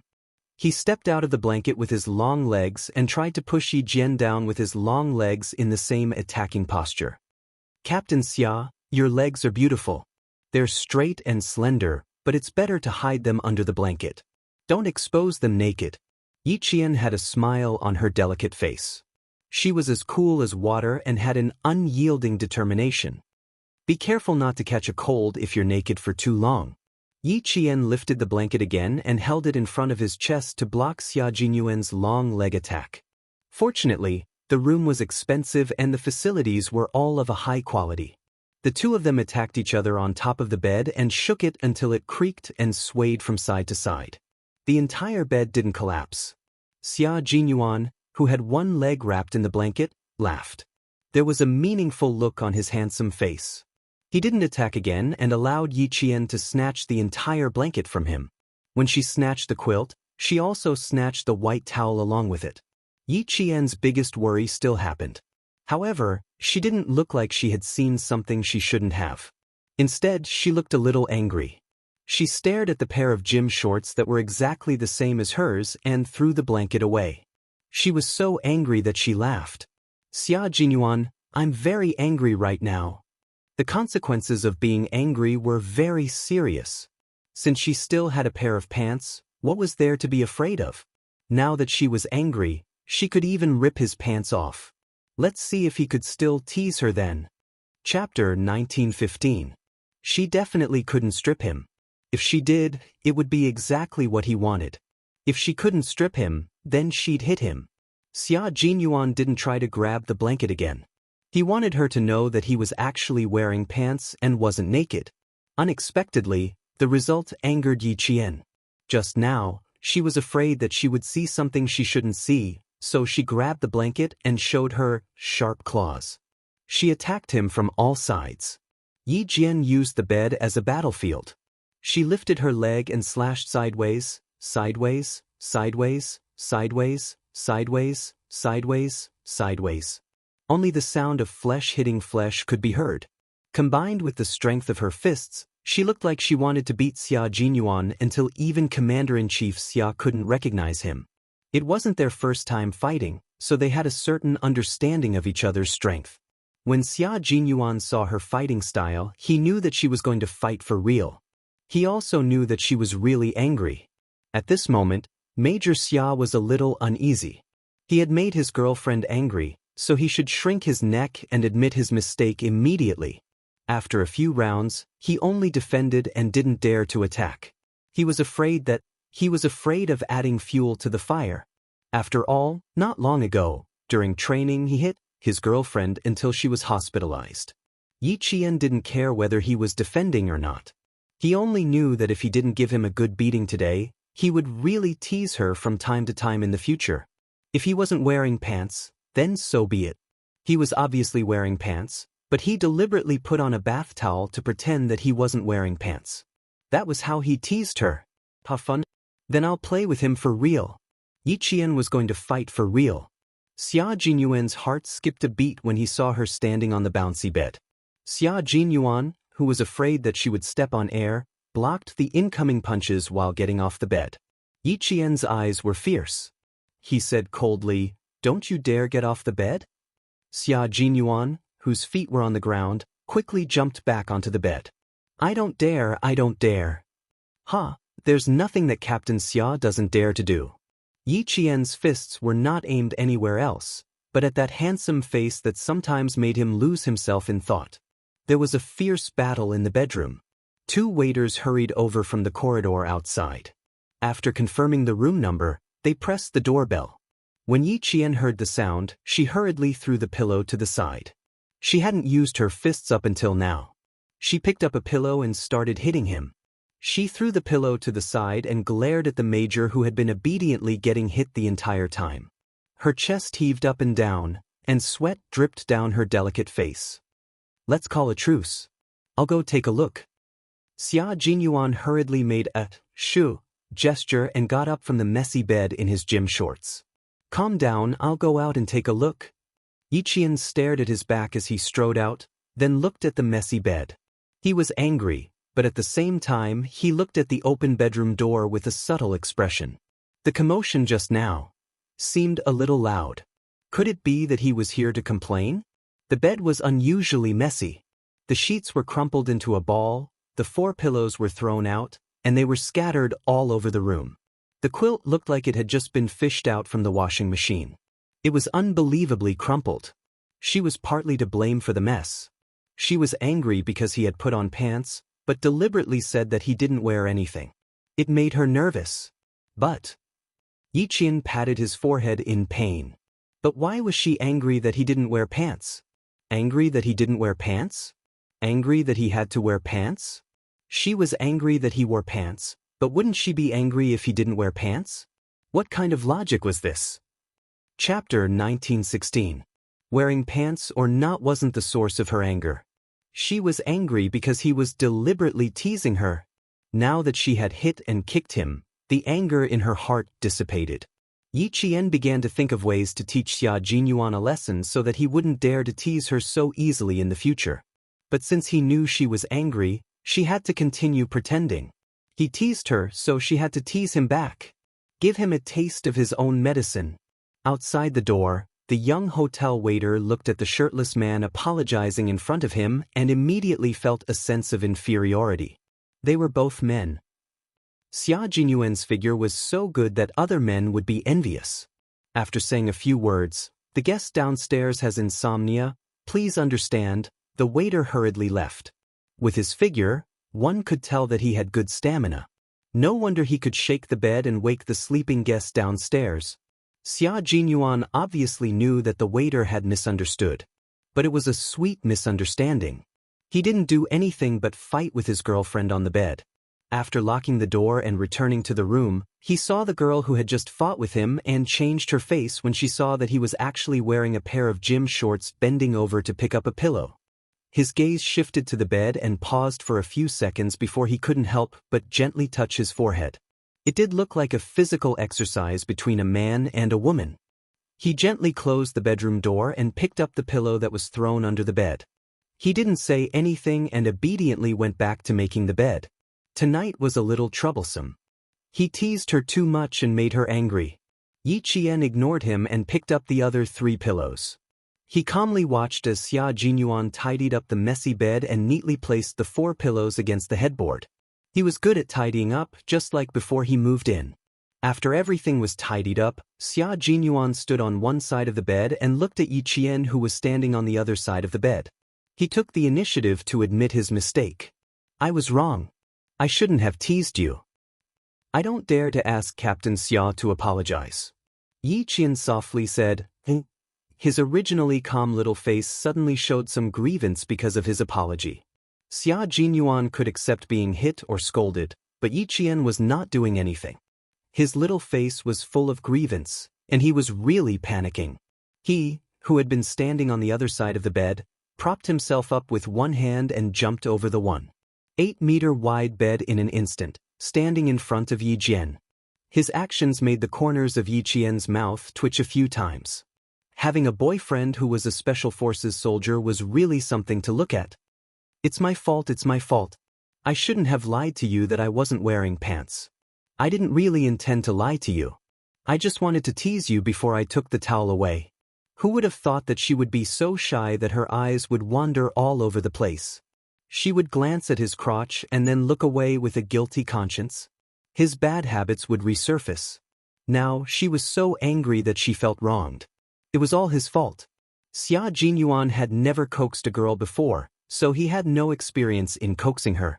However, when coaxing Yi Qian, he used his heart to coax her. He hugged her and gently patted her back.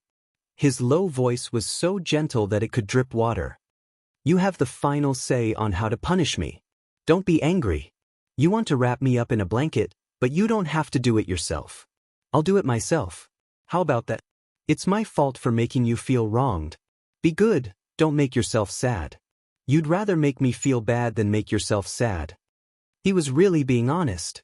Yi Qian, who was nestled in his arms, smiled. No matter how he apologized or coaxed her, she did not say a word. I can't let him take advantage of me. I must always remember what the commander-in-chief said. Chapter 1917. Yi Qian did not say a word, but the major was so anxious that his brows were furrowed. Great, he accidentally made his girlfriend angry. Little fox, don't hold back your anger. Vent it all out. Don't hurt your body. It's easy for us to hurt our bodies, so we have to take care of ourselves when we're resting. We can't add to our injuries. You can punish me however you want.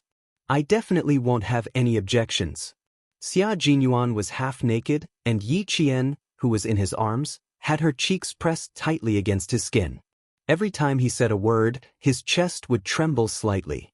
Yi Qian was not only blushing, but also her neck. She did not dare to open her eyes, because if she did, she would see his powerful and sexy chest muscles. The corners of her mouth curved for a moment, but she immediately suppressed it. She closed her eyes and listened to him say nice things. Although her face was red, her heart was calm, and she was quietly calculating the time he would apologize. Although Yi Qian wanted to let Xia Jinyuan know that she also had a temper, she was not a pretentious person. Listening to him made her heart beat faster. She wanted to solve the problem on the spot, so she lifted her head from his arms and said coldly, "You won't have any objections if I punish you? Really? Really?" Xia Jinyuan finally spoke. He let out a long sigh of relief and said sincerely, "I made you angry. You have to take responsibility." "Okay, I won't punish you. Ask the waiter to bring 2 quilts over. Go sleep in the living room. You're not allowed to stay in the room and try to sleep with me." Since he wanted to sleep in the same bed as her so much, she would punish him by not allowing him to sleep with her. Xia Jinyuan felt as if he had been struck by lightning. He had put in so much effort to climb into the bed, but now he was being punished to sleep on the sofa tonight. "Let's talk about it. Can we change the punishment?" The major asked carefully. She pressed her forehead against his and coaxed gently, "It's rare for the two of us to be alone. Don't reject me, okay?" His arms began to tighten slightly, hugging her body even more tightly in his embrace. They were so close that they were airtight. "Let's change the method. You told me to sleep on the sofa, and I really tried my best to climb into the bed. It wasn't easy to climb into the bed, so I really want to stay." Yi Qian sneered, "Didn't you say I could punish you however I wanted? Did I tell you to sleep outside?" "No, that's my main goal, so I can't agree." As a man of principle, Xia Jinyuan believed that this was a matter of principle and could not be easily let go. They hadn't even started, yet she was already planning to kick him out to sleep. How could that work? Worried that she would be angry, Xia Jinyuan said softly, "Little fox, let's change the punishment. It can't be so cruel. We have to leave tomorrow, and we don't know when we'll see each other again. It could be a few months at the earliest, or a year and a half at the latest. Every minute is precious when I'm with you. I don't want to waste our precious time. I just want you to sleep on my arm." His voice was so gentle that it sounded like a lullaby. Yi Qian yawned slightly, frowned, and said firmly, "But Captain Xia, if you keep teasing me, I'll get angry too." "I won't tease you anymore. Don't be angry. Be good." Xia Jinyuan did not hear any trace of softening in her voice. He only felt that his heart was hanging. "I was wrong. I was really wrong this time." Chapter 1918. Yi Jian, who was no longer angry, slowly reached out her hand and gently hugged the strong waist of the man who kept coaxing her. She closed her eyes and said softly, "Sometimes when you are naughty, I really have the impulse to beat you up. Captain Xia, you're so naughty, you really need to be taught a lesson." "I do need to be taught a lesson, so if you don't like it, you must not spoil me." She wrapped her arms around his waist, and Xia Jinyuan's heart slowly relaxed. Yi Qian was moved by his words. He said what was on her mind. Because of their identities, every second they spent together was extremely precious. She was very angry tonight, but she didn't have to be angry all night. She could tell from his behavior that he was really afraid this time. She didn't want their relationship to be strained, she just wanted him to know that once he made her angry, it wouldn't be easy to clean up the mess. He would be so scared that he would break out in a cold sweat. Since she had achieved the effect she wanted, Yi Qian knew when to stop and didn't keep him in suspense. She felt uneasy. I'm not someone who gets angry easily. When it comes to relationships, I'm not very proactive. It seems like I've been pushed by you all the way, and you've always had to put up with me. But Captain Xia, do you know that before I met you, I never thought of finding a man to spend the rest of my life with? Meeting you is my fortune. It's the fortune of my life. Hearing this, Xia Jinyuan really breathed a sigh of relief. He remembered this lesson well. Being too presumptuous would make him seem frivolous. Do you know why I'm angry? The person in his arms asked him softly. Her voice was soft and she still felt wronged. Xia Jinyuan felt so sorry for her that he kissed her hair. I know. Being too presumptuous would make me seem frivolous. What happened just now was my fault. I didn't consider your feelings. I'm sorry, little fox. Please forgive me. What happened just now? I'm not that angry. I'm just afraid.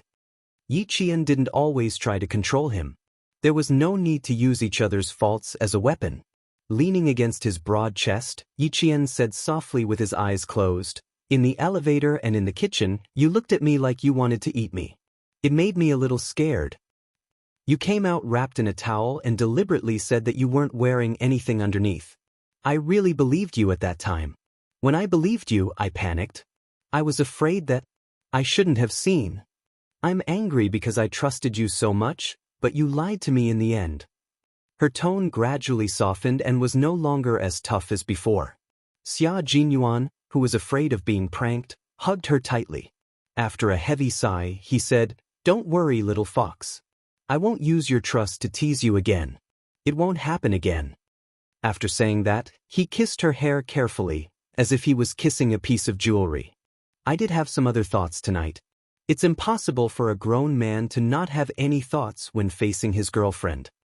Little fox, I have some thoughts about you. I want to have physical intimacy with you. Yi Qian knew what he wanted. When she heard him say it out loud, her heart trembled slightly and her ears burned. Physical intimacy with him? Is this the idea of skin-to-skin contact? She happened to be hugging his waist, so Yi Jian pinched his waist directly. Is Captain Xia satisfied with this kind of skin contact? Xia Jinyuan, who knew that the sky had cleared up after the storm, laughed deeply. I'm not satisfied. The kind of physical intimacy I want requires honesty. I don't need all of it, I just need. He leaned over and whispered in her ear. Without waiting for Yi Qian to reply, he lifted Yi Qian and they fell onto the soft bed together. Chapter 1919. When it came to relationships, both of them were inexperienced. Yi Qian was a woman who had not done anything in her 2 lifetimes. She even had her first kiss in her previous life. Major Xia Jinyuan looked both righteous and evil, but he was actually a man who exuded an air of abstinence from head to toe. He was the most gentlemanly man. Relationships were also a foreign territory to him. However, men had always been good at understanding relationships. They were born with the ability to dominate. The two of them pressed down on the bed. Before Yi Qian could make a move, he had already trapped Yi Qian beneath him. His deep eyes stared unblinkingly at Yi Qian. His eyes were his world, and in his world, there was only Yi Qian and Yi Qian's existence.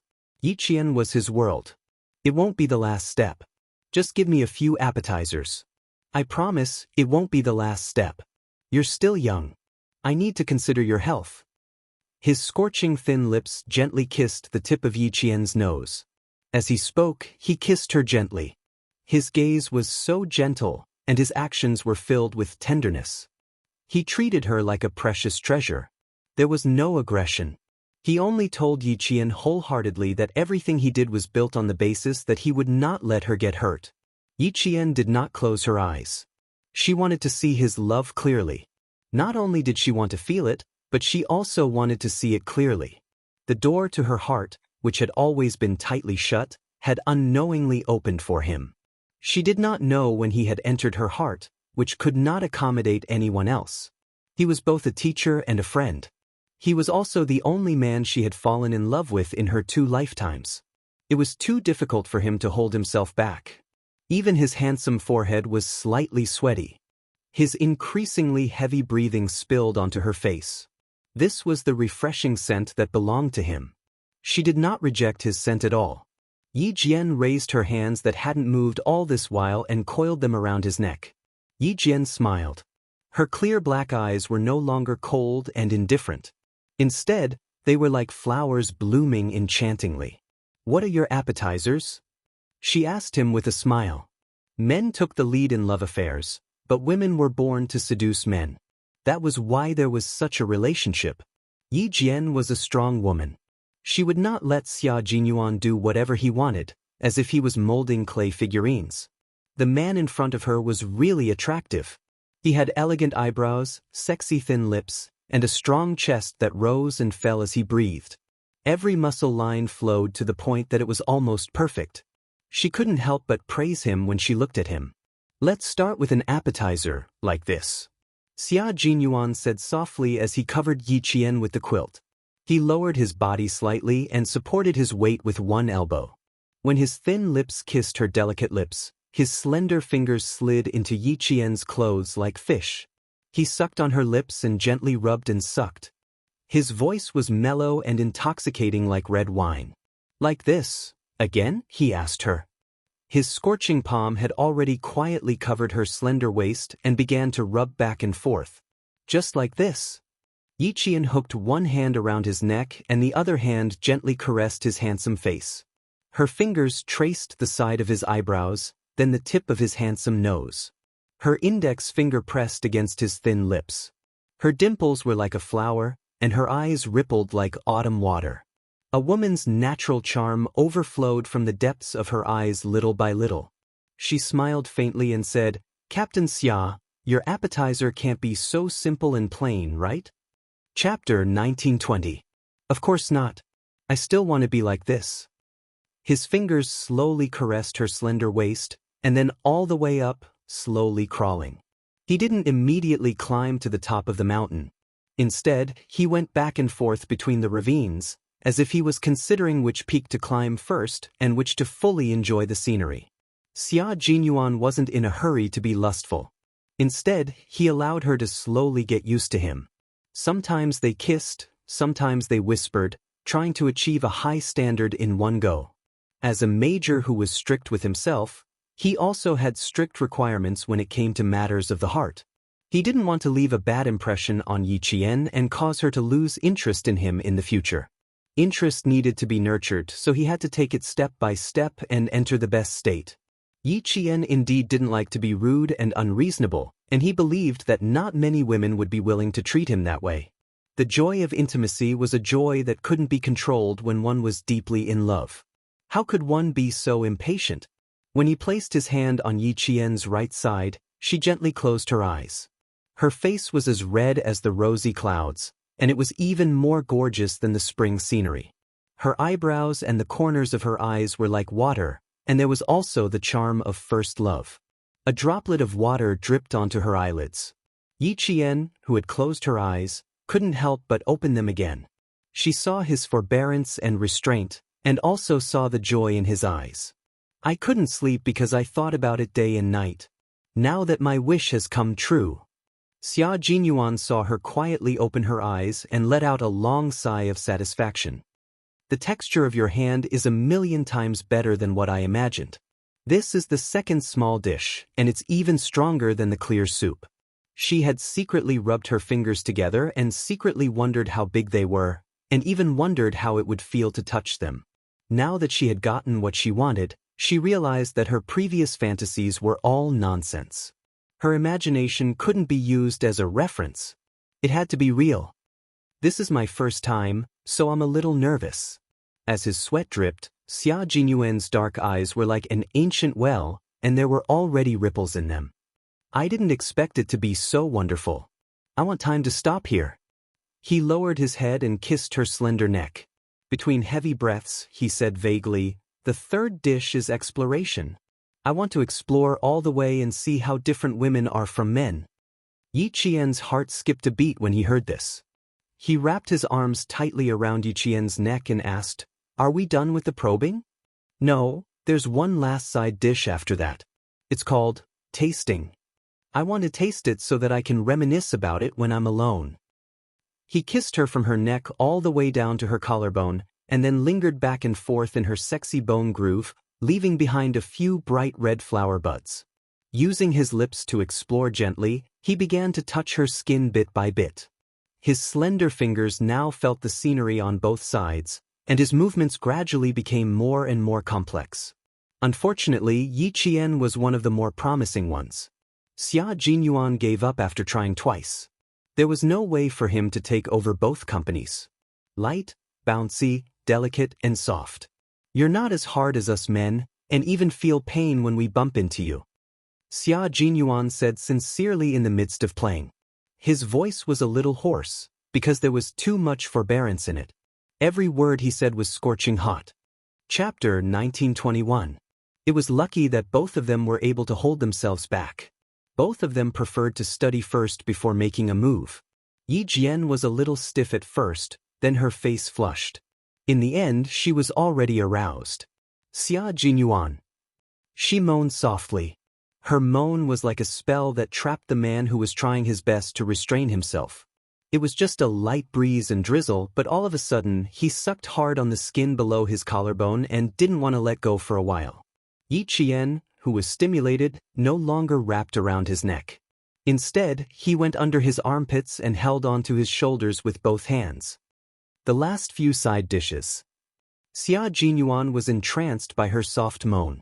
His eyes reddened as he moved his body closer to Yi Qian's chest. Yi Qian didn't let him taste it all at once. Instead, he panted softly and said, "Captain Xia, I can't bear the responsibility." She could already feel the biggest change in his body. "If you can't bear to, you can help me. Use your hands to help me." After he finished speaking, he lowered his head. The white quilt moved up and down, and the room became a spring scene. In the end, Xia Jinyuan, who hadn't had a taste in 26 years, got what he wanted. When he said that he would only taste it, he really stopped there. He didn't let Yi Qian use his hands to help. Recently, it had been difficult for him to endure. Xia Jinyuan, who had tasted so much that his blood was boiling, used rubbing and other methods to release it. Yi Qian felt his body suddenly tremble. After a while, he felt moisture coming from the side of his legs. Yi Qian, who knew what this meant, bit his lower lip and his body started to tremble. Although he stopped there, he couldn't control himself in the end.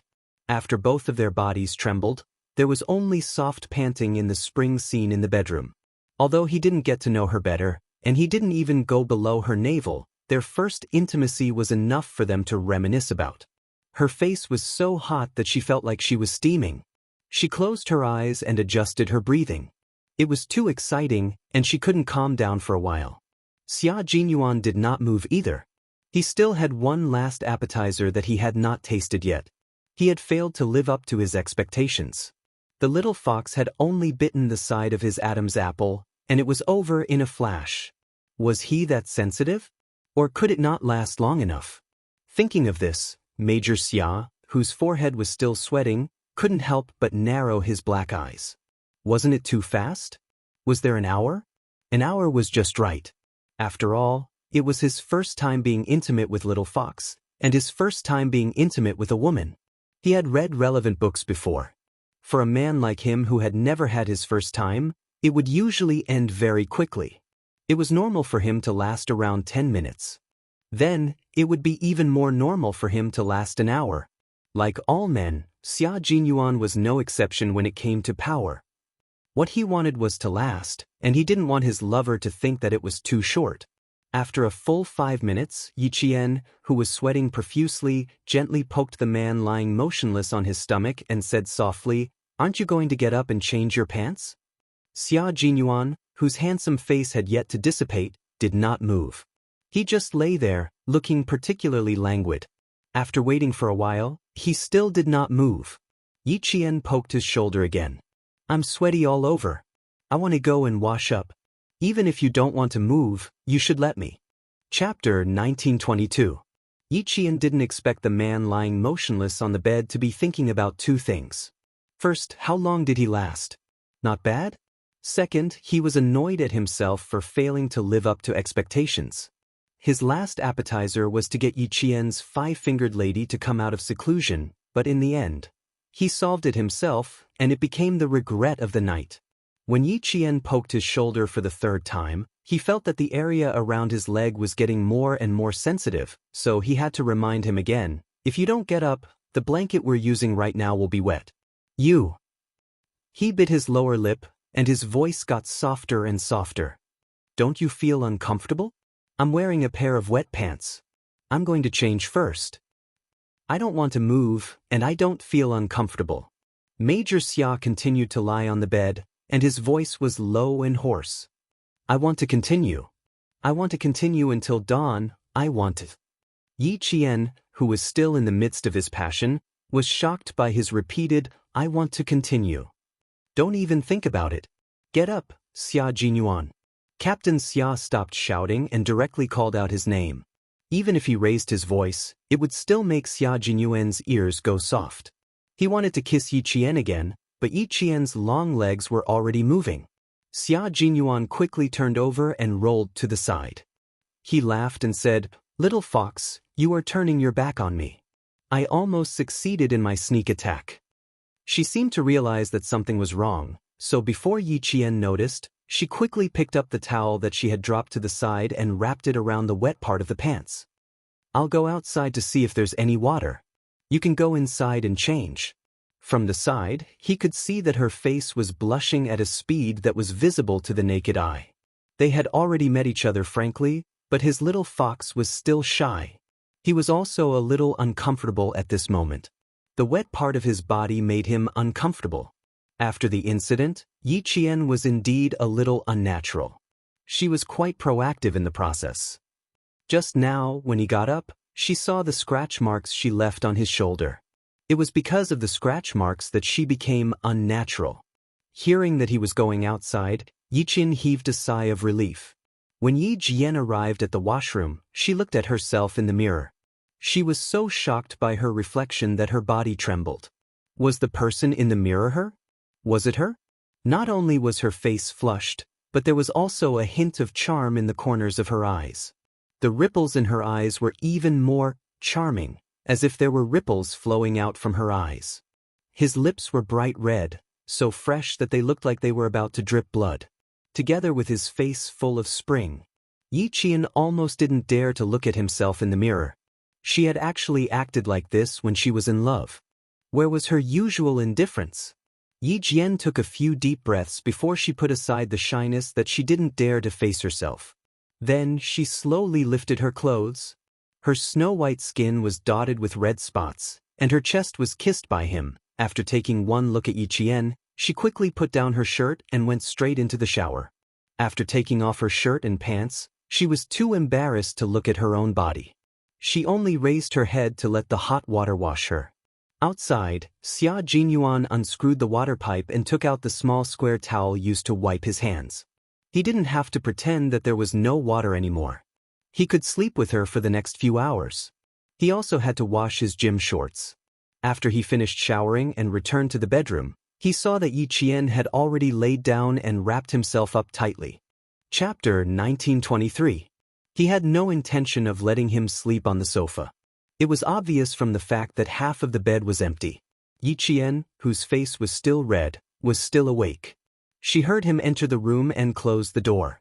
She held her breath as he walked to the bed and lay down beside her. Come sleep in my arms. I'll hug you. After taking a cold shower, his voice was no longer hoarse, but it was still pleasant to the ears. Yi Qian, who was sleeping on her side, did not move. Xia Jinyuan, who was talking, moved.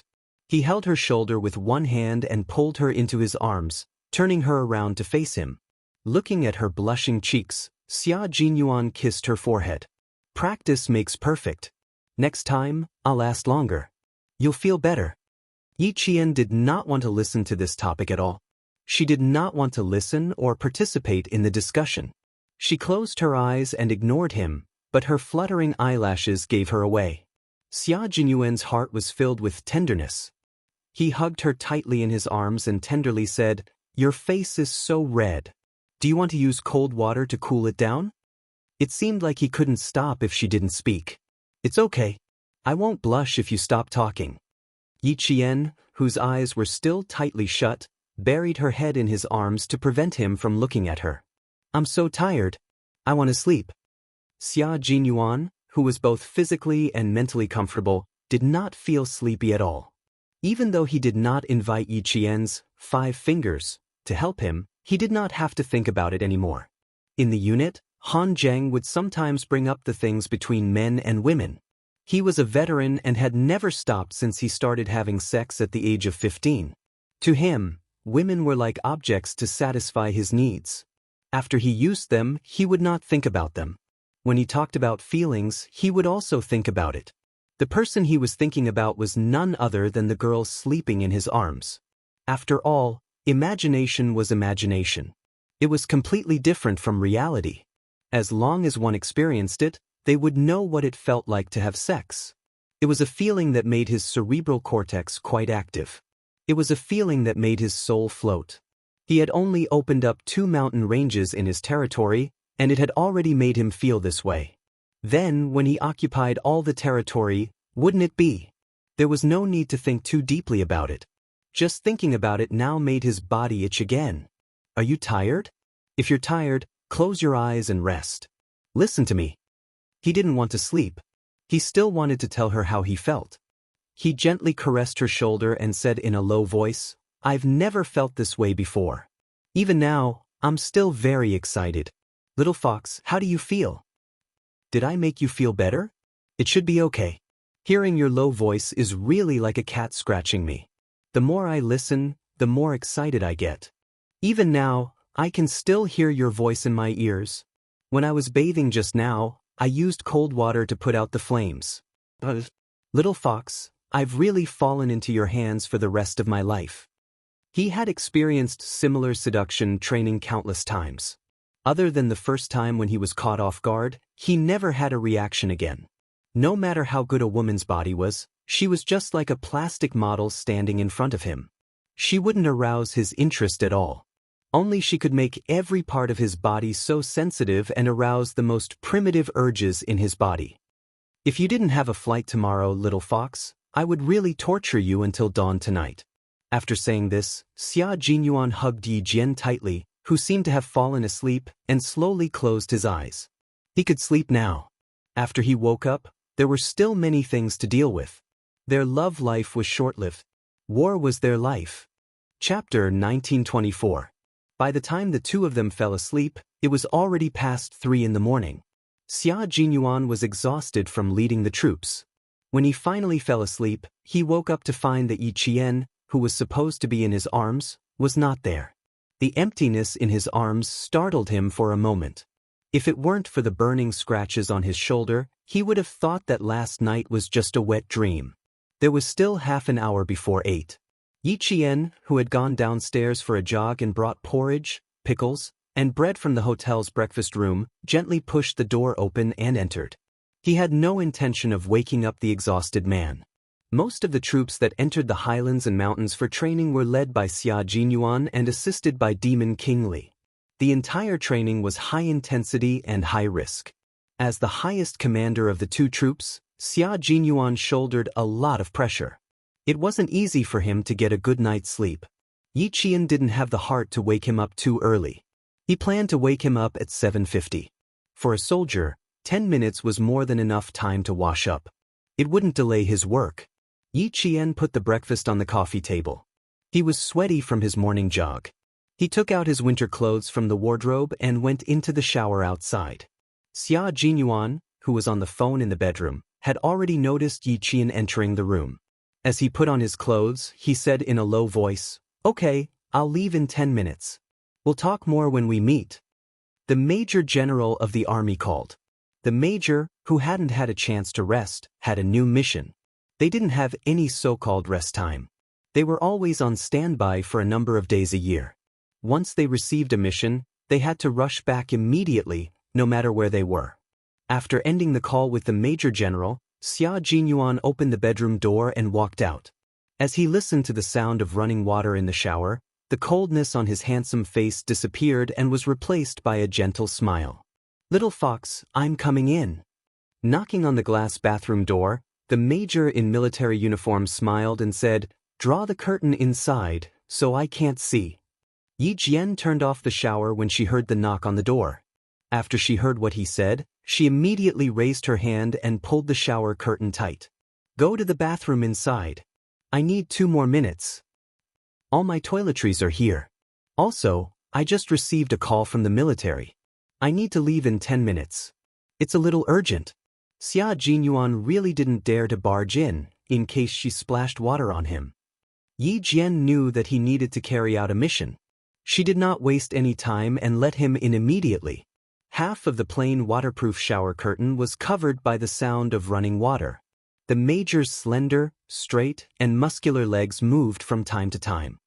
His Adam's apple moved slightly, and he let out a light sigh before quickly washing up. After he finished washing up, the sound of running water stopped. His gaze fell on the military uniform and bath towel on the hanger outside. The major's eyes darkened. He took off the bath towel and walked to the shower curtain that was less than 3 steps away from him. He said in a low voice, "Let me help you put on your clothes, okay? I can wear whatever I want you to wear. I can wear it myself. If I let you do it for me, I won't be able to get dressed for the rest of the day." Yi Qian's face burned when he heard that. He was so frightened that he even stuttered. After saying that, he felt a little weak and short of breath.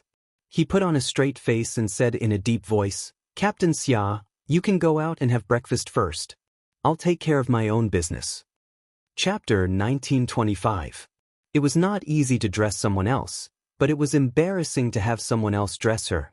Yi Qian would not find another embarrassing thing for herself. Her face was still burning from what happened last night. If she let him dress her again, she would burn until her entire body turned red in broad daylight. Xia Jinyuan, who was holding a bath towel outside, seemed to understand something. He raised his eyebrows and looked at the dark green winter coat, the shirt, underwear, and so on. His little fox seemed to have misunderstood him. He smiled and pulled the curtain open a little. Yi Qian, who was behind the curtain, was shocked again. She thought he was going to lift the curtain and come in. She couldn't help but shout, "Xia Jinyuan, stand still. You're not allowed to." Before she could say, "Come in," a bath towel was handed to her through the curtain. His voice was soft and seductive as he coaxed her softly, "Wrap the towel properly before coming out. I'll take the clothes out and put them on in the room. Last time, you helped me put on the military uniform. This time, I'll help you put it on." Yi Qian, who was silently wrapping the towel tightly around her, finally understood. So when he said, "Put on the clothes," he didn't mean, "Help me put on the clothes one by one." Yi Qian knew she had misunderstood. She wanted to stick herself to the wall covered in water droplets. What nonsense did she say just now? Shameful, too shameful. Dressing your lover was an interesting thing to do. Xia Jinyuan draped one arm over Yi Qian's winter coat. His handsome features contained a gentle smile. He said softly to the person who walked out, "Come here, little fox." Yi Qian, who was only missing the coat, walked up to him and stared at him. "You said something that made me misunderstand again." "You're the one who misunderstood. Don't you know that I'm leaving soon? How can I help you put on the clothes one by one? Just as you said, if I were to dress you one by one, you wouldn't be able to wear any clothes for the rest of the day." Xia Jinyuan laughed. When he went into the bathroom earlier, he did have some thoughts, but he still had a task to do, so he didn't have time to indulge in love. Hugging her gently, he kissed her forehead and said softly, "Sometimes I don't pay attention to what I say. I didn't mean to tease you. It's also my fault for leaving a bad impression on you. I have to change." His embrace was very warm, so warm that she sank into it and did not want to leave. She rubbed her cheek against his. "There's not enough time. When do you plan to dress me up?" He needed to leave, and she also needed to leave. It was time for them to leave, so even if she was reluctant, she had to accept it. This was their choice, and it was a choice that they would never regret. Very soon, but I'll need your cooperation. He let go of her arm and gestured for her to turn her back to him. He put on the coat as smoothly as he put on his own clothes. He then walked to the front and carefully adjusted his collar. He lowered his eyes slightly to look at the girl who had come for him. His chest suddenly felt warm, and he couldn't help but lower his head again. A gentle kiss landed in front of her eyes. Her long, fluttering eyelashes swept across his lips and also brushed across his heart. There are still 5 minutes left. I can't accompany you to the hospital to say goodbye to Uncle Chen, and I can't accompany you back to school. Southern province is not as good as the north. It's cold and there's no heater in the room. If the military doesn't have any arrangements for you after you go back, you can go to Beijing to accompany Uncle Chen, or you can go back to the villa complex. Chapter 1926. The clock never stopped ticking, and there were only 3 minutes left of the 10 minutes.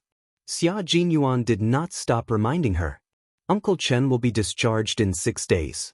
After he is discharged, the military will arrange for him to go to the sniper base in the southern province. If you have no problems with your homework, you can accompany Uncle Chen to the sniper base to practice shooting. He buttoned the buttons of her military uniform one by one and said seriously, "Take good care of yourself. My mission here will take a long time, so I will temporarily cut off contact with the country. If you have any urgent matters, you can contact the brigade directly. Our comrades in the brigade will be happy to help you." Han Zheng's father is Minister Han of the General Logistics Department. My family is on good terms with Han Zheng's family. Uncle Han and my father graduated from the same military academy in the same class. Our families have always been on good terms. If you have any problems that you can't solve, just look for Han Zheng. He won't refuse. You don't have to worry about Du Jiai. She doesn't have the ability to directly overstep her authority and reach into the campus of the National University of Science and Technology of China. You don't have to worry about anything outside. The most important thing for you now is to take care of your own matters. Finish your 4 years of studies with excellent results and get the title of outstanding student. He carefully reminded her, and Yi Qian listened attentively. When he finished, she said, "You too. Take good care of yourself." Their separation was imminent. After Xia Jinyuan helped her put on the coat, he looked at the beautiful girl with deep eyes. Then he hugged her tightly in his arms and buried his head in her neck. He took a deep breath and said, "I'm leaving now. I'll bring breakfast to the car." The car to pick him up had arrived, so he needed to leave. Yi Qian hugged his waist tightly. When he lifted his head from her neck, she tiptoed and kissed his handsome chin. "See you next time, Captain Xia." They let go of each other in the next second. Yi Jian turned around and picked up the bread on the coffee table. Xia Jinyuan picked up his luggage and took the bread from her. He smiled at her, opened the door and strode away without looking back. Xia Jinyuan did not mention anything about his discussion with Principal Chen until he left. Yi Qian stared blankly at the door that closed behind him after he left. She slowly lowered her head to look at her hands. Just now, she could still feel his warmth on her hands, but now they were empty. Only his breath remained. "I've just left and I've already missed you, Captain Xia." She smiled bitterly and murmured softly. After living 2 lives, she finally knew what love was like. Whether it was sour, sweet, bitter, or spicy, she would gladly endure it. At 8 o'clock, Yi Qian left the hotel on time and headed to the hospital. Xia Jinyuan, who was sitting in the car, spoke to Commander-in-Chief Xia. It may involve a wide range of people, but a unit that erased the existence of a martyr already shows that there is something wrong with this unit. I'll report the problem to the military. I only hope that justice will be served for the martyr who sacrificed himself for the country. I want to investigate the matter clearly and let those with bad intentions know that they won't be able to hide the truth forever. Commander-in-Chief Xia's face turned pale when he heard this. If Xia Jinyuan had not reported the matter, he would not have known that there was a unit that dared to erase the glory of a martyr's life. How dare they? At this time, I will report it to the military commission, but everything will have to wait until I have a certain amount of investigation results. If we want to make a move, we have to make a big move. A small fight won't hurt us, But if we make a big move, it won't have much effect on a few scapegoats. Chapter 1927. Hearing the furious Commander-in-Chief Xia close the document he was reading with a sullen face, the Commander-in-Chief, who had not been angry for a long time, slammed his palm on the desk and said sternly, "Tell Xiao Yi that as long as I'm here, I won't let her mother suffer any grievances after her sacrifice." How audacious! How dare they erase the deeds of a martyr? I'd like to see what kind of monsters are stirring up trouble in this unit. A martyr was loyal to the country, yet she was treated like this after her sacrifice. If the military didn't solve this problem, how could they face the soldiers who risked their lives to protect the peace of the motherland? The morale of the army was in chaos, and the country was in chaos. How could anyone disturb the morale of the army? Dad, I haven't told her about this yet, mainly because I don't want to affect her studies and distract her. I plan to tell her when I have some clues. Please keep it from her for the time being. Xia Jinyuan originally wanted to investigate it himself, but the mission cycle was too long. After thinking about it, he could only ask the old man in the military to do it. With him taking the lead, the investigation would be much faster. You investigate in secret first. I'm afraid that they'll be prepared. It won't be good if they bite back at us. He cautiously reminded him that it had been more than 10 years, and it was extremely difficult to investigate again. Some of the evidence had already been erased. The only breakthrough was that there were no records of Sun Xueqing's heroic deeds in this unit. You can contact Sun Xueqing's comrades in the unit first. Tongzhou Public Security Bureau Chief Kai is also secretly investigating this matter. He was a comrade of Yi Qian's mother, and he was the one who found out about this when he returned to the unit. Chief Kai should have investigated deeply.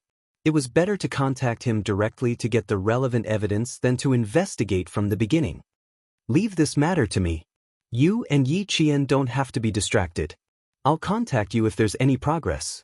Commander-in-Chief Xia remembered this in his heart and said a few more words before hanging up the phone. A phone call had secretly stirred up a storm. However, at this time, there were still undercurrents, and the surface was still as calm as before. Those who were hiding in the dark did not know that the dusty past was about to be opened again.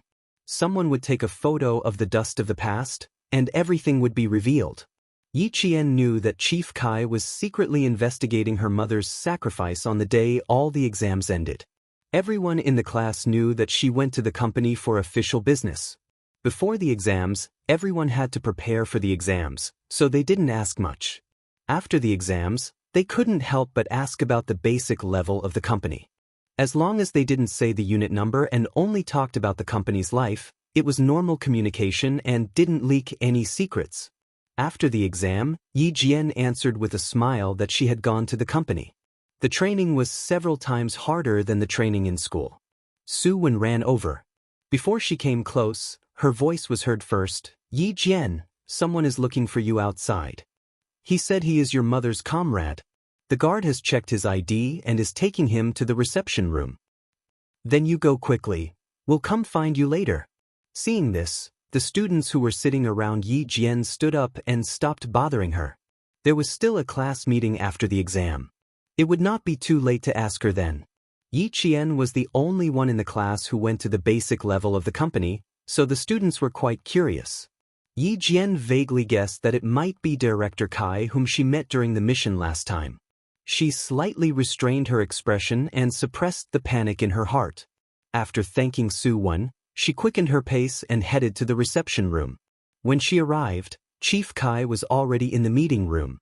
Yi Qian pushed the door open and said with a smile, "Not bad, you look more like a soldier than last time." Chapter 1928. Knowing that Chief Kai was his mother's comrade, Yi Qian only felt a sense of closeness when he saw him again.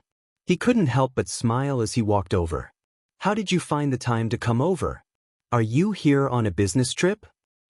"I've wanted to come and see you for a long time, but I was afraid I'd disturb your studies, so I decided to wait until your exams were over." Chief Kai scrutinized the girl he hadn't seen for a few months. The more he looked, the happier he became. She was really a good child. She stood tall and straight with the valiant and heroic bearing of a soldier. She wore a tailor-made student uniform and looked like a thriving pine tree. Although the branches and leaves hadn't fully extended, one could already see her future glory. Yiqian first asked him to sit down, then hurriedly poured him some hot water. I'm sorry, there are no tea leaves in the reception room, so I can only treat you to some hot water. Hot water is good. It's simple and plain, without any impurities. A person should also be like a glass of clear water, simple and straightforward. Chief Kai took the hot water with a smile on his face. He gestured for Yiqian to sit down and said kindly, although your complexion is a bit poor, you're full of energy. It's clear that you're used to military school life. Not bad, not bad. You didn't embarrass your mother. You're the descendant of a soldier. Yi Jian liked to talk about her mother very much. She felt a great sense of pride. Although my mother left early, I still remember things from a long time ago. I still remember that she once told me that a person should live up to the word person, be open and aboveboard, and act magnanimously. Just as you said, a person should be like a glass of clear water, simple and straightforward, without any impurities. Chief Kai heard this and laughed even louder. Good, good, good. Very good, very good. Hong Mei has a daughter like you. No matter how much she suffers, she's willing to accept it. But I can't bear to. Yi Qian took a sip of the hot water. When he looked up again, his expression was a bit more solemn. I don't know if what you said last time in Tongzhou is true. I want to know about my mother. I can ask you at any time. Chief Kai also retracted his smile and leaned against the wooden sofa used to receive guests. His kind gaze from a moment ago suddenly became sharp. It was different from the unruly sharpness of a young man. Instead, it was a sharpness that had been accumulated over time and was able to see through everything. You didn't come looking for me, but I came looking for you. Yiqian, I'm here because of your mother. I want to tell you something you don't know. Looking around, Yiqian knew the purpose of his visit. His expression grew colder and colder. Is this place suitable for talking? Don't worry, there are no surveillance cameras here. There are also guards outside. If someone approaches, they will alert us in time. This is the most suitable place. Yiqian's back straightened, and his eyes grew darker and colder. Please speak. I will remember every word you say.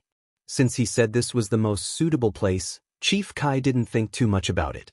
He took out some clues from his recent investigation from his briefcase. I've always felt that there were many things wrong with your mother's sacrifice. I've thought about investigating it before, but in the end, I couldn't find anything. After I saw you, I felt guilty towards your mother, so I secretly investigated again. Back then, another comrade and I investigated and found another comrade who went on a mission with your mother.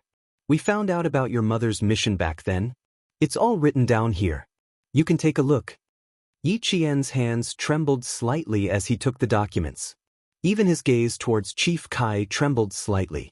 Chapter 1929. She opened the folder and saw a picture of a young woman in an old-fashioned military uniform. She was very familiar with the picture. So was her mother. Even though she had only been with her for less than 4 years, she would always remember the gentle look on her face when she told her stories. Even after a lifetime, it was still so vivid. The reception room was so quiet that it seemed like no one was there. Even the sound of breathing couldn't be heard. Chief Kai watched as Yi Qian carefully flipped through the pages. When she flipped to the second page, he said in a low voice, "The mission back then was indeed a one-way trip. Some people used their positions to collude with the underworld. They opened the country's gates for convenience and profited greatly from it. When your mother received the mission, she probably knew that she was doomed. Before she left, she told us that she had a daughter in her hometown. If she didn't come back, we would have to take care of her. Back then, we still can't find out who used their positions to open the country's gates and participate in smuggling and drug trafficking. These people are not people we can find out. Dirty linen should not be aired in public. The same goes for the country's dirty linen. Most of them were executed in secret. That was the era when everything was starting to emerge. Some people couldn't keep their conscience. They couldn't resist the temptation of money and started to violate their original vows. Step by step, they committed crimes. Look at what your mother's comrade said. He said that before your mother sacrificed herself, she shouted a person's name in her hometown's dialect. Then she was ambushed and shot in the chest. She died on the spot. This is what she sacrificed. Chief Kai suddenly stopped talking. He quietly took out a brown envelope from another pocket of his briefcase. He gently placed it on the coffee table and slowly pushed it in front of Yi Qian. Yi Qian, take a look. Yi Qian's outstretched hand seemed to realize what was inside. She suddenly retracted her hand. She glanced at Chief Kai, whose expression was dark. Yi Qian's outstretched hand clenched into a fist. When she released it, she seemed to have made a decision. She quickly picked up the envelope. There was a picture inside. Even after more than 10 years, the colors were still so bright. It was a bright red national flag with some blue leaves. Under the national flag lay. Yi Qian's eyes were already glistening with tears. Her lips moved. This is the picture of my mother when she sacrificed herself, right? She's the one lying under the flag, right? This child. The one lying under the flag is martyr Sun Xueqing. This is a photo of her after she sacrificed herself. Chief Kai's voice was filled with sorrow. After more than 10 years, when he mentioned his comrade who had once saved his life, the mention of her sacrifice still made him sad from the bottom of his heart. Tears slowly rolled out of her eyes, drop by drop. Yi Jian stared at the photo and sobbed in a low voice. The entire flag covered her mother from head to toe. She could only vaguely see the outline of her mother's body. She couldn't see her mother's face or body, but she could see the red flag was stained with blood. Before martyr Sun Xueqing was sacrificed, one of her comrades said that she once shouted something in her hometown dialect. It was very short, and it felt like she was shouting someone's name. Unfortunately, there was a lot of gunfire at the time, so he wasn't able to tell what your mother said. Look at the second photo. The second photo is a little gory. It's a combat dagger stained with blood. Later, when the fabric on the dagger was extracted, it was found to be tissue from a human eye. In other words, before your mother sacrificed herself, she used this combat dagger to stab a criminal in the eye. Chapter 1930. For some reason, Yi Qian's heart trembled violently. She looked up at Chief Kai abruptly. A criminal's eye? Did you catch the criminal? Her voice had a sharpness and urgency that she didn't even notice. Don't be anxious, child. Drink some water to calm yourself down. Chief Kai quickly got up and handed a warm cup to Yi Qian. You need to listen to me slowly. Then we can find a breakthrough together. Yi Qian clenched the photo in her hands. Her hands trembled as she took the cup. She took 2 small sips and suppressed the immense pain in her heart. She asked in a hoarse voice, I want to know if this criminal was caught. Other than killing a few criminals at the scene, we didn't catch the criminal whose eye was injured. Later, I heard your mother call out to her comrade in the dialect of her hometown. She mentioned this several times. When I found this comrade, he told me that no one cared even though he mentioned it. Someone even ran to the dorm window and warned him not to mention it again. He didn't mention it again until he left the army. He didn't mention it again until I found him some time ago. Yi Qian gently closed her eyes. A fierce and ferocious face flashed through her mind. Sun Yaozu. His eye was injured when her mother sacrificed herself. Old Madam Yi even said that it was an accident when she was working in a factory outside. The boss even paid a large sum of compensation because of it. The villagers said that it was at least 100 to 200,000 yuan. At that time, 100 to 200,000 yuan was an astronomical figure to the villagers. In the dialect of her hometown, Sun Yaozu. Then she remembered the fierce gaze he used to stare at her after his eye injury, and the year he kicked her unconscious. So that's why. She finally understood. She finally understood why Sun Yaozu hated her so much. She finally understood why old Madam Yi pretended to be kind even though she clearly hated her. She finally understood why she came to school to cause trouble in her 3rd year of high school. When she brought her parents' photo over, she looked so scared. She finally knew the reason. She put the photo of the dagger back on the table. Yi Qian, who was still quite emotional, now spoke in a terrifyingly cold voice. Can you do me a favor? I want to get the results of the tissue on the dagger. She had changed so much that Chief Kai could not keep up with her. He could not help but ask her, what do you want this result for? I want to compare it to see if it's the same person. It was a very calm voice, but it was filled with an extremely strong aura of hostility. Using a calm tone to speak in an extremely ruthless tone, even Chief Kai, a veteran who had seen many scenes, couldn't help but feel shocked. However, his attention quickly turned away. He lowered his voice and said, "What did you think of?" "I thought about how it coincided with the time of my mother's sacrifice, and how she also happened to hurt her eyes.